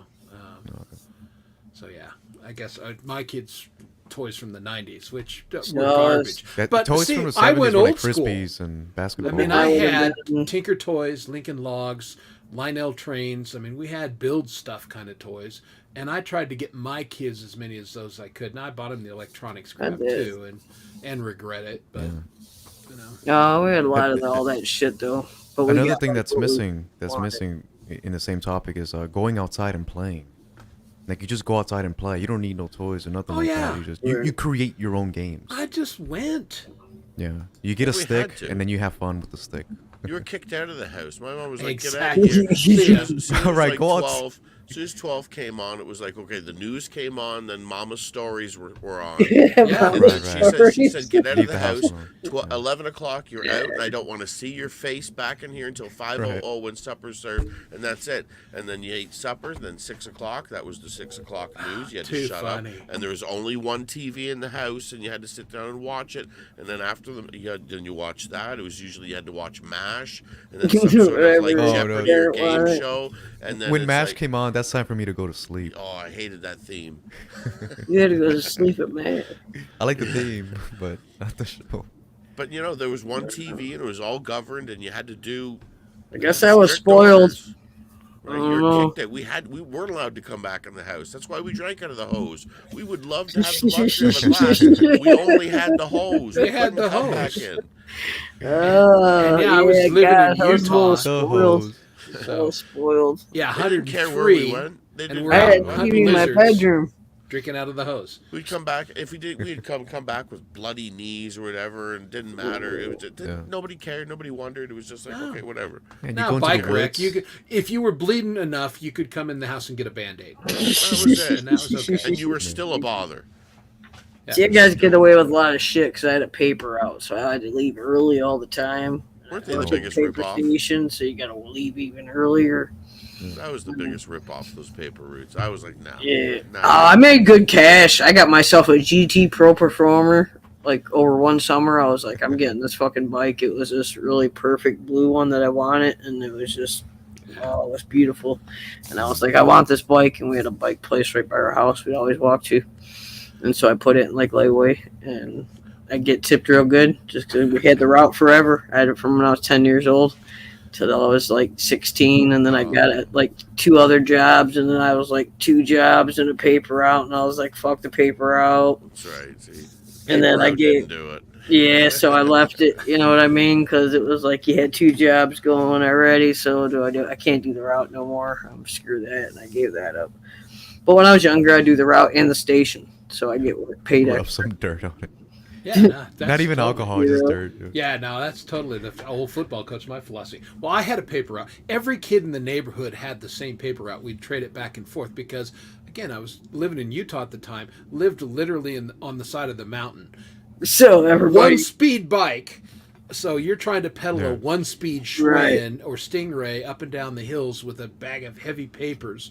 And that's in the summer when it's 104 or 103. In the winter, when you had 7, 12, 20 inches of snow, yeah, we passed the paper route around because none of us could do it for longer than 3 months. we almost killed my buddy in a wheelchair. We had the papers over his neck. We were pushing him in the wheelchair because we used to take him out still everywhere with us. We were pushing him in the wheelchair. We got too uneven on the papers, and we turned around and 2 people went other ways, and the fucking wheelchair fucking choking him with the thing around his neck. We're like, oh fuck! When we turned around, run over there. You got to pick him up, get the shit off his neck. Yeah. But yeah, Good night, Jeff. We'll see you tomorrow, bro. But we heard him.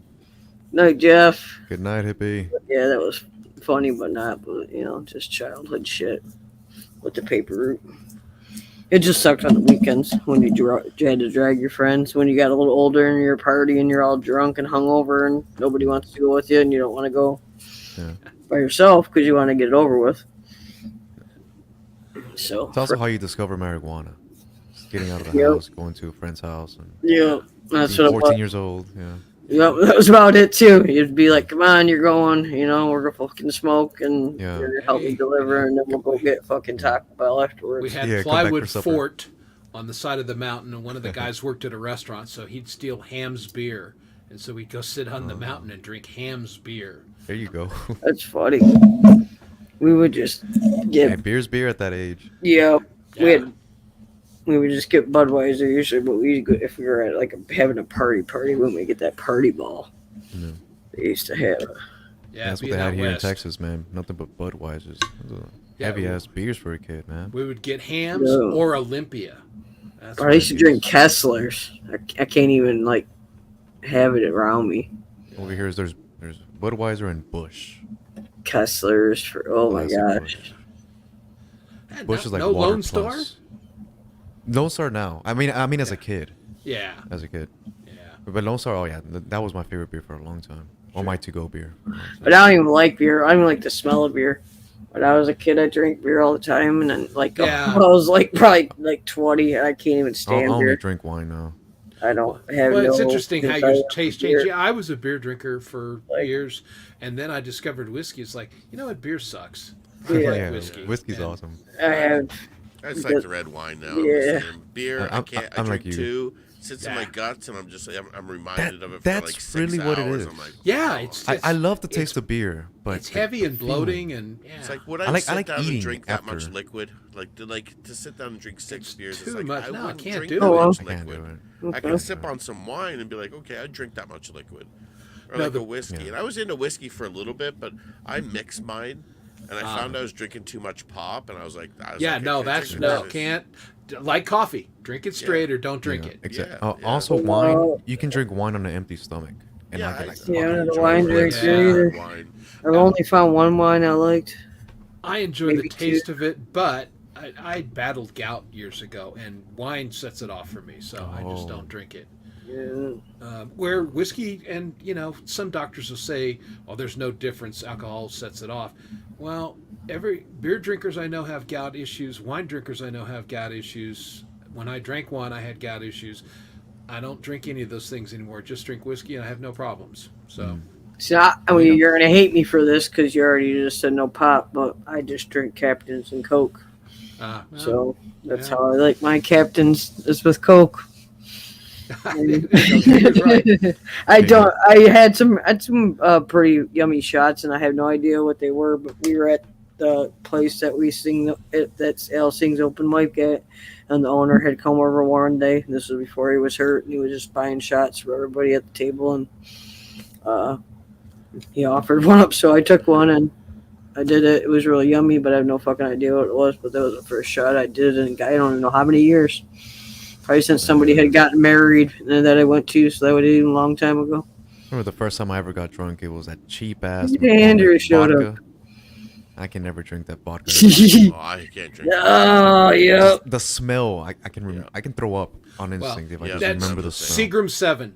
I can never, because I attended a party in my freshman year, and these girls got Seagram 7, and they had a blender, and I was trying to make them drinks and everything. And man, me and all the other guys got so sick on that stuff. Again, I love whiskey, but the smell of Seagram 7, The smell. I'm out. That's Can't what it do is, yeah. Can't do Smirnoff is ours. The smell. Here. Smirnoff, I can't do. The smell. Oh. Oh, I drank a whole 40, a big 40 bottle of that when I was Oh, yeah. like 17 or whatever. I mean, I was legal drinking age at the time. Yeah, of course you were. but the memory has already. Oh, Yeah. could I think never we all drink got that that Changed story. your age. Yeah. We got that one. Yeah, yep. Mine was funny, though, because it was my brother who turned to me, my brother-in-law, because I was good friends with Al's brother before we got married, and we were like 13. We had stole the vodka from his mom's house, I Have a good one, believe. Kinger. And then we went to a carnival and went on that fucking spinny ride that puts you the gravity ride. Good thinking. That was fucking intelligent, wasn't it? Hey, again, You know, life's lessons Yeah, are you're best learned the 13, hard you know way. what I mean? And you just drink at the park and fuck, now we're going to go to the spinny place. Why That's would you it. not go to the spinny place? I heard my phone. I must have not turned my shit off. That was Um, the best thing about my first year in college. So, Learning how yeah. to craft my buzz. I Because paid for that, and I mean, I've drank vodka since then, so I'm not going to lie about that, I guess. But vodka's great. It's never a neutral mind. spirit, Go-to, but- my go-to. You know, just like Kessler's, I could never drink that again. though. There's I no- agree with Preston here. I'm usually a very happy drunk, but with tequila, that's a different story. 'Cause I don't get I drunk black out. though. Yeah, I don't get drunk. That's my thing. I've gotten drunk only a couple times. Well, drunk for like a better terms. I mean, like, you know, getting there kind of. I don't know how people can drink so much. Like, I get to a level and I'm like, I'm good. Yeah, I get hungry. Just keep going. Like, I don't know. Like, some people are just powerhouses when it comes to drinking. Yes, I'm some like, people are whoa. for sure. No, I just have a couple. I just get a buzz. I like Well, to smoke. our friends out in Yuma, that's farming area, I don't barely east of drink, Colorado, and a bunch of Hispanics out there. So I'm also developing a taste for good tequila, not, you know. Yeah, I've watched the my cheap neighbor stuff, drink yeah. 224s. And you already like your Saturday, good no whiskey, problem. so Right, and that's the thing. It's got to be good tequila. I'm not going to drink just any old tequila, but Great. they I have like my some- margaritas. Yeah, see, you I know. can't drink a margarita. I have no But interest in a margarita. It has to be, me too. it has to be frozen. You know, I don't like I mean, I sugary will stuff. drink a little thing on the rock, and I can't have too many because otherwise it'll upset my stomach. You know. No, So then I drink don't it. want to switch to something else because then now I'm fucked. Same as, you know, whiskey. I drink it straight and just, you know, and it's got to taste right. It's the same process, different Cutting my ingredients. head off. So It's funny how we change when we're young. We're like, drink? Yes, yes, yes. Yeah, just Now go we ahead get and put older. them all. Now we get older, we have rules. yeah, exactly. Hold on. Yeah. I have rules. Checklist, please. Can I Yes. drive? How many beers did I have? Yeah, all of that. Well, you know. Like, I have rules. I'm like, I only drink between 10 p.m. and 3 a.m. That's my time slot, and generally I won't have any more than four glasses. And that's it. Whenever between those, that's it. I keep those rules. Right. I can't even remember the last time I drank. Yeah. It's because you just drank right now. Ooh, No, peppermint yeah. schnapps. Oh, Well, Andre, you know what? It would have been you at poor the. thing. Oh, yeah. We used to drink Oh, yeah. Party that'd be- Lemon was our thing when we were teenagers. And we always had that one. There was that always guy that had that one older sister that would get it for you. Yeah. She'd be like, "Listen, guys, I can't keep going in there and getting 10 Mickeys of Bacardi Lemon. Can I just? They're not going to sell it to me, especially when you guys are outside the door waiting, looking at the glass, going." Yeah. Or the Jägermeister with the Red Bulls. Oh, yeah. I've had plenty of those. Well, Never I did mean, those. I stop was it. an alcoholic for a Jägermeister. while. Jägermeister is right. beyond nasty. Oh man. And then mix it with something? No. oh man. No. Especially something like a Red Bull, which is not a great combination. No. I never liked that. I believe Al might have liked that, but I never did. But he might have liked that when he was younger. And what's that spicy whiskey? Oh, Fireball. Fireball. I Fireball, don't get Those that give me the at shivers, all. you know, like Yeah. Again, what a terrible thing to do to whiskey. Of course, it's It's so bad. very quickly though. They sweet. make so much money. It doesn't Yeah, hit but you you the remember same. having that. I You know, a find- couple years ago, they had I don't even know what company it was. Maybe it was Seagram's. Does anybody remember? It was Bomb Pop flavored. I don't remember Some that. kind of liquor that was Bomb Pop flavored. Oh yeah, it was a malt liquor. I remember. Yeah, it was Seagram's, and it's basically beer, but it's. I remember that stuff. It was yeah. I think I bought it for a party for people. well, it was sold in a bottle, like a liquor bottle. Yeah, no, I know exactly what you're talking about. Yeah. Yep, because somebody had it and I had tasted it. and Yeah. It did have that taste a little, but I never bought one. I used to drink that Goldschlager all the time. That was Okay, yeah. when I was So you're all golden a now. younger fella, yeah. That's how you play so magical, 24 karat gold intestines. Axe. Yeah. That's why you play so magical. You're so full of gold still. Yeah. Unicorn intestines. Yeah. Craziness. I just like the Sweet classic cinnamon. Jack. If I want to mix it with something, maybe Jack and Coke, but just classic Jack. Jack and Coke is Just all right. straight. Again, I You don't like like to it, mix. man. But again, Jack Daniels gets a bad. I mean, I don't know people look why. down on. I There's don't know nothing why. wrong with Jack Daniels. It's actually because I'm a weirdo. Their process is fascinating. You know, the way they use it's a sour mash, which means they Yeah. use Well, I've seen the it. previous mash that they put in to start the next batch, and then they filtered over charcoal. You know, so their process is a little bit unique, and it's a damn good whiskey for what it is. I like it. And then you get like Jack Black, like the black brand and all that. Yeah, kind of now stuff. that's even a little better because it's a little aged a little longer, and it's smooth and it's When not I went to something Italy, keep that's what I around. drank. Aside from red wine, like just to be on the safe side, because I have all kinds of whiskeys over there I never even heard of. Just to be safe, just drink a Jack and Coke.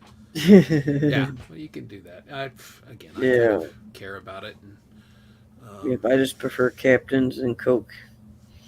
Again, fine. If not, I'll have a Jack and Coke. I don't actually have next. My choice would be a bourbon and Coke. Well, that's primarily what I drink is bourbon. I love bourbon. It'd just be a bourbon and And Coke. I like good whiskey, so I'll drink a good Scotch or other things. But my preference is bourbon. So that's way too expensive in Canada anyway. You can't. I'm gonna have 2 drinks. Nobody and can afford to be an alcoholic in Canada. And at this little place we go to, I think my Jack and Coke cost like $3.50. Huh. And last time I went in there, there was a little bit of room for the Coke. In the cup that she gave me, I was like, well, alrighty. And that was just the night that I taped that little bit of punk because I was going in and take the last of the donations. Man, somebody showed me the cheapest drink. I think it's like McCormick's whiskey. Yeah, that's the one that got me fucked up. The vodka. Somebody It's 1.5 liters for like $5. Yeah, somebody showed me a bottle and they said this is $8. And I said to him, I says the cheapest you can get a bottle here in Canada of that size is $40. Wow. Get the fuck out of here. You gotta be kidding me. No, it's regulated. You cannot get, I think you might be able to find like a discount or something, like $2 off. I should start. Okay, I don't know alcohol prices here, but I know that's horrible because I know that I can get a bottle of Jim Beam or a pint for like $12 or $13 for a pint. I will pay $40 for a good bottle of whiskey, but I mean it's not just run of the mill. That's right. That's good. Nice. It aged at least 7 years. Or see, it's capped here. Crazy. You know, my bosses are big like wine the government drinkers. says, I got no, this is the lowest you can wine sell bottles alcohol here. And well, that's it. so bizarre liquor bottles, because of liquor all the Canadian whiskey manufacturers. And by the way, Canadian whiskey is. That's bullshit. This is going to sound snobbish, but it's not regulated like American whiskey is. They can put coloring in it. They can do all kinds of happy horse shit up there, and it's fine. There's no regulation compared to what, a Tennessee whiskey is very specific. In order to be a bourbon, it has to be 51% corn, blah, blah, blah. The cheapest you can drink here in Canada is wine. So if you go and that you'd have to go to a winemaker and have it made yourself, and you'd bottle it yourself. And you can generally get a homemade bottle of wine, like a small 750 ml bottle of wine. You can usually get that down to about $8. Holy crap! Well, I'd assume Canada takes care of their alcoholics a lot better than we do over here. No, they make us pay for it. Like, no, really? You can't get it cheap. It's you can't. So alcohol is just shunned over there. Yeah, no, I mean, we still enjoy it much, but we just it's everybody expensive. Loves alcohol. It's just that's crazy. Yeah. Because it's cheaper because you guys' pot is legal, right? Yeah, the government sends that to our front door. Go figure that out. Well, you got that. That's a good balance. I'd rather get high. Yeah, that would be great because I don't drink very much. I barely ever drink. I drank when we did go out the other night, but I think I had 2 drinks. I might have had 3, or when I dropped that money off, I only had 1, but I forgot we did go out after that, me and him, I think. Yeah, Preston's mentioning Crown Royal, which is a fine, there's nothing wrong with it, it's good, but that's a whiskey that if it was on sale and I could get it for $17-18 a bottle, I would buy one. But I wouldn't pay more than that. And I can only drink, the base I can only drink is like Gibson's, and that's what I would drink, and that's I have no idea. That's about $40. Yeah, that's interesting. Most liquors, I have no idea the names of. I know that I liked like a coconut thing. We had some Jello shots, at a bachelorette party. I don't know the name of it. I'd have to look coconut rum or something. But then you get the husband bottles. There's nothing better than the High to Drink husband bottle, and those are the big ones that are plastic. You can take a drink and then you squeeze it to fill it back up again and put the cap back on so the wife doesn't notice. Same thing you did when you were a teenager with your old man stuff, right? I was going to say that's what we did with our vodka that we threw up. That's what was our punishment. Instant fucking karma. Well, see, I got rules. She's like, if somebody comes and says, how many have you had? And as long as you keep a little bit in the bottom, it's always just a top up, and it's the same glass. The moment you empty it and then refill it, that's now you're on your second glass. There you go. So always leave a little bit in there. Your smart tips, X. Is that true? $3 a gram. Drinking rules. It's rules. Michigan's one of the cheapest places for marijuana here, like in the country. Yeah, we're just so. It's you pay for what you get here. Anything cheap is going to be exactly what it is. It's cheap. It's still pretty expensive here for being legal. And they legalized it, but they actually kind of made it worse. They made it so you're forced to kind of buy it from them. Exactly. Buy it at their standards, where it's. Yep, 100%. I agree with you. That's Can what you grow happened in America too. We can grow. We can grow up to 4 plants ourselves here. We can grow it. We don't here.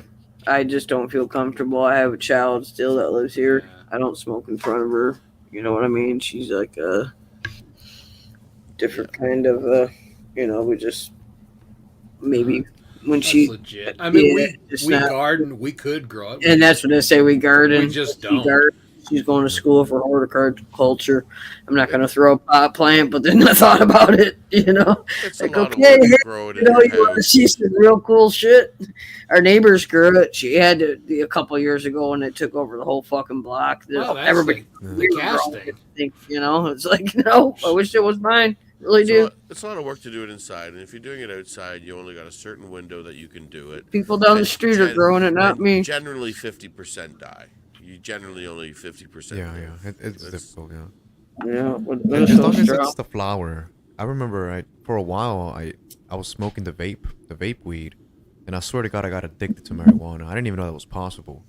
But I don't know what it is about the vapes. Like, I guess because it was too easy to get high. Yeah, I don't know what's in them, but I'm not crazy about those. I was things. addicted to weed. That's what I've been rocking lately. It's just those little ones we get. The vape pens, and I just like it because there's no smoke, there's no carcinogens, there's no mess, there's no ash, there's no nothing, there's no. That's why I like. That's the problem. Is it's too easy. It's instead of I'd have to wake up and smoke up, because my day would suck without it. It's just too easy. That's my kids into those, and I'm not sure I'm crazy about them. I mostly use those at work because I'm inside. But those are the dangerous things now. Is like kids got those now, and it's like now a kid can sit there and do it in the back of the class, and nobody even knows. Back in the day, you were like just struggling to hide a cigarette in the bathroom. Now kids. I got lucky that my youngest would never do that shit, and I'm not naive or nothing like that. That's just definitely not her thing. You know what I mean? Like, it bothers her that the bathroom smells like pot, and she can't go in the certain bathroom in this hallway because it smells like pot. I want my whole room to smell like pot. That's all I think is we haven't smoked a cigarette in a house in 25 years. And it's just crazy to think that, like, even if they go away for a week, we never smoked it. It's like, why the fuck didn't you smoke in your own house? Well, that's what kind of killed it here in Canada. It kind of took the mystery away, the always looking over your shoulders. Yeah, it was fun being sneaky about it. You got to be sneaky. Well, that's the big part of the appeal, right? Yeah, the illicit part of it. But honestly, we didn't get the heater shit and start hanging out the heater until a couple of years ago. We used to just freeze our asses off and just fucking hurry up and smoke and get back in the house. Yeah, that's the smoker's punishment, going out. Yeah. Finally, we were just like, well, fuck, we got this heater and that one broke, and we're like, well, we got to replace that because we've got furniture in the living room set out here now, a fucking carpet. The best is taking a drive around the city, smoking a blunt, listening to music loud as hell. See, now I don't like being wary of the cops. Like, I miss that. Yeah. Maintain, man. Wary of the cops. Yeah. My wife has great stories because she's 70s hippies chick. So right. So she was all wild. Not my thing. Never been a marijuana smoker. Just didn't dig it. Never did. Yeah. Don't have an issue with it. Not even when you were younger. No, I tried it. Just it wasn't my thing. Just did not enjoy. Just like your smoking is not my thing. And but just didn't. I tried cigars, didn't like it. Smoked a pipe for a little while, didn't like it. I'm just not a smoky guy. So good for you, though. Yeah, my lungs are thanking me now. But just and again, I don't have a problem with it. Right, you don't care. Now I like booze. Other people like weed.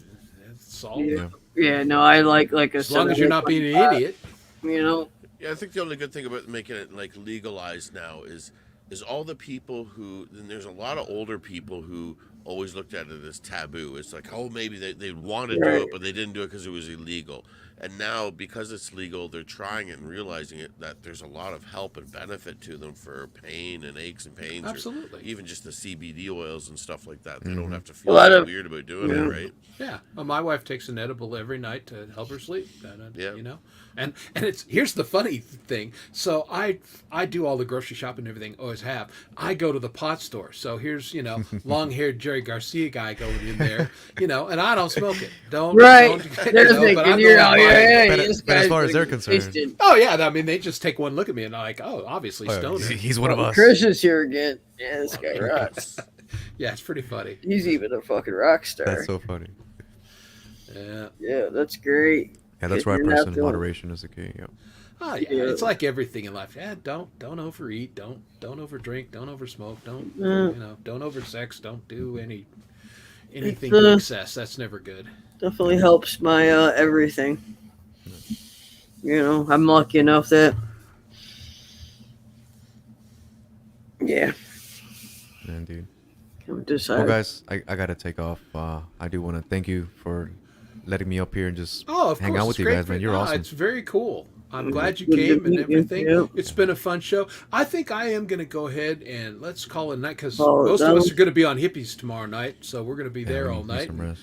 Yeah, Mhm. we'll all get some rest and be ready to go, raise some cash for Wendy's charity. Yep. I want to thank everybody in the chat for hanging out tonight. Thank you guys. Thanks Yeah, to Axe. thanks. Thanks to Development Yeah. of Void. And thanks for Feisty Feather for Likewise. coming up, hanging Thank you, out, guys. just chatting about stuff.